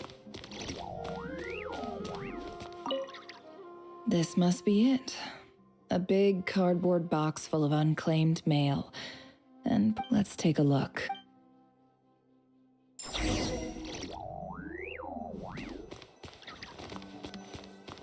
Sit. Oh, this again. A dilapidation survey from Port Ormos. Looks like it's from a Core of 30 representative. What a strange thought. A bunch of mercs losing sleep over rundown buildings. This one was never even opened. I guess the recipient didn't care what the Core of 30 had to say about anything. Who was it addressed to?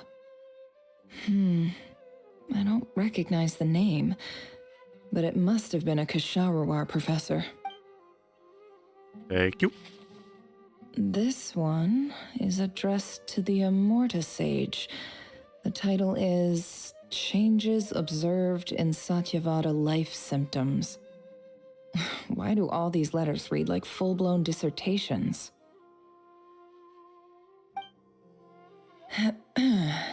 Guided by the incense, we became lost somewhere in the form. In clinical terms, these symptoms fit the description of incense poisoning. The Immorta Darshan strictly prohibits the use of hallucinogenic substances, but I believe there are still people getting away with it. For example, my neighbor who always breaks out into song and dance after using incense. This seems like something the academia would want to know about. Why wasn't it collected? Wait, what's this written? The note says, the sender authored this letter while under the influence of mushrooms. I would send it back, but no return address was provided.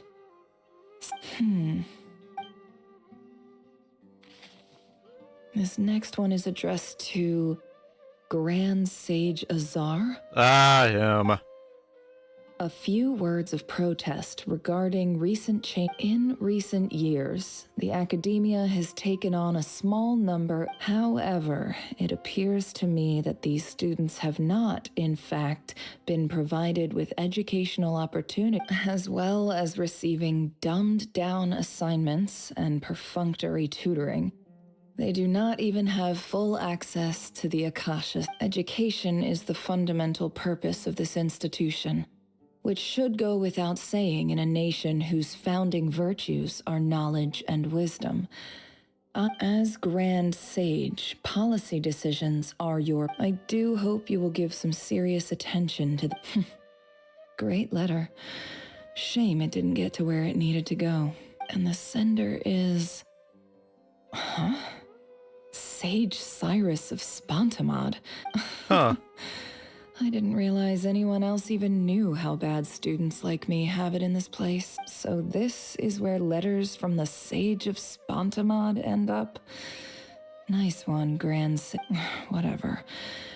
I'm not exactly holding out hope that a letter sent from the desert would even make it here. But if it did, I can't believe how much discarded mail there is. Must have been years since someone last went through it all.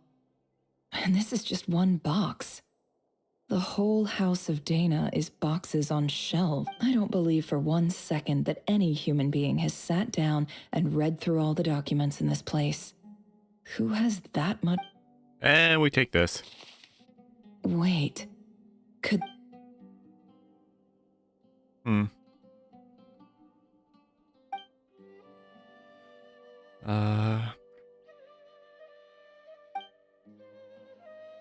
Greetings, Halil. My name is Sinuhe, chief of the Shimti tribe. I was the one who came to you and your colleague's aid when you ran into trouble in the Great Red Sand. I don't know how well you remember it now, but I brought you to safety and gave you some water and other supplies. In my tribe, learning a person's true name is serious business. All right. And I therefore see you all as friends. You were kind enough to leave your contact details, so we could stay in touch. The Shimti tribe lives a harsh, nomadic existence in the desert. You were sympathetic towards my plight, promising to make me a special ambassador of the academia and help us find a way to make a better living. This brings me to my reason for writing. Our tribe has fallen on particularly hard times. There was a terrible sandstorm a few days ago, which blocked up the well in our land. To ensure my people's survival, I had no choice but to venture into Eob. The Eob and Unut are descended from the Thamudians. Okay. While we trace our ancestry to Tulatala, we worship the Lord of Flowers and have had relatively good relations with our fellow tribes, up until now. I found a well belonging to the Eob tribe. They declined to help us, but I really had no other option. So I took some water to keep me and my tribe. When we met, you assured me that you would be my ally in the academia. I would like to take you up on that offer, because I really need your help.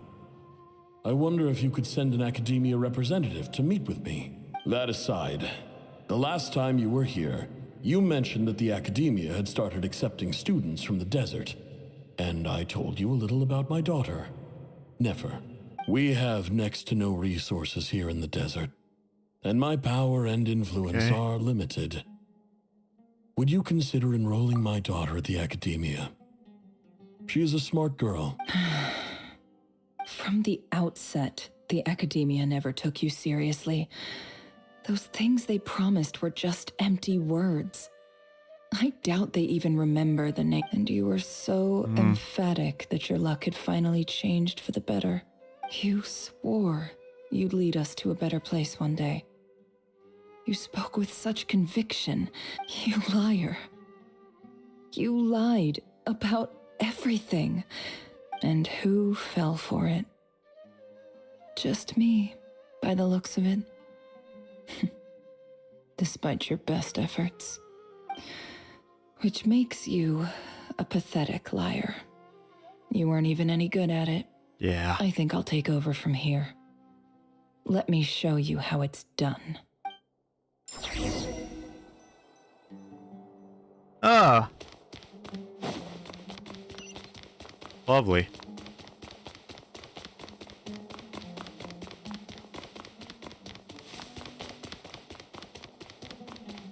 Atayun.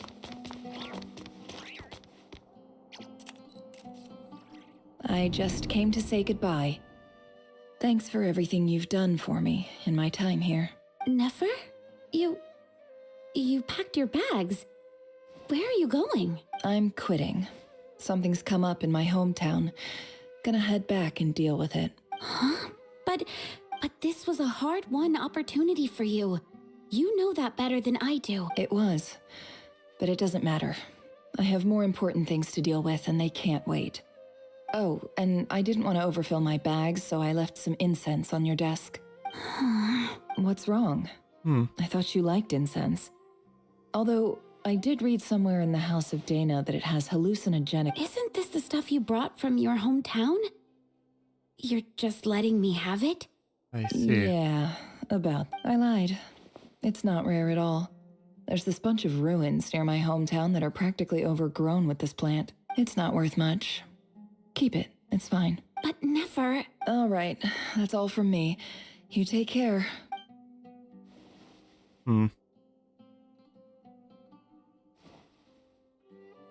Don't forget me, okay?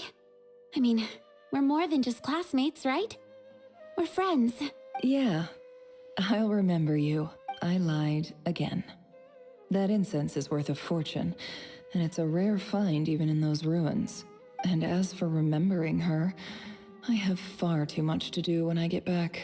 No time to reminisce. Okay. I'll be lucky if I even make it through this alive. But either way, I expect I'll forget you pretty quickly. Ay, ay, ay.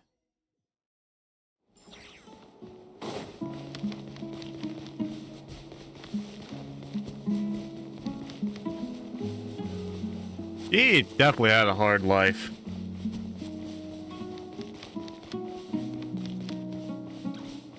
Oh, I guess that just proves it. No matter who you are or where you come from.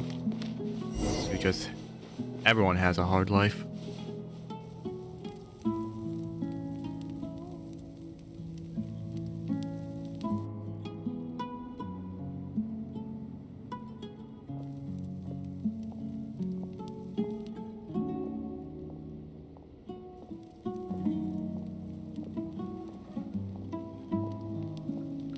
It's a pleasure to meet you, Mr. Arif.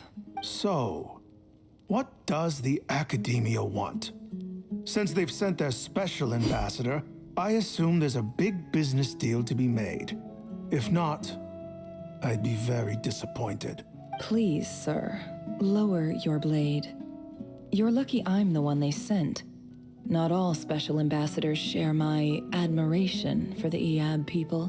The ever-shifting balance of power in the desert reduced the once great civilizations of this region to rubble and sand. But the story of the Eab has a very different trajectory. Others grew weak, but you grew strong.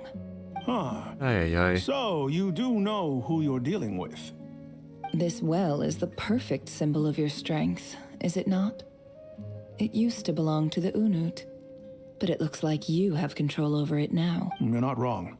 But I'm sure you didn't come all this way just to flatter us. Of course not.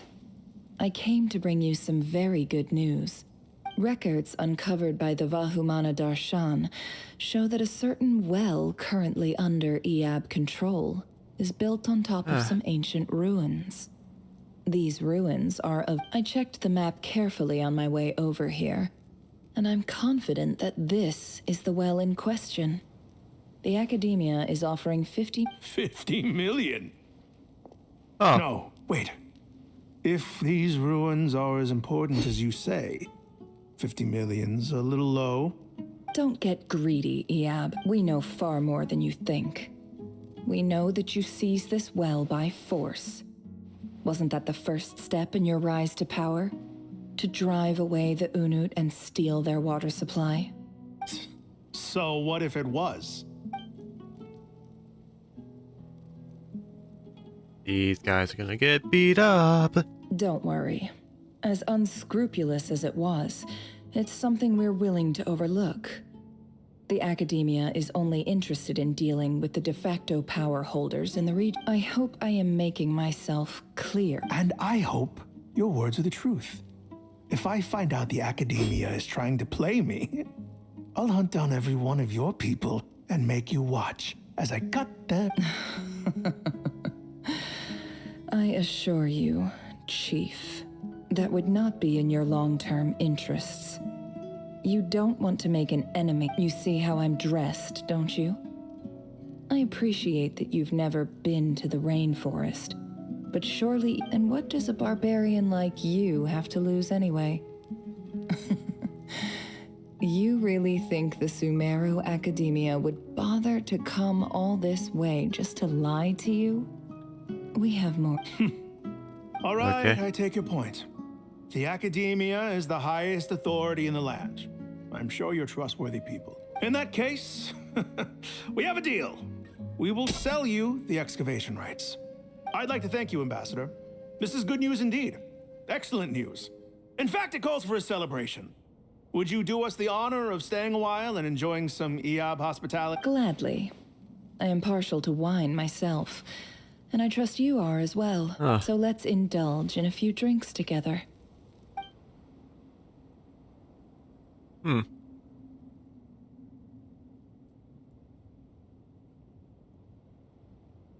Some shocking news. Chief! Chief, it's an emergency! It's the Unut. They've taken the well. What? Well, don't just stand there. Take it back. Yes, Chief. I have every confidence in the Eab's military superiority. What is it? The Unut's response was alarmingly fast. The day after we reach a deal, they seize the well. This can't... I am obliged to remind you, Chief, that the Academia will only she's deal playing with the de devil facto advocate. power holders. If you cannot regain control over the well, I'm afraid you won't see a single mora of that 50. No! Please, Ambassador, just give me some time. I swear the Unut, that well, it... Glad to hear it. I will wait here for an update. If there is a traitor, I will find them. In the meantime, make yourself at home. Wow. All it took was a few words and I've got him wrapped around my finger. What an amazing feeling. So, in summary, Ambassador, the Academia would... The Eab are ruthless murderers who... So let me ask you, Chief. If you were the... Kill them all. Precisely. The Academia does not tolerate those who stand in our way. At the same time, there is simply no way that the Academia can be seen to be intervening in desert affairs. We have our own rules out here. If the rainforest dwellers raised arms... Right. We can't confront them ourselves, but we can support their enemies. The Unut have natural allies. Weren't the Eab your allies once? You were quick to send them after us to protect your interests back when we stole that water. And now look at you. You're at each other's throats. Jesus. Let me be clear. The Academia wishes to collaborate with the legally recognized rulers of the desert. Say no more. Good. Then you see, Dad? Lying is easy when you know how. People...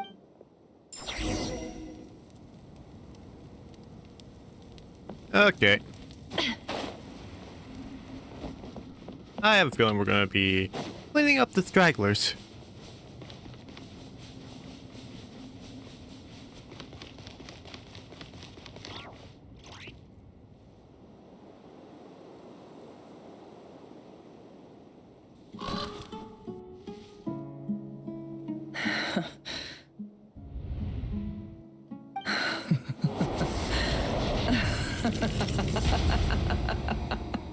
Oh, she's evil. Look at yourselves.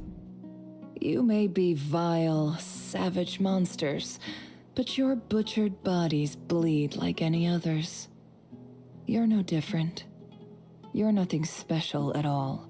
The monsters who destroyed my home, they're just ordinary, petty human beings. What a joke.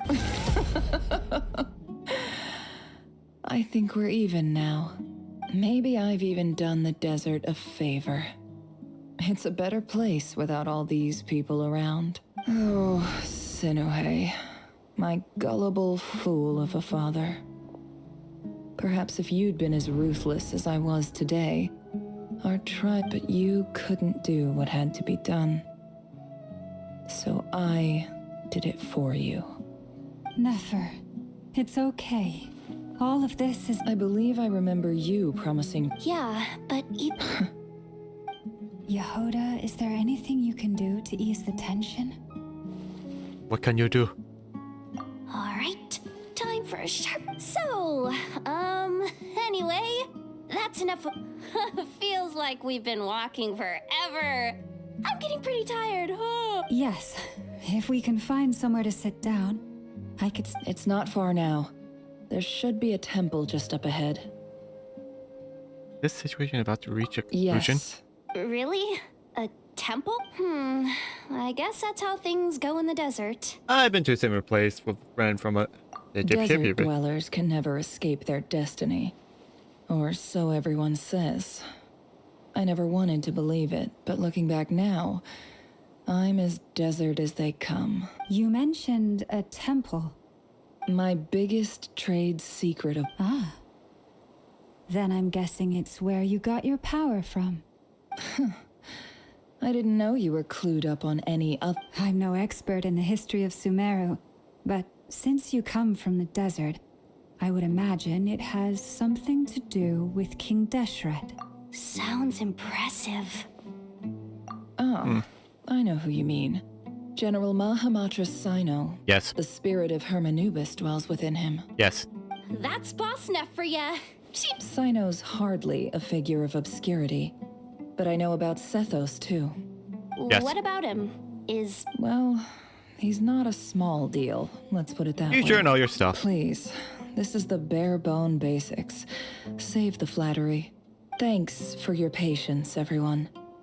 I'm sure it's been a lot to take in.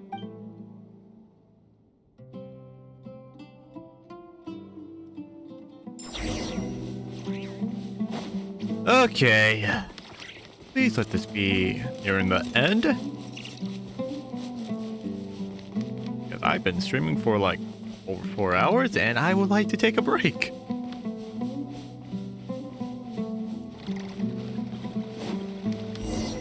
Well, that looks familiar.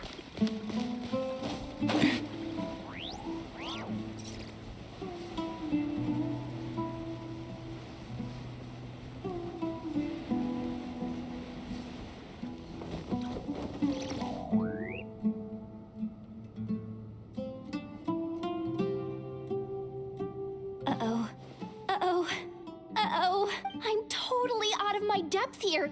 I don't have anything to add about any of this stuff. Like, look, I want to do the whole name-dropping, this girl knows her stuff thing too. A statue with the head of a bird. Anubis. That's Thoth, the Ibis King. One of the 7 pillars of King Deshret. The legends say that he, the Crocodile King, and the Goat King were the 3 retainers of King. Let's take a look. Okay. Another cutscene.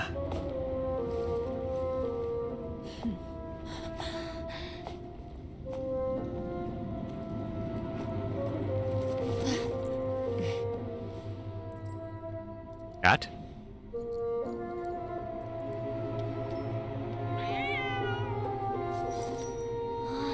How'd the kitty get here? So, all is well?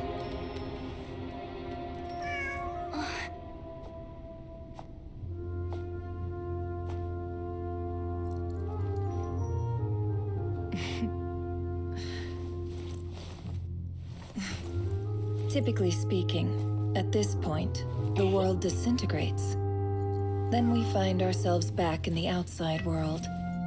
Besides, these are my memories. There's nothing to fear. You're sure? Of course. It's almost over. Nope.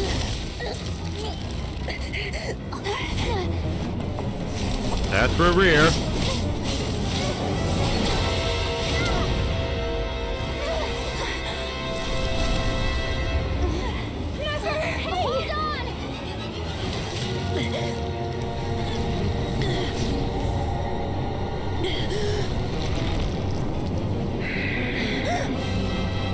Knowing too much is always a death sentence.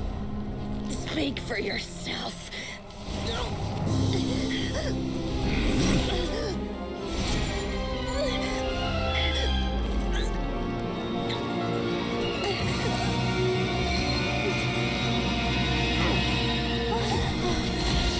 What is going on?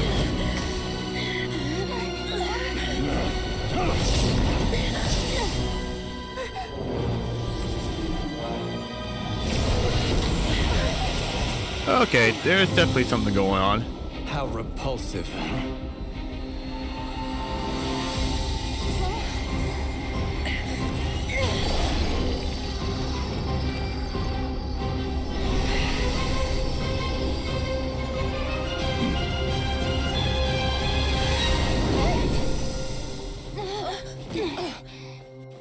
Oh. Ainsley.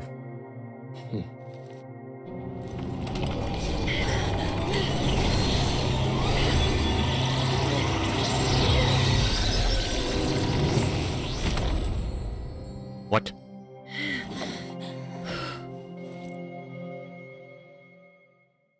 Okay, we now got some lore on 2 characters. One is a big bad and the other is a playable character.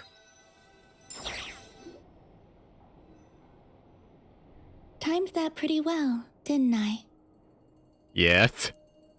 Yes, you did. It's okay. I'm just glad no one was hurt. Paimon noticed you doing something too, Dainsleif.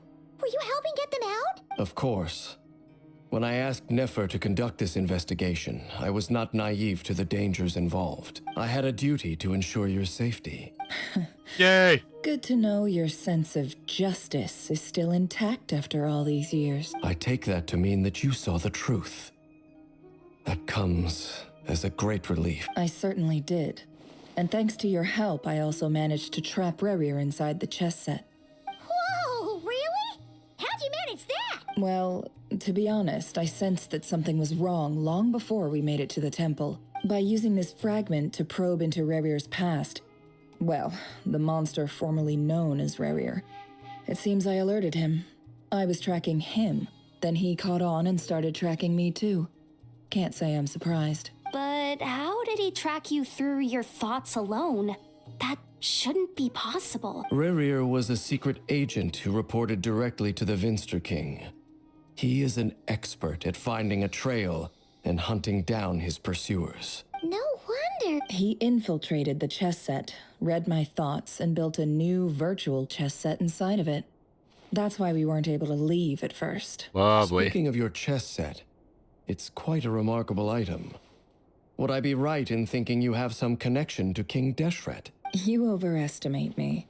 I only have a connection with one of his underlings, the Ibis King. You all saw how this came to be. A long time ago, the Iab massacred my tribe, the Shimti, in our home village. A few years later, the Unut and the Iab fought a bitter battle over the rights to a well, all for the sake of a non-existent 50 million mora. The Iab ultimately won that confrontation, but their victory, the final blow to the Iab, came at the victory feast, when an Unut assassin beheaded their chief right before my eyes. The remaining Iab fled and have been scattered to the winds ever since. Having gotten my revenge, I returned to my hometown, where to my surprise, the nearby temple was still standing. There it was, seemingly immune to the relentless hostility. As I stood there gazing at the temple, I noticed a cat just outside. This cat, as it turned out, was home to the spirit of the Ibis King. He led me to a gate deep inside the temple, and there, this chess set is my gift from the Ibis King. The chessboard within is made to the same specifications as the one in the mausoleum of King Deshret, and represents his power. With this chessboard in its container, I gained a certain ability to perceive hidden secrets. Now, you could conclude that the Ibis King simply wanted to give the people of this world. Every god plays favorites. Their hearts are as fickle as any humans, full of secrets, It is the same with all powerful forces, including fate itself. Their gaze falls preferentially upon a select few. As you rightly point out. If you're alluding to the Abyss, then yes, I agree. Gather the others. It's time to share everything I've learned. Yay! Am I going to be free soon? Cat. Thank you all for being here. As promised, I did some further investigating into the Reicher of Solnari's background. I am pleased the Reicher of Solnari, real name Khanrieah, was once a Khanrieah subject who served the Vinster King. I will now share the important details of his story.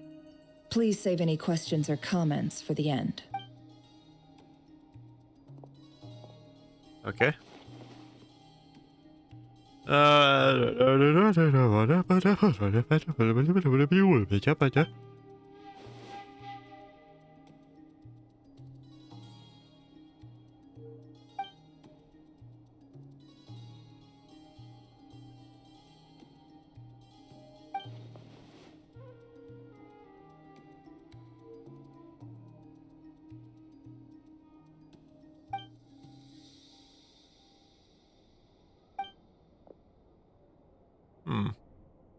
So that's why he's so obsessed with the moon.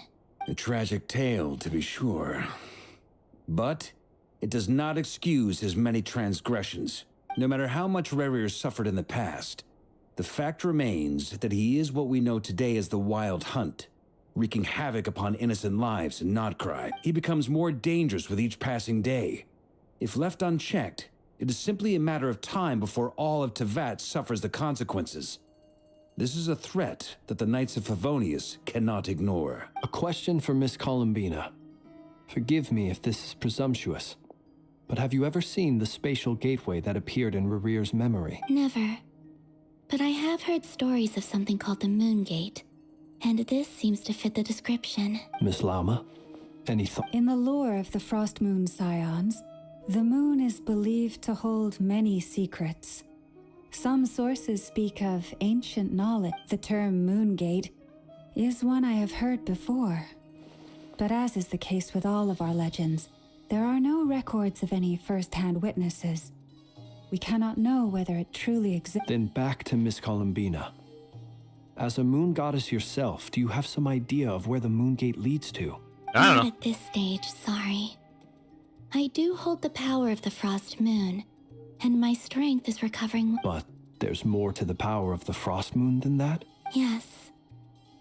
A moon goddess has the right to open the Moon Gate, since it is a path to the moon. But as Nefer mentioned, holding open, and right now, I need to conserve my energy to fight the Rahier of Solnari. I'm afraid— I agree. Better to save your strength. But if you'll humor me for a moment, I have a bold conjecture of my own regarding the world beyond the gateway. I highly suspect that neither Tholindis nor Rarir made it through unscathed. The evidence pointing to this is the fact that the Rahier of Solnari exists in the form of countless fragments. With the abyssal power he wields, no ordinary foe can touch him, let alone tear him to shreds. And yet, the wild hunt proliferates wherever his scattered fragments lie, drawing hordes of monsters to many different locations across the land. So your theory is that Rarir was physically torn to shreds by some powerful force?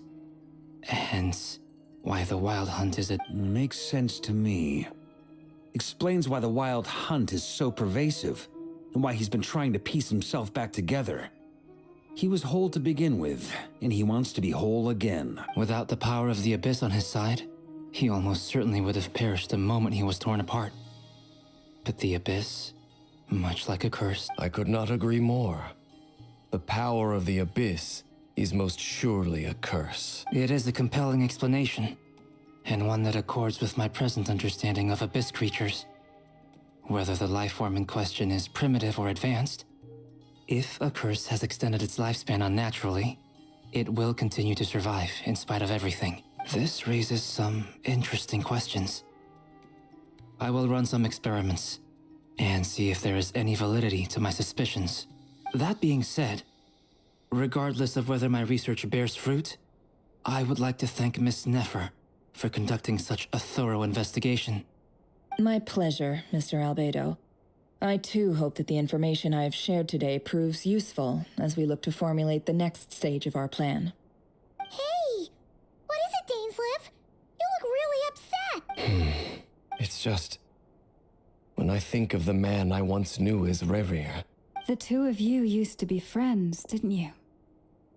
I don't know if these words will bring any comfort, but— Mine too. We can never know all the hows and whys of the way things are. The moon and stars are full of Those are the first comforting words I've heard in a long time. Thank you, both. Well, I think this is a good place to end today's meeting. I'm sure Nefer needs some time to recover. She's been through an awful lot today. That's very thoughtful of you, Lama. Of course. Sounds good to me. Take some time to rest and digest before we reconvene to nail down a plan.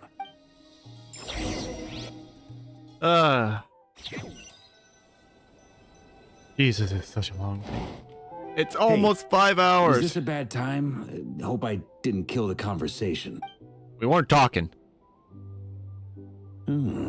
Nice room. Oh, I'm not coming in, though. Why not? It's just a hotel room. If it's all the same, I'll just stay out here. I might not look the part, but I'm technically a knight. Barging into people's private quarters isn't the kind of thing we do. Yeah.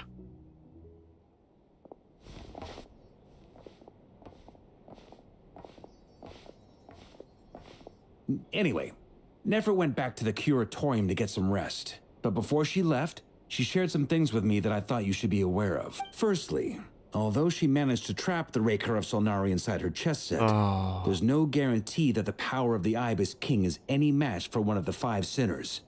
It's only a matter of time before he finds a way to break out. We have to come up with a plan and take care of him before that happens. Honestly, my mom figured that might be the case. So... Well, I asked her that same question. She talked for a long time, but for the most part, it seemed like she was trying to convince me how precious her chess set is. What a long and storied history it has. It felt like some kind of sales pitch, you know? The kind where you end up handing over Mora against your will. Oh. Anyway, after all that, she finally answered the question. 2 days, at most. 2 days? Holy moly! Can we even recruit enough help in that time? That remains to be seen. Which brings me to the second issue. Dainsleif is obviously conflicted about this whole thing. But given how little time we have, there's no way we can pull this off without his help. You have some history with him, right? Do you think maybe you could talk to him for us? I'll see what I can do. Great. All right, on to item 3. So, Albedo, Duran, and I put our heads together and came up with a plan. Can't promise it's gonna work yet, but at least it's a start.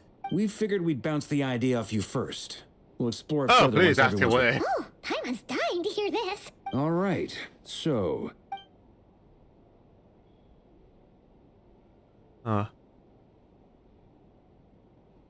We felt a little uneasy about roping you into this. I mean, firstly, you're not locals, and secondly, none of us are your boss.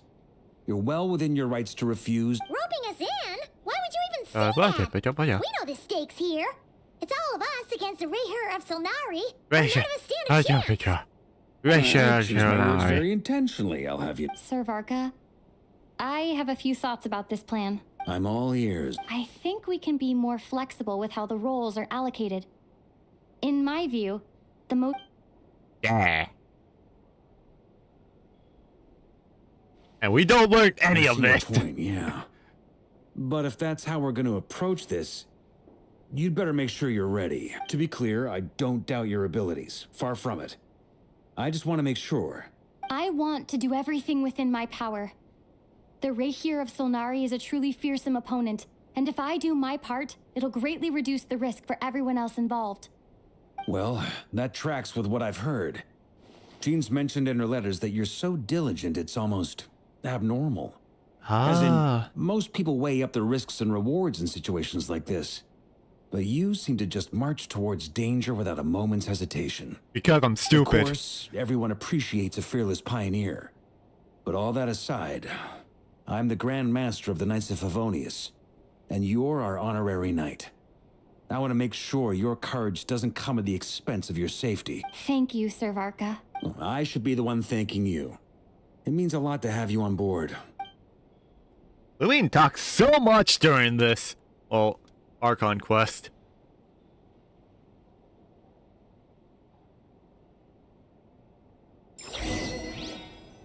Am I free? I am not free yet.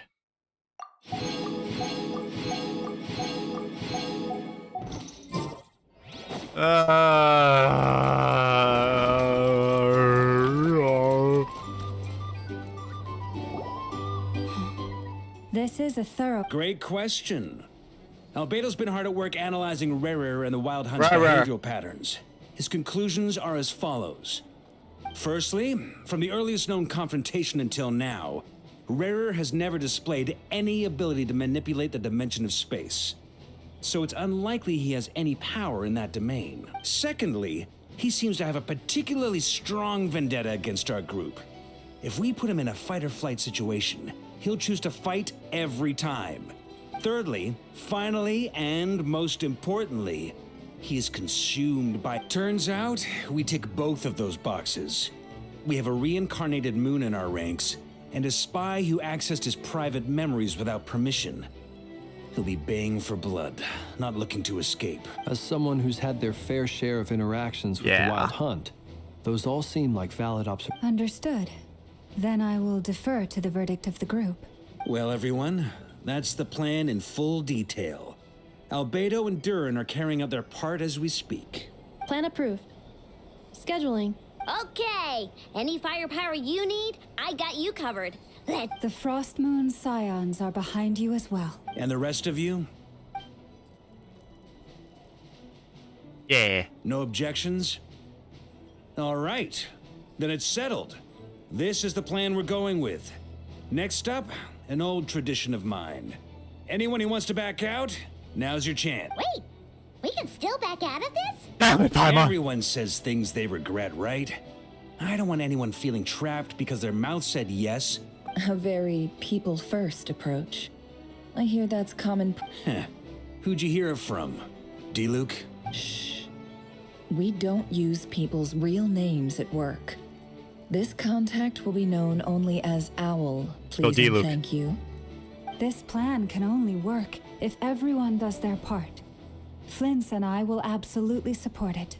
We shall indeed. Also, you are the last person I expected to see here, Miss Dory. It's not often I get called Dory in a work context. My peers usually call me Lord Sangama Bay. So, the longer your name, the higher your net worth. Is that the idea here? In that case, Mr. Flint's here must be worth a fortune. That's right, I know your full name. It's... The walls are thin here. I'd appreciate you keeping that a secret. Okay, fine. I'm actually only here as a favor for someone else. Do you have any idea how much it would cost to hire me otherwise? Does this mean someone out there actually has the power to boss Dory? It most certainly does not. We have a long-standing and mutually beneficial business partnership. She's actually the mom of a friend of yours. Oh god, I know who she's talking about. Supplied me with a great little trinket, but now that lady's ruined everything. If I don't start building a little goodwill now, my whole business in Nodcry is gonna go down the drain. Okay. So what exactly is so special? It's a lucky charm that a great mage made for me. We have a business relationship, and she was worried that something bad... I finally got it all fully charged up with Kuvaki, and then never went and used it all up at once! Never lost so big in my life! You're right. It was all my fault. I didn't mean to drain all the Kuvaki. You will? Well, in that... no. I knew you'd say that. Well, it's yours if you want it. In fact, take it now, and I'll even throw in a free Raker of Solnari. Deal? You're putting me in a difficult position here. It's a very useful thing to have around, but I have a funny feeling it won't be around much longer. I guess we'll see in a couple of days. Looks like bankruptcy for me. Hey, don't be so pessimistic. See this through and you never know. You might find a new business opportunity on the other side. Yeah. Teleportation business. Instant travel.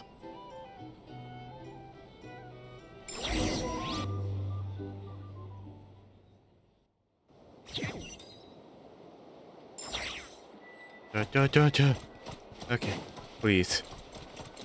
What? Oh, there's Dory. You seen Dane? The Great Dane? Dory! How are things going? Feeling ready? Oh, I was born ready.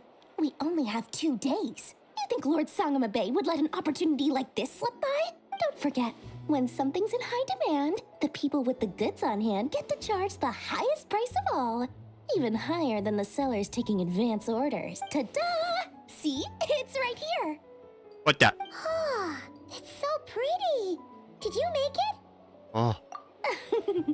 No, I have a supplier. Aha! No wonder you were talking about lucky charms at the meeting. You've been getting Kave to make them for you. Kave. That's not the full story. It actually started a while back. Mage Alice once warned me that this world won't stay safe forever. There may come a day when everyone... I passed this on to the Dendro Archon, and she secretly brought together a research team made up of Sumeru's top scholars to invent a technology that could keep people safe. Anyway, point being, It was the Dendro Archon who asked Kaveh to build this little contraption. Ah. As one of the top Kasharawar talents, he Kasharawar. was the obvious choice. Took him long enough. He stressed over it for ages. Must have gone through at least a dozen designs before producing a final product.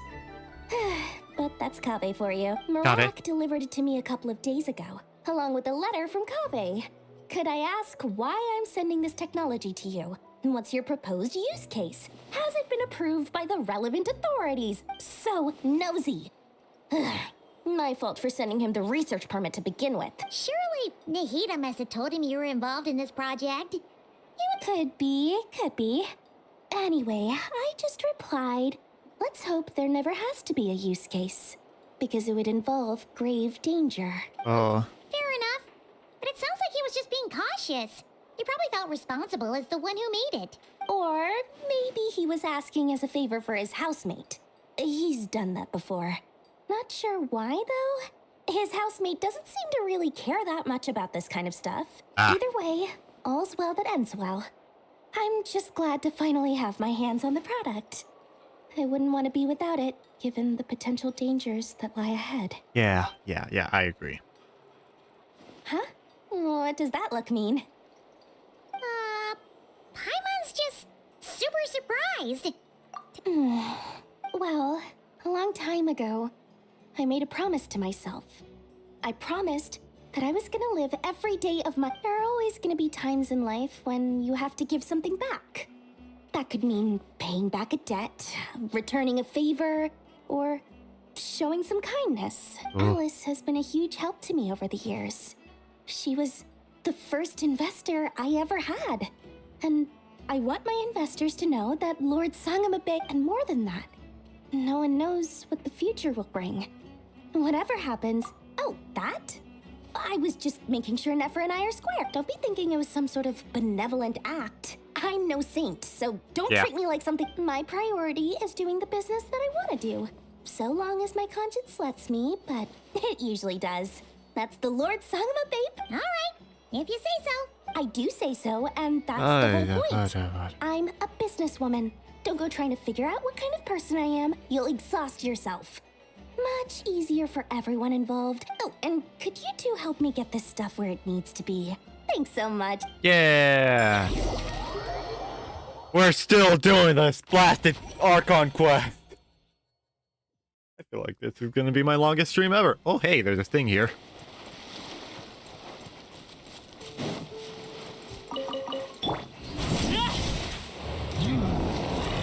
Transfixed. Insulation chamber. Strike a pose!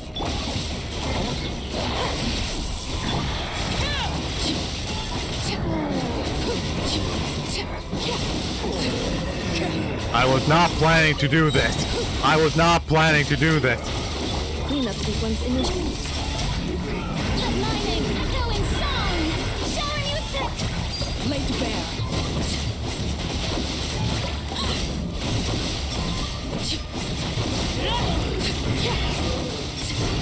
This is where...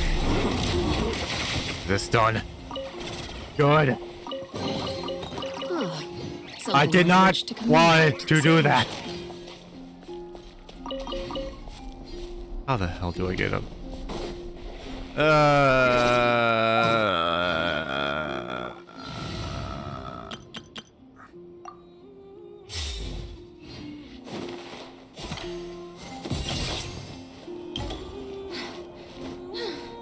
Yep.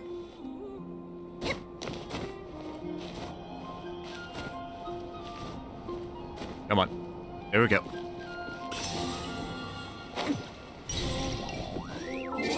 Now back to my hard-hitting party.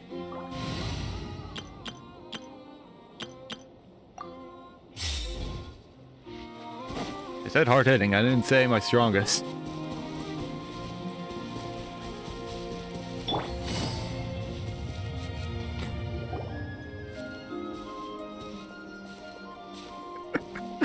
Okay, I have to try to clip that. I have to try to clip that. Everything going smoothly over? Sort of. As you're probably aware, Varka, Durin, and I captured some abyssal creatures from the... Per the plan, we dissected and analyzed some samples of these creatures. The process went very smoothly. What? You can... That depends on your definition of wild hunt and dissection. Harmless, lifeless. These words are accurate descriptions. The wild hunt is an interesting phenomenon. In and of itself, it doesn't seem to possess anything akin to a human personality. But taken as a collective, the medium through which the wild hunt is summoned does... Master griped a lot about the wise Horoptetyr, and seemed somewhat fascinated with the foul Certology. But she barely mentioned Rerir at all. I don't think that was because of his lower social standing, though. Anyway, it's a pity. It's a strange mix. The furious energy of an abyssal being channeled through a fractured physical existence. Perhaps the only explanation for his survival in this state is that he sacrificed a degree of individuality in exchange for a continued existence. Oh, sorry. Once I get talking about interesting research, back to our research findings. Essentially, they confirm my hypothesis.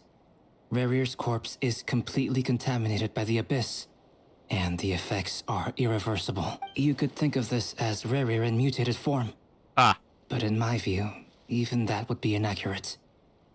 In reality, his whole being has been consumed by the abyss. Great. In other words, he is now nothing more than a manifestation of abyssal power. Great. Unfortunately, at present, we have no means of completely eradicating abyssal power. Hence, we cannot fundamentally destroy the Rerir of Solnari either. Oh, that's terrible news. So, that's it? We can... Miss Columbina's situation is a difficult one. She can never achieve wholeness when the world does not accept her presence. It's as if her creator banished her to a place she can never be accepted. It means she spends most of her energy just on her own survival. Given the circumstances, it's only natural to despair. But time to kick off the backup plan. Yay, it's time for some kicking. Oh, Paimon almost forgot. This is for you. Dory asked us to bring it. How wonderful. Well, thank you for making the... I'm sorry I won't be there to protect you in person this time. All right then. Stay safe. How long is this going to last? Oh, chibi.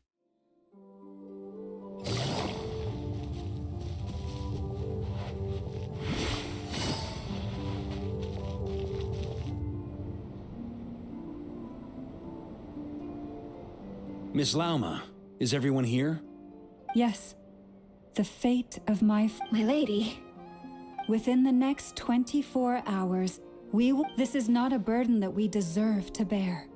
But I believe that we reap what we sow in this life. So I intend to act. I must do what I think is right for me. That means fighting for the... This gentleman is the Grand Master of the Knights of Favonius. He's tall. Varka, Knight of Boreas. In my absence, please follow his lead. Hey, everyone. Guess I should introduce myself. Biggest strengths are honesty. Okay, that's enough. Columbina and Dainsleaf. Oh, that is quite the detail. Cast! A chest full of busted. Coming at ya! Watch out!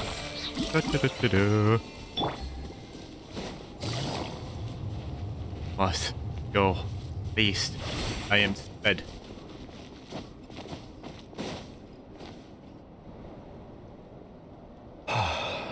Something on your mind? Miss Columbina, was it? I believe... That's right. Names are funny things. Yes. I take it your own name has a more complicated history. I have a different relationship with names than other people. To be honest, I'm not even sure that Columbina's, but it's what everyone calls me. And I go along with it. A lot of my life has been that way. I get so used to things that I forget to question why they are so. I never used to think much about where names come from, or what they mean to people. Okay. Maybe something's wrong with me. You're different from other people. I sensed it the first time we met. You're more perceptive than most.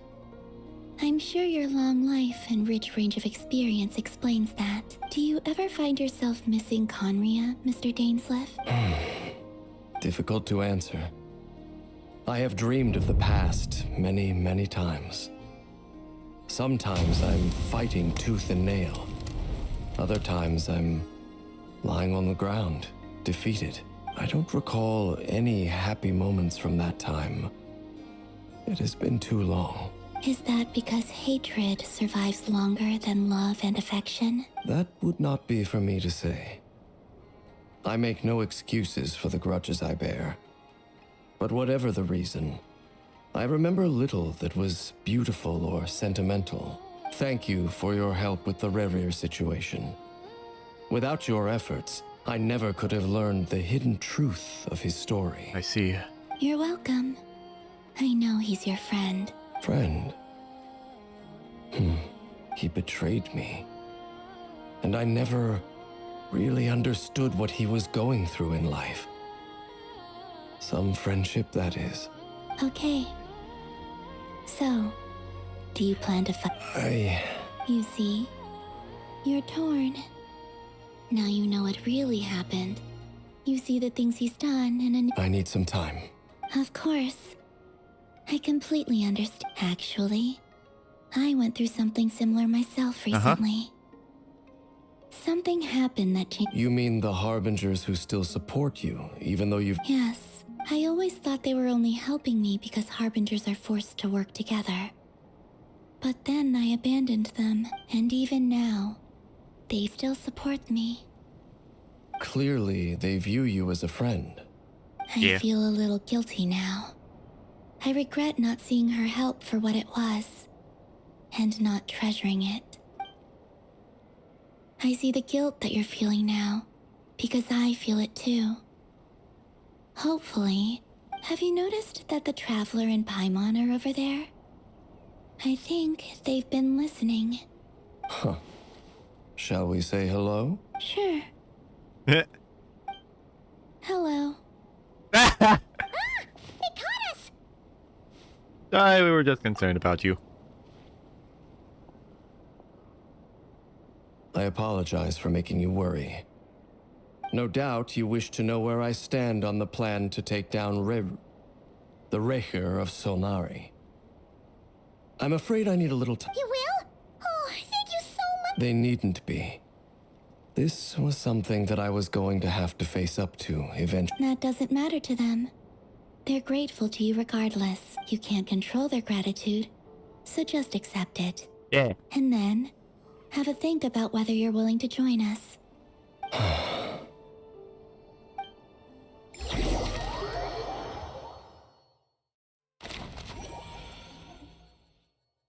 It's nearly showtime! Let's go rendezvous with the others. You know the place. Here we go!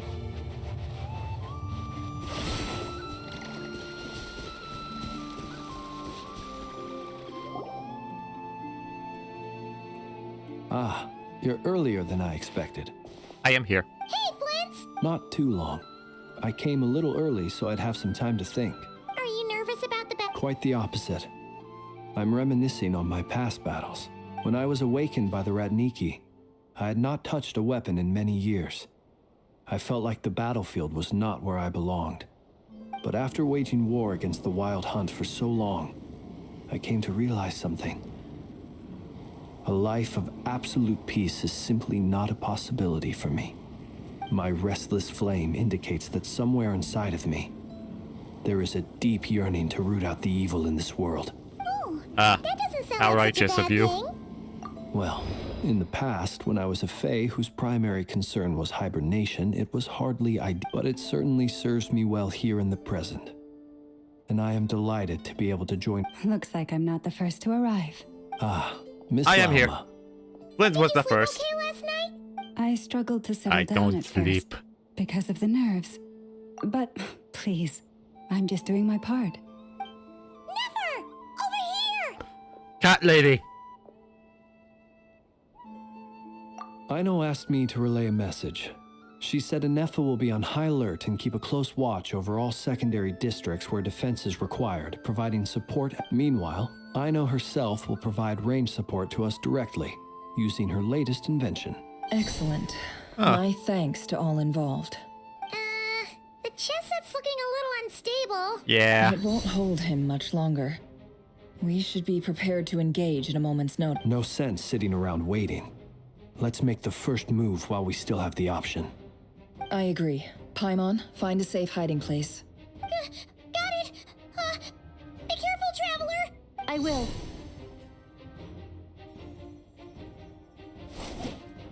Sword at the ready. Everyone, take your positions as soon as the battle starts.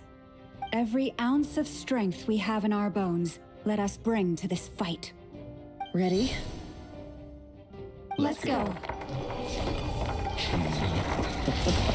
I've seen all your futile ploys before.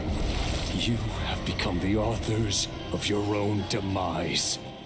I wouldn't be so sure about that. You are merely a moment of sport before I tear down the moon. The moon did not steal your girl.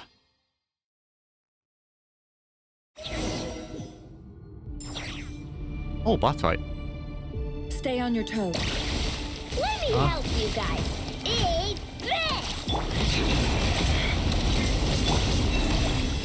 Moonlight. Steady now. Futile. Be silent.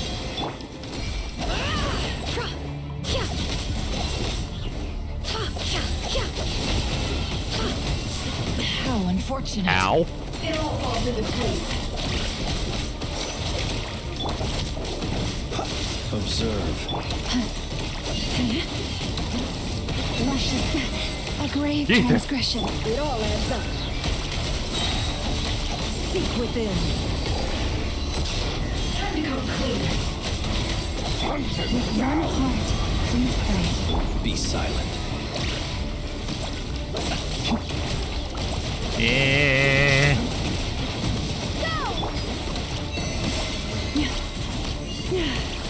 Can't hide the truth. Hunt him down. The moonlight. Hunt him down. Close your eyes.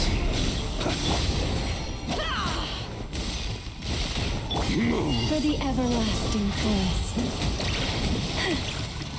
Branch into song. Okay. It all adds up.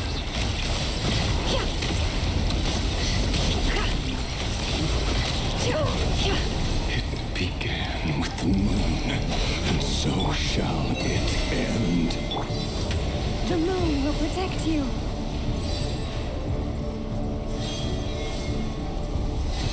Okay.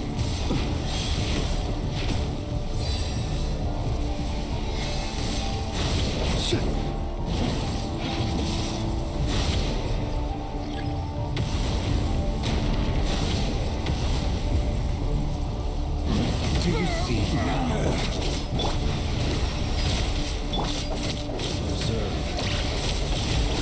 From here, when will it be as you foretold? This way. This way. Get in there.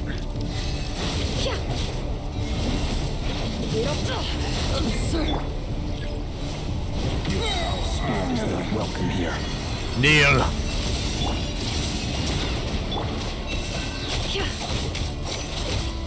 Let's see what you're made of. Can't hide the truth. By the frost moon of old, you poor lost lamb. Water jet! Close your eyes. Move.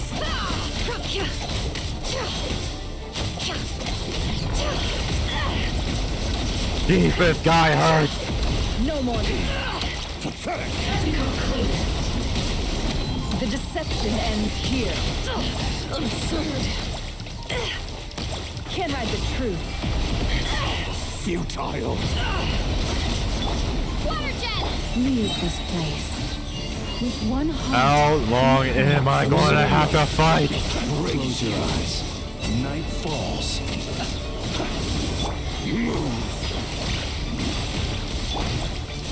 Forest, protect us. Hunt him down! It all ends. Pathetic! Jesus. You hunt him down! Seek within.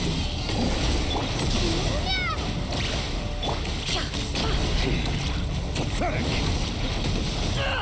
I can't hit him when he just tried to do that. No more lies. Futile! Jesus, if this was easy, I would definitely have done so many parries. For the everlasting forest. Leave this place. Pathetic! Be silent. It all adds up. Your little game of heroics is over. Moonlight, break you first.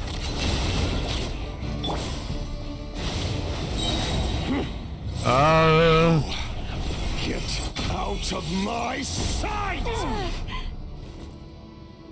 Like that. No, we've been separated. You okay? Where are the others?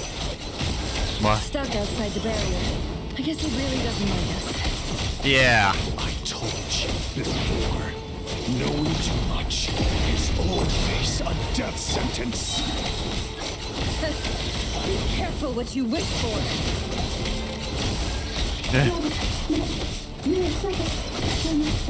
Mama, can you hear me? Bubble attack, go! Voices are gone, but at least we know they're still there. And we need to focus. Stick to the plan. Remember my most important task. Just stall him. If I can stall him for long enough, the moment will come.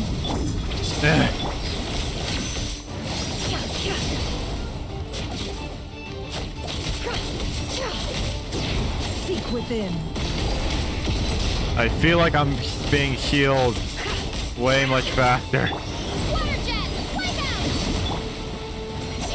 We're playing Wipeout now?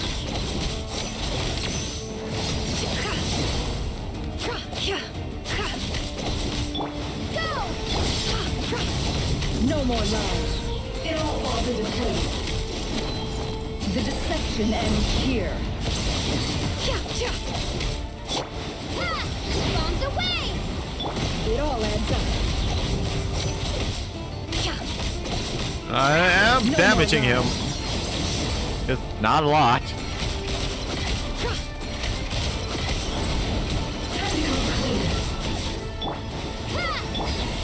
Can't hide the truth.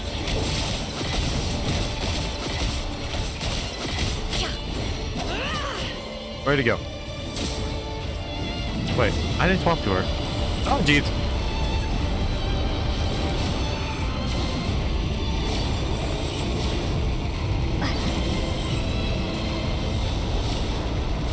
This is not as scary as you may think.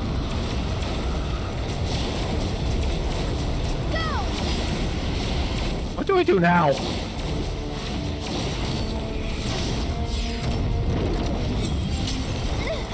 The shield's broken. I can't get that. Don't push your luck.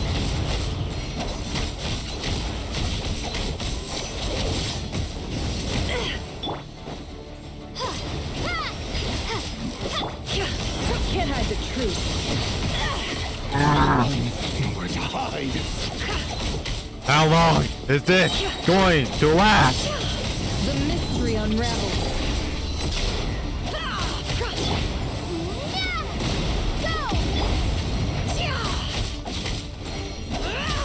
It all adds up.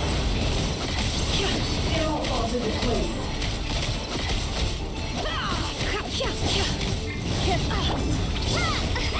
Ow. Double attack, go! It all falls into place. Seek within. No more lies. Let's see what you're made of. Ah! Shameless. Ah! It all adds up. The deception ends here. It all falls into place. Can't hide the truth. Just a lot of her charge attacks. Where'd he go? Oh, hi. Oh, here we go again.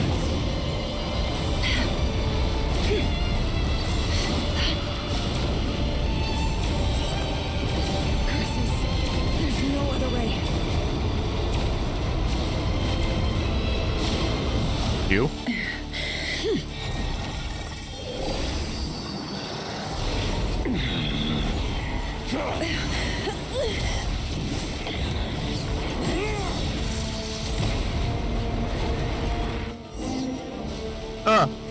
The only way to defeat Rarer is to borrow his own power. That means Columbina will have to disappear while you two bear the brunt of his attacks. You have to hold on. Find a way to keep him focused on killing the two of you.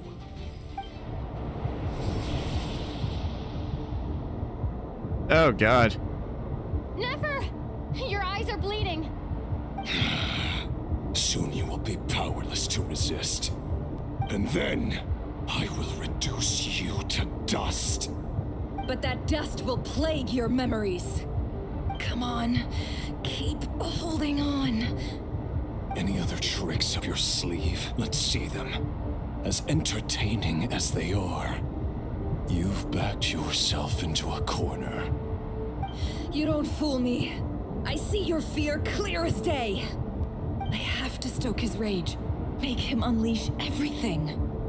You fear what you could never defeat. You fear the thought of never being able to save your beloved. You cannot win the fight against fate, Rarer. Is that what you think? Well, now it's your turn to feel afraid.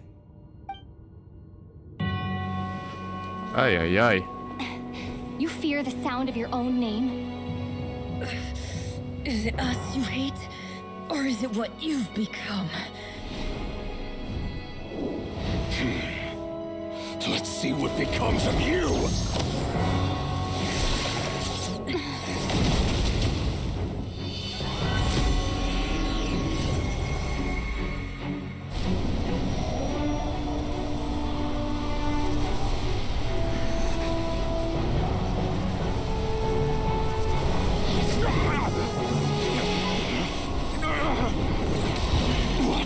Happening? That power. I've seen it before.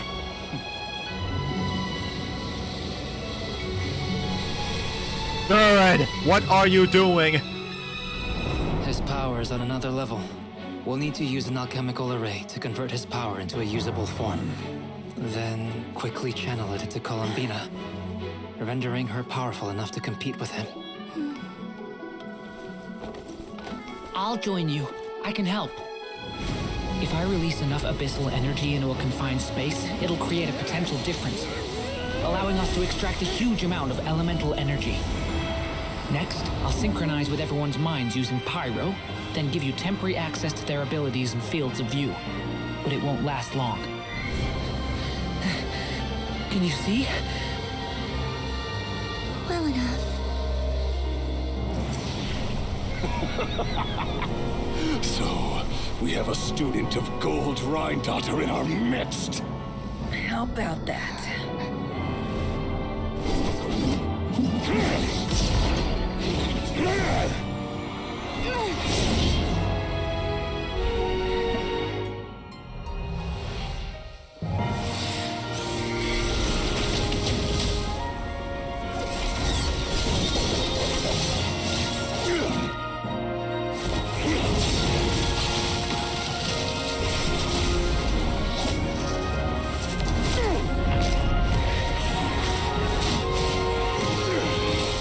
The moon! You use my own power against me?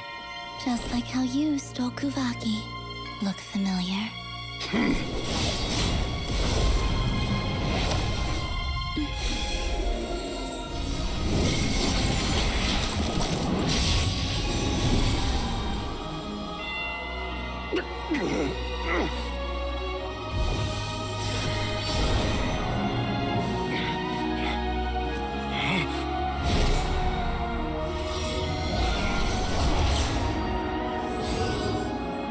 Don't you realize?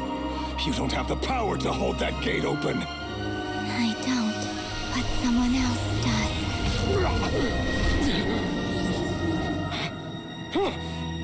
Goodbye, Rerir. Well, they went to the moon. We won. Quick, we must purify the boy. The good boy.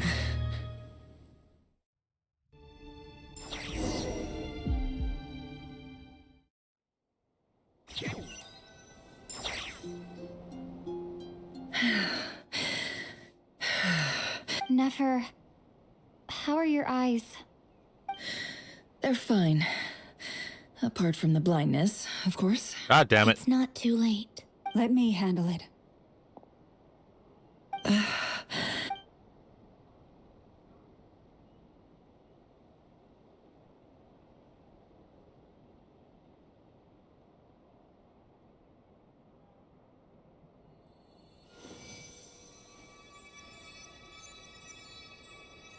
Miss Nefer, it's not like you to lose your composure. That was the most reckless thing I've ever seen you do. Reckless how? The situation was critical. Our lives were at stake. We had to do something. Even so. Okay. I guess you're right. Under the circumstances, it was a wise decision. You traded your eyes for an incredible victory. In business terms, I suppose that's a huge return on investment. I'd be hard-pressed to argue otherwise. Yeah. Still, I don't like this outcome, and I don't want you to lose your sight for good. People suffer when they make sacrifices they shouldn't have to make, whether that means faith, strength, or in this case, your ability to even see. I had hoped you could win without sacrificing so much as a single hair on your head. Thank you. Really. All done. Don't try and open your eyes just yet. We'll see how you're doing in a couple of days. Until then, please follow your recovery plan to the letter. I'll send full details through Yehoda. For now, just get yourself home, relax, and rest. My dear friends, we have fought bravely and achieved a spectacular victory. A dark cloud has been lifted from the skies of Nodcry. All in this land will be grateful for what you have. The moon will remember this day. The moon! Thank you both. Yay. There's something I want to let you know. Yes. What is it? When Durin connected everyone's minds so I could access their powers, I also felt everything they felt. And since Nefer's eyes were injured, my eyes are hurting now too. Hold on. Let me try. I only feel the pain. There's no actual damage. I just... You're right. There's no doubt. But I must say, I'm surprised to hear the Kutar share something like this with me. In the past, Things are a little different now from Indeed. how they were. I'm learning to share how I truly feel with my friends. Friends? It is done. Are we done? This took nearly 6 hours. Oh, it did 5.5. God damn.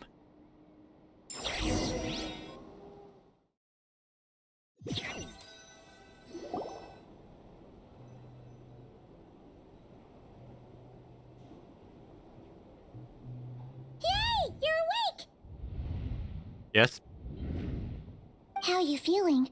Any aches and pains? Yeah, fine. I'm doing all right, Paimon. Phew! Well, that's good. Paimon's been sitting on the edge of the bed worrying about you for ages. Glad to hear you didn't starve. Well, it wasn't the same. Honestly, Paimon just can't relax when you're not your usual self. Well, I'm back to normal now. Oh yeah, and Albedo swung by earlier. He Albedo. said to tell you to head to the tavern when you woke up. Varker and the others are organizing a victory feast and they want to celebrate. He Yay. also dropped off some medical supplies, but you seem fit as a fiddle, so guess you won't. If you're feeling up to it, let's head over now. How does the traveler typically get unscathed from all of this?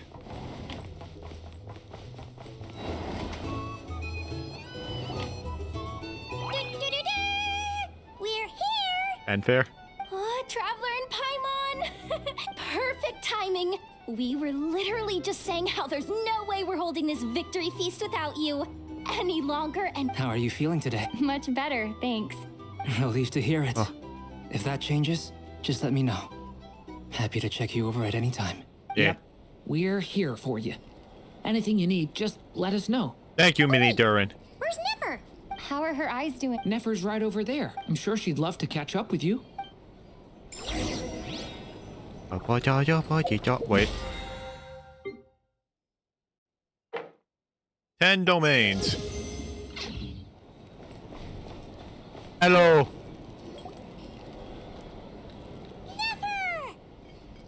Traveler, Paimon, are you recovering? Huh. Turns out that moon chanter has some real talent after all. My eyes were mostly recovered after just a couple days. Yeah, but you gotta be careful. Lauma says not to strain your eye. Yes, thank you. I'm well aware. Yehoda, could I borrow you for a moment? Oh, sure. Did you hear that? I gotta go help Lauma for a second. Why are you excited about that? Make it sure thing. Why is she excited about that?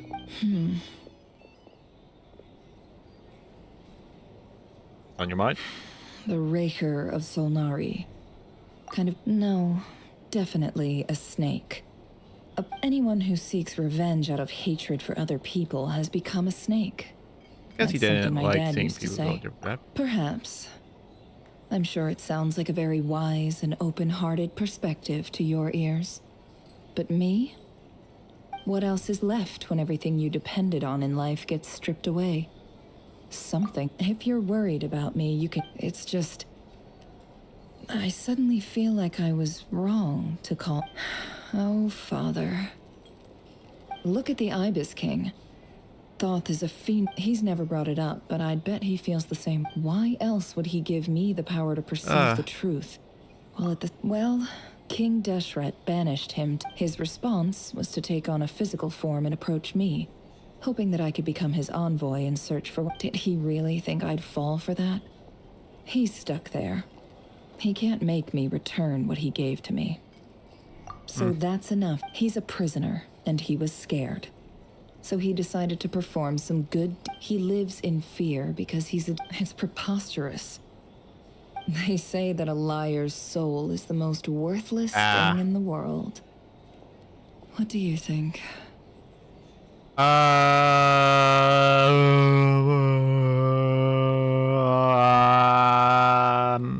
Yeah. Good.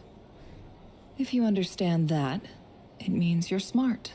If you ask me, the soul of a liar really is worth nothing. Because, for example, when something good falls into my lap, I don't go sharing the news around. Stops other people trying to steal it from... So be it. They have sharp ears. I can't keep anything from them. Oh, is that what it looks like? Well, you all know my past. When you find yourself in a situation you can't control, if you understand what's at stake. Very good. Oh, wait. Now that the panic's over and we've all calmed down, What is it? after all that build-up, our mystery app... Good point. Finally! God damn it. Huh? Am I imagining things?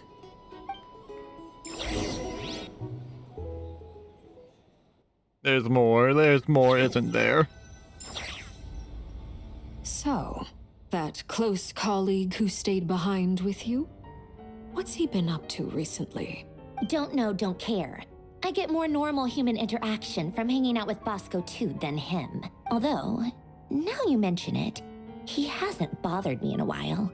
I wonder if... If he's disappeared without a trace, it's the biggest gift he ever gave to the world. But I somehow doubt that's what's going on. He won't lie low forever. So we'd better stay on guard. Okay. Probably should fix that. Definitely should fix that.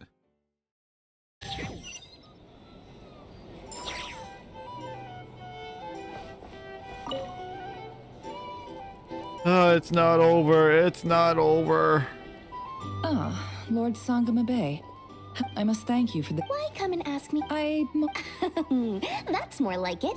A little gratitude goes a long way with Lord Sangamabe. Play your. The chance to work with such a kind and charitable and. Huh? Let's see. Stop. It's nothing. How? You're a cure, but I'm afraid no matter. You did it for Sumer. It was empty land. Disasters are capricious things. They strike what my elder sister used to dream of finding a sanctuary. Somewhere with. It was something I looked. The tech people. It's a pity. So? But surely. You don't get. Just thinking about. Thank you. For. And the pen. Oh, that. Seems like we. Yeah. So long that. That would be your mother. Yeah. It's not like my sister You have can't a help sister? me now. Not everything. Yeah. Oh, Well, I'm not that- even Oh, gonna dig absolutely. deep. You've got to. I appreciate. I'm not digging deep.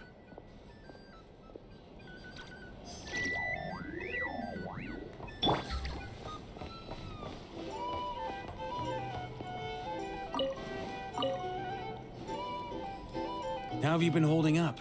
Any adverse reactions? If you start to take a turn for the worse... You don't need to worry about me, Grandmaster. I'm fine. What? You were the catalyst. You're too humble, young man. You played an indispensable role in the battle for Nodcry. We can't thank you enough for your support. Sometimes, when people praise you, it's because you deserve it. The best thing is... Let's do a quick demonstration. Albedo, that was an incredible feat of alchemy. The pressure was on, but you worked... Thank you. I can't take all the credit, though. Durin. See? Did you catch that? A masterclass...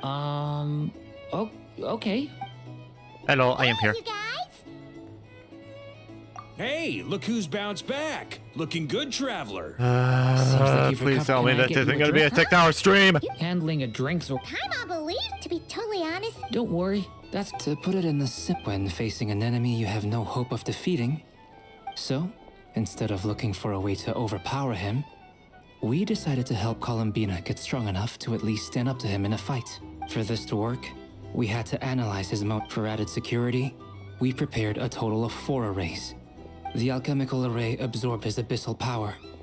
Then Durin processed it. That power enabled her to do what would otherwise have been nigh on impossible. What surprised me was that Dainsleif actually agreed to join us. Given his history with Rarir, he had every right to sit this one out. It must have been a... Absolute. He was torn between two Anyway, however...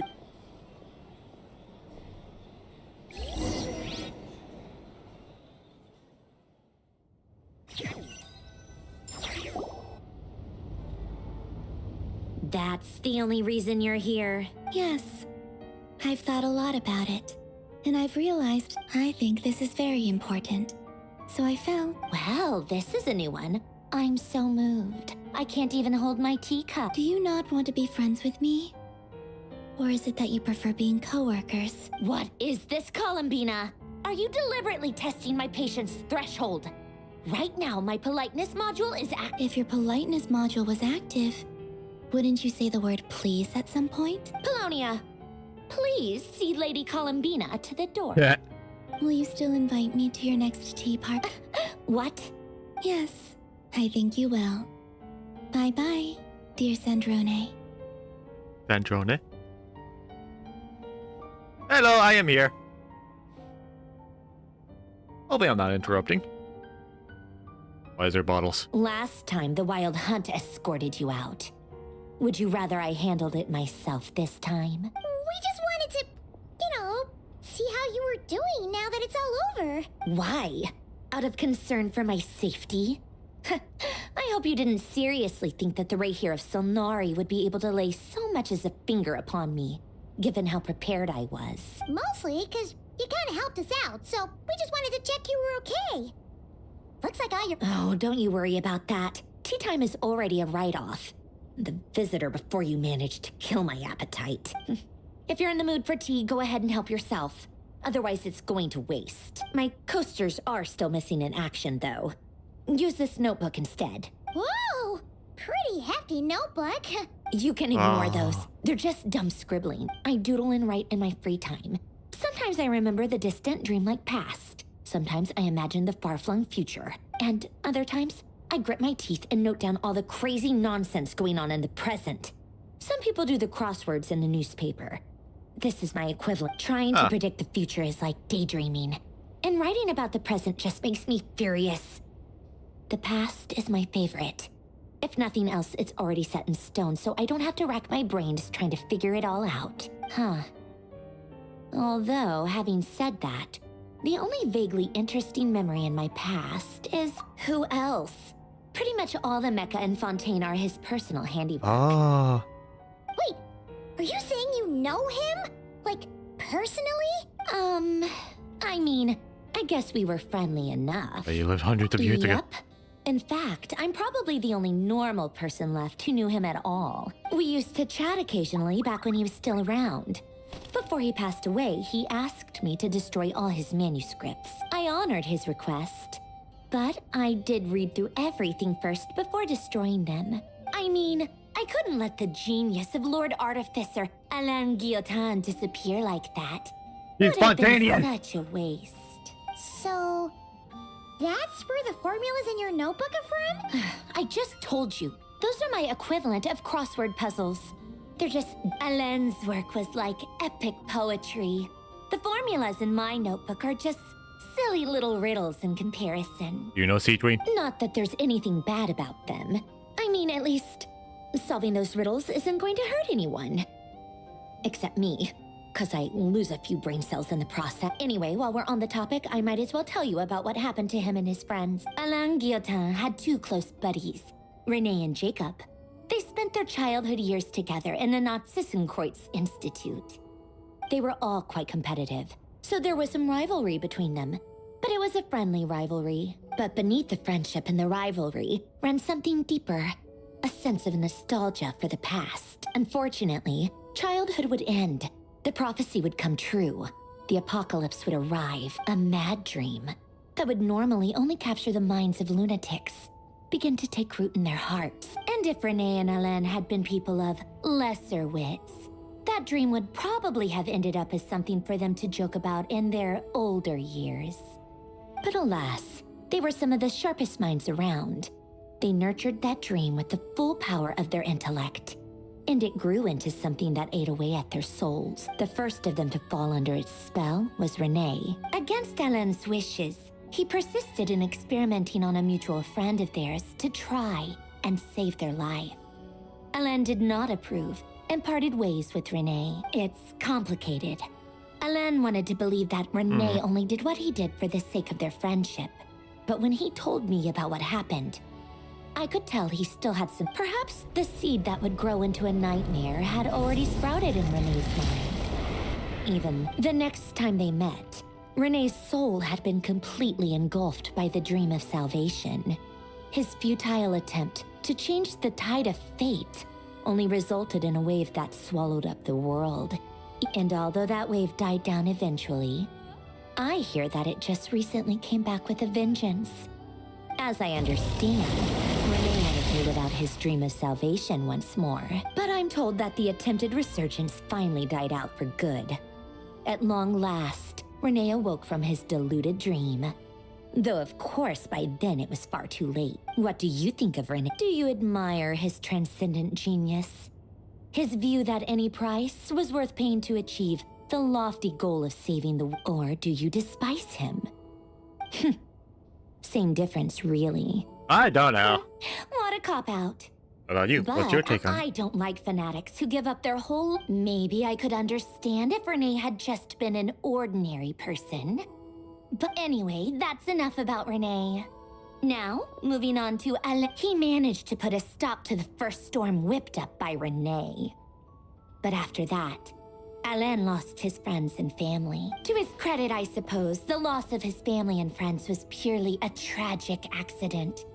It's after that, the only thing supporting his work was the same dream that had dragged his closest friend down to the abyss. But although the desire to save Fontaine drove him to found the Fontaine Research Institute, Alain continued. I think that formulas and machines derived solely from human intellect were the only thing that gave him a sense of yet Alen's intellect was simply too great. It barely left him space to breathe in his life. Once he realized that the end of his life was approaching, he finally accepted the truth. The Nazissenkreuz Institute he quit working on his formulas, trading them in for the fairy tales that had played such a formative role in his childhood. He told me that the director of the Nazissenkreuz Institute used to read those fairy tales to the children as bedtime stories. I think that all he wanted at that time in his life was to be able to sleep deeply without being plagued by depression. By that point, nothing else. At the very end, he laid down to rest in the ruins of the former Nazissenkreuz Institute orphanage, while the Fontaine Research Institute he had founded continued tirelessly with it. Many years after that, tensions over competing dreams would once again cause a rift, this time between members of the Fontaine Research Institute. And that is the story of two people from the Nazissenkreuz. One went all in on his fantasy of salvation without ever looking back, and the other sought desperately to burn bright in his life, even though he wasn't sure where he was going. I do sometimes wonder, why is it that people like them have such grand hopes of saving the world? Even the grandest tree starts as a tiny seed. So perhaps, for each of them, their mission to save the world began with they were young children with friends and family who mattered to them. Desire, or maybe they just wanted to find something to anchor themselves within the chaos. But instead, the search for their own salvation took them down the... Do you think the desire to save oneself is enough of a justification to try and save the world? The way he gave the exact same, no elaboration. Just, all right, tea time's over. Tea time, beef. I owe Arlecchino a favor for telling me these stories. I'll have to bring a whole sack of gifts the next time I visit the House of the Heart. I'm gonna go tinker with Polonia now. Okay. You guys can do whatever you want, as long as it doesn't involve interrupting me. Can I beat up one of your men again? Exit hibernation mode. Begin diagnostic. Is it over?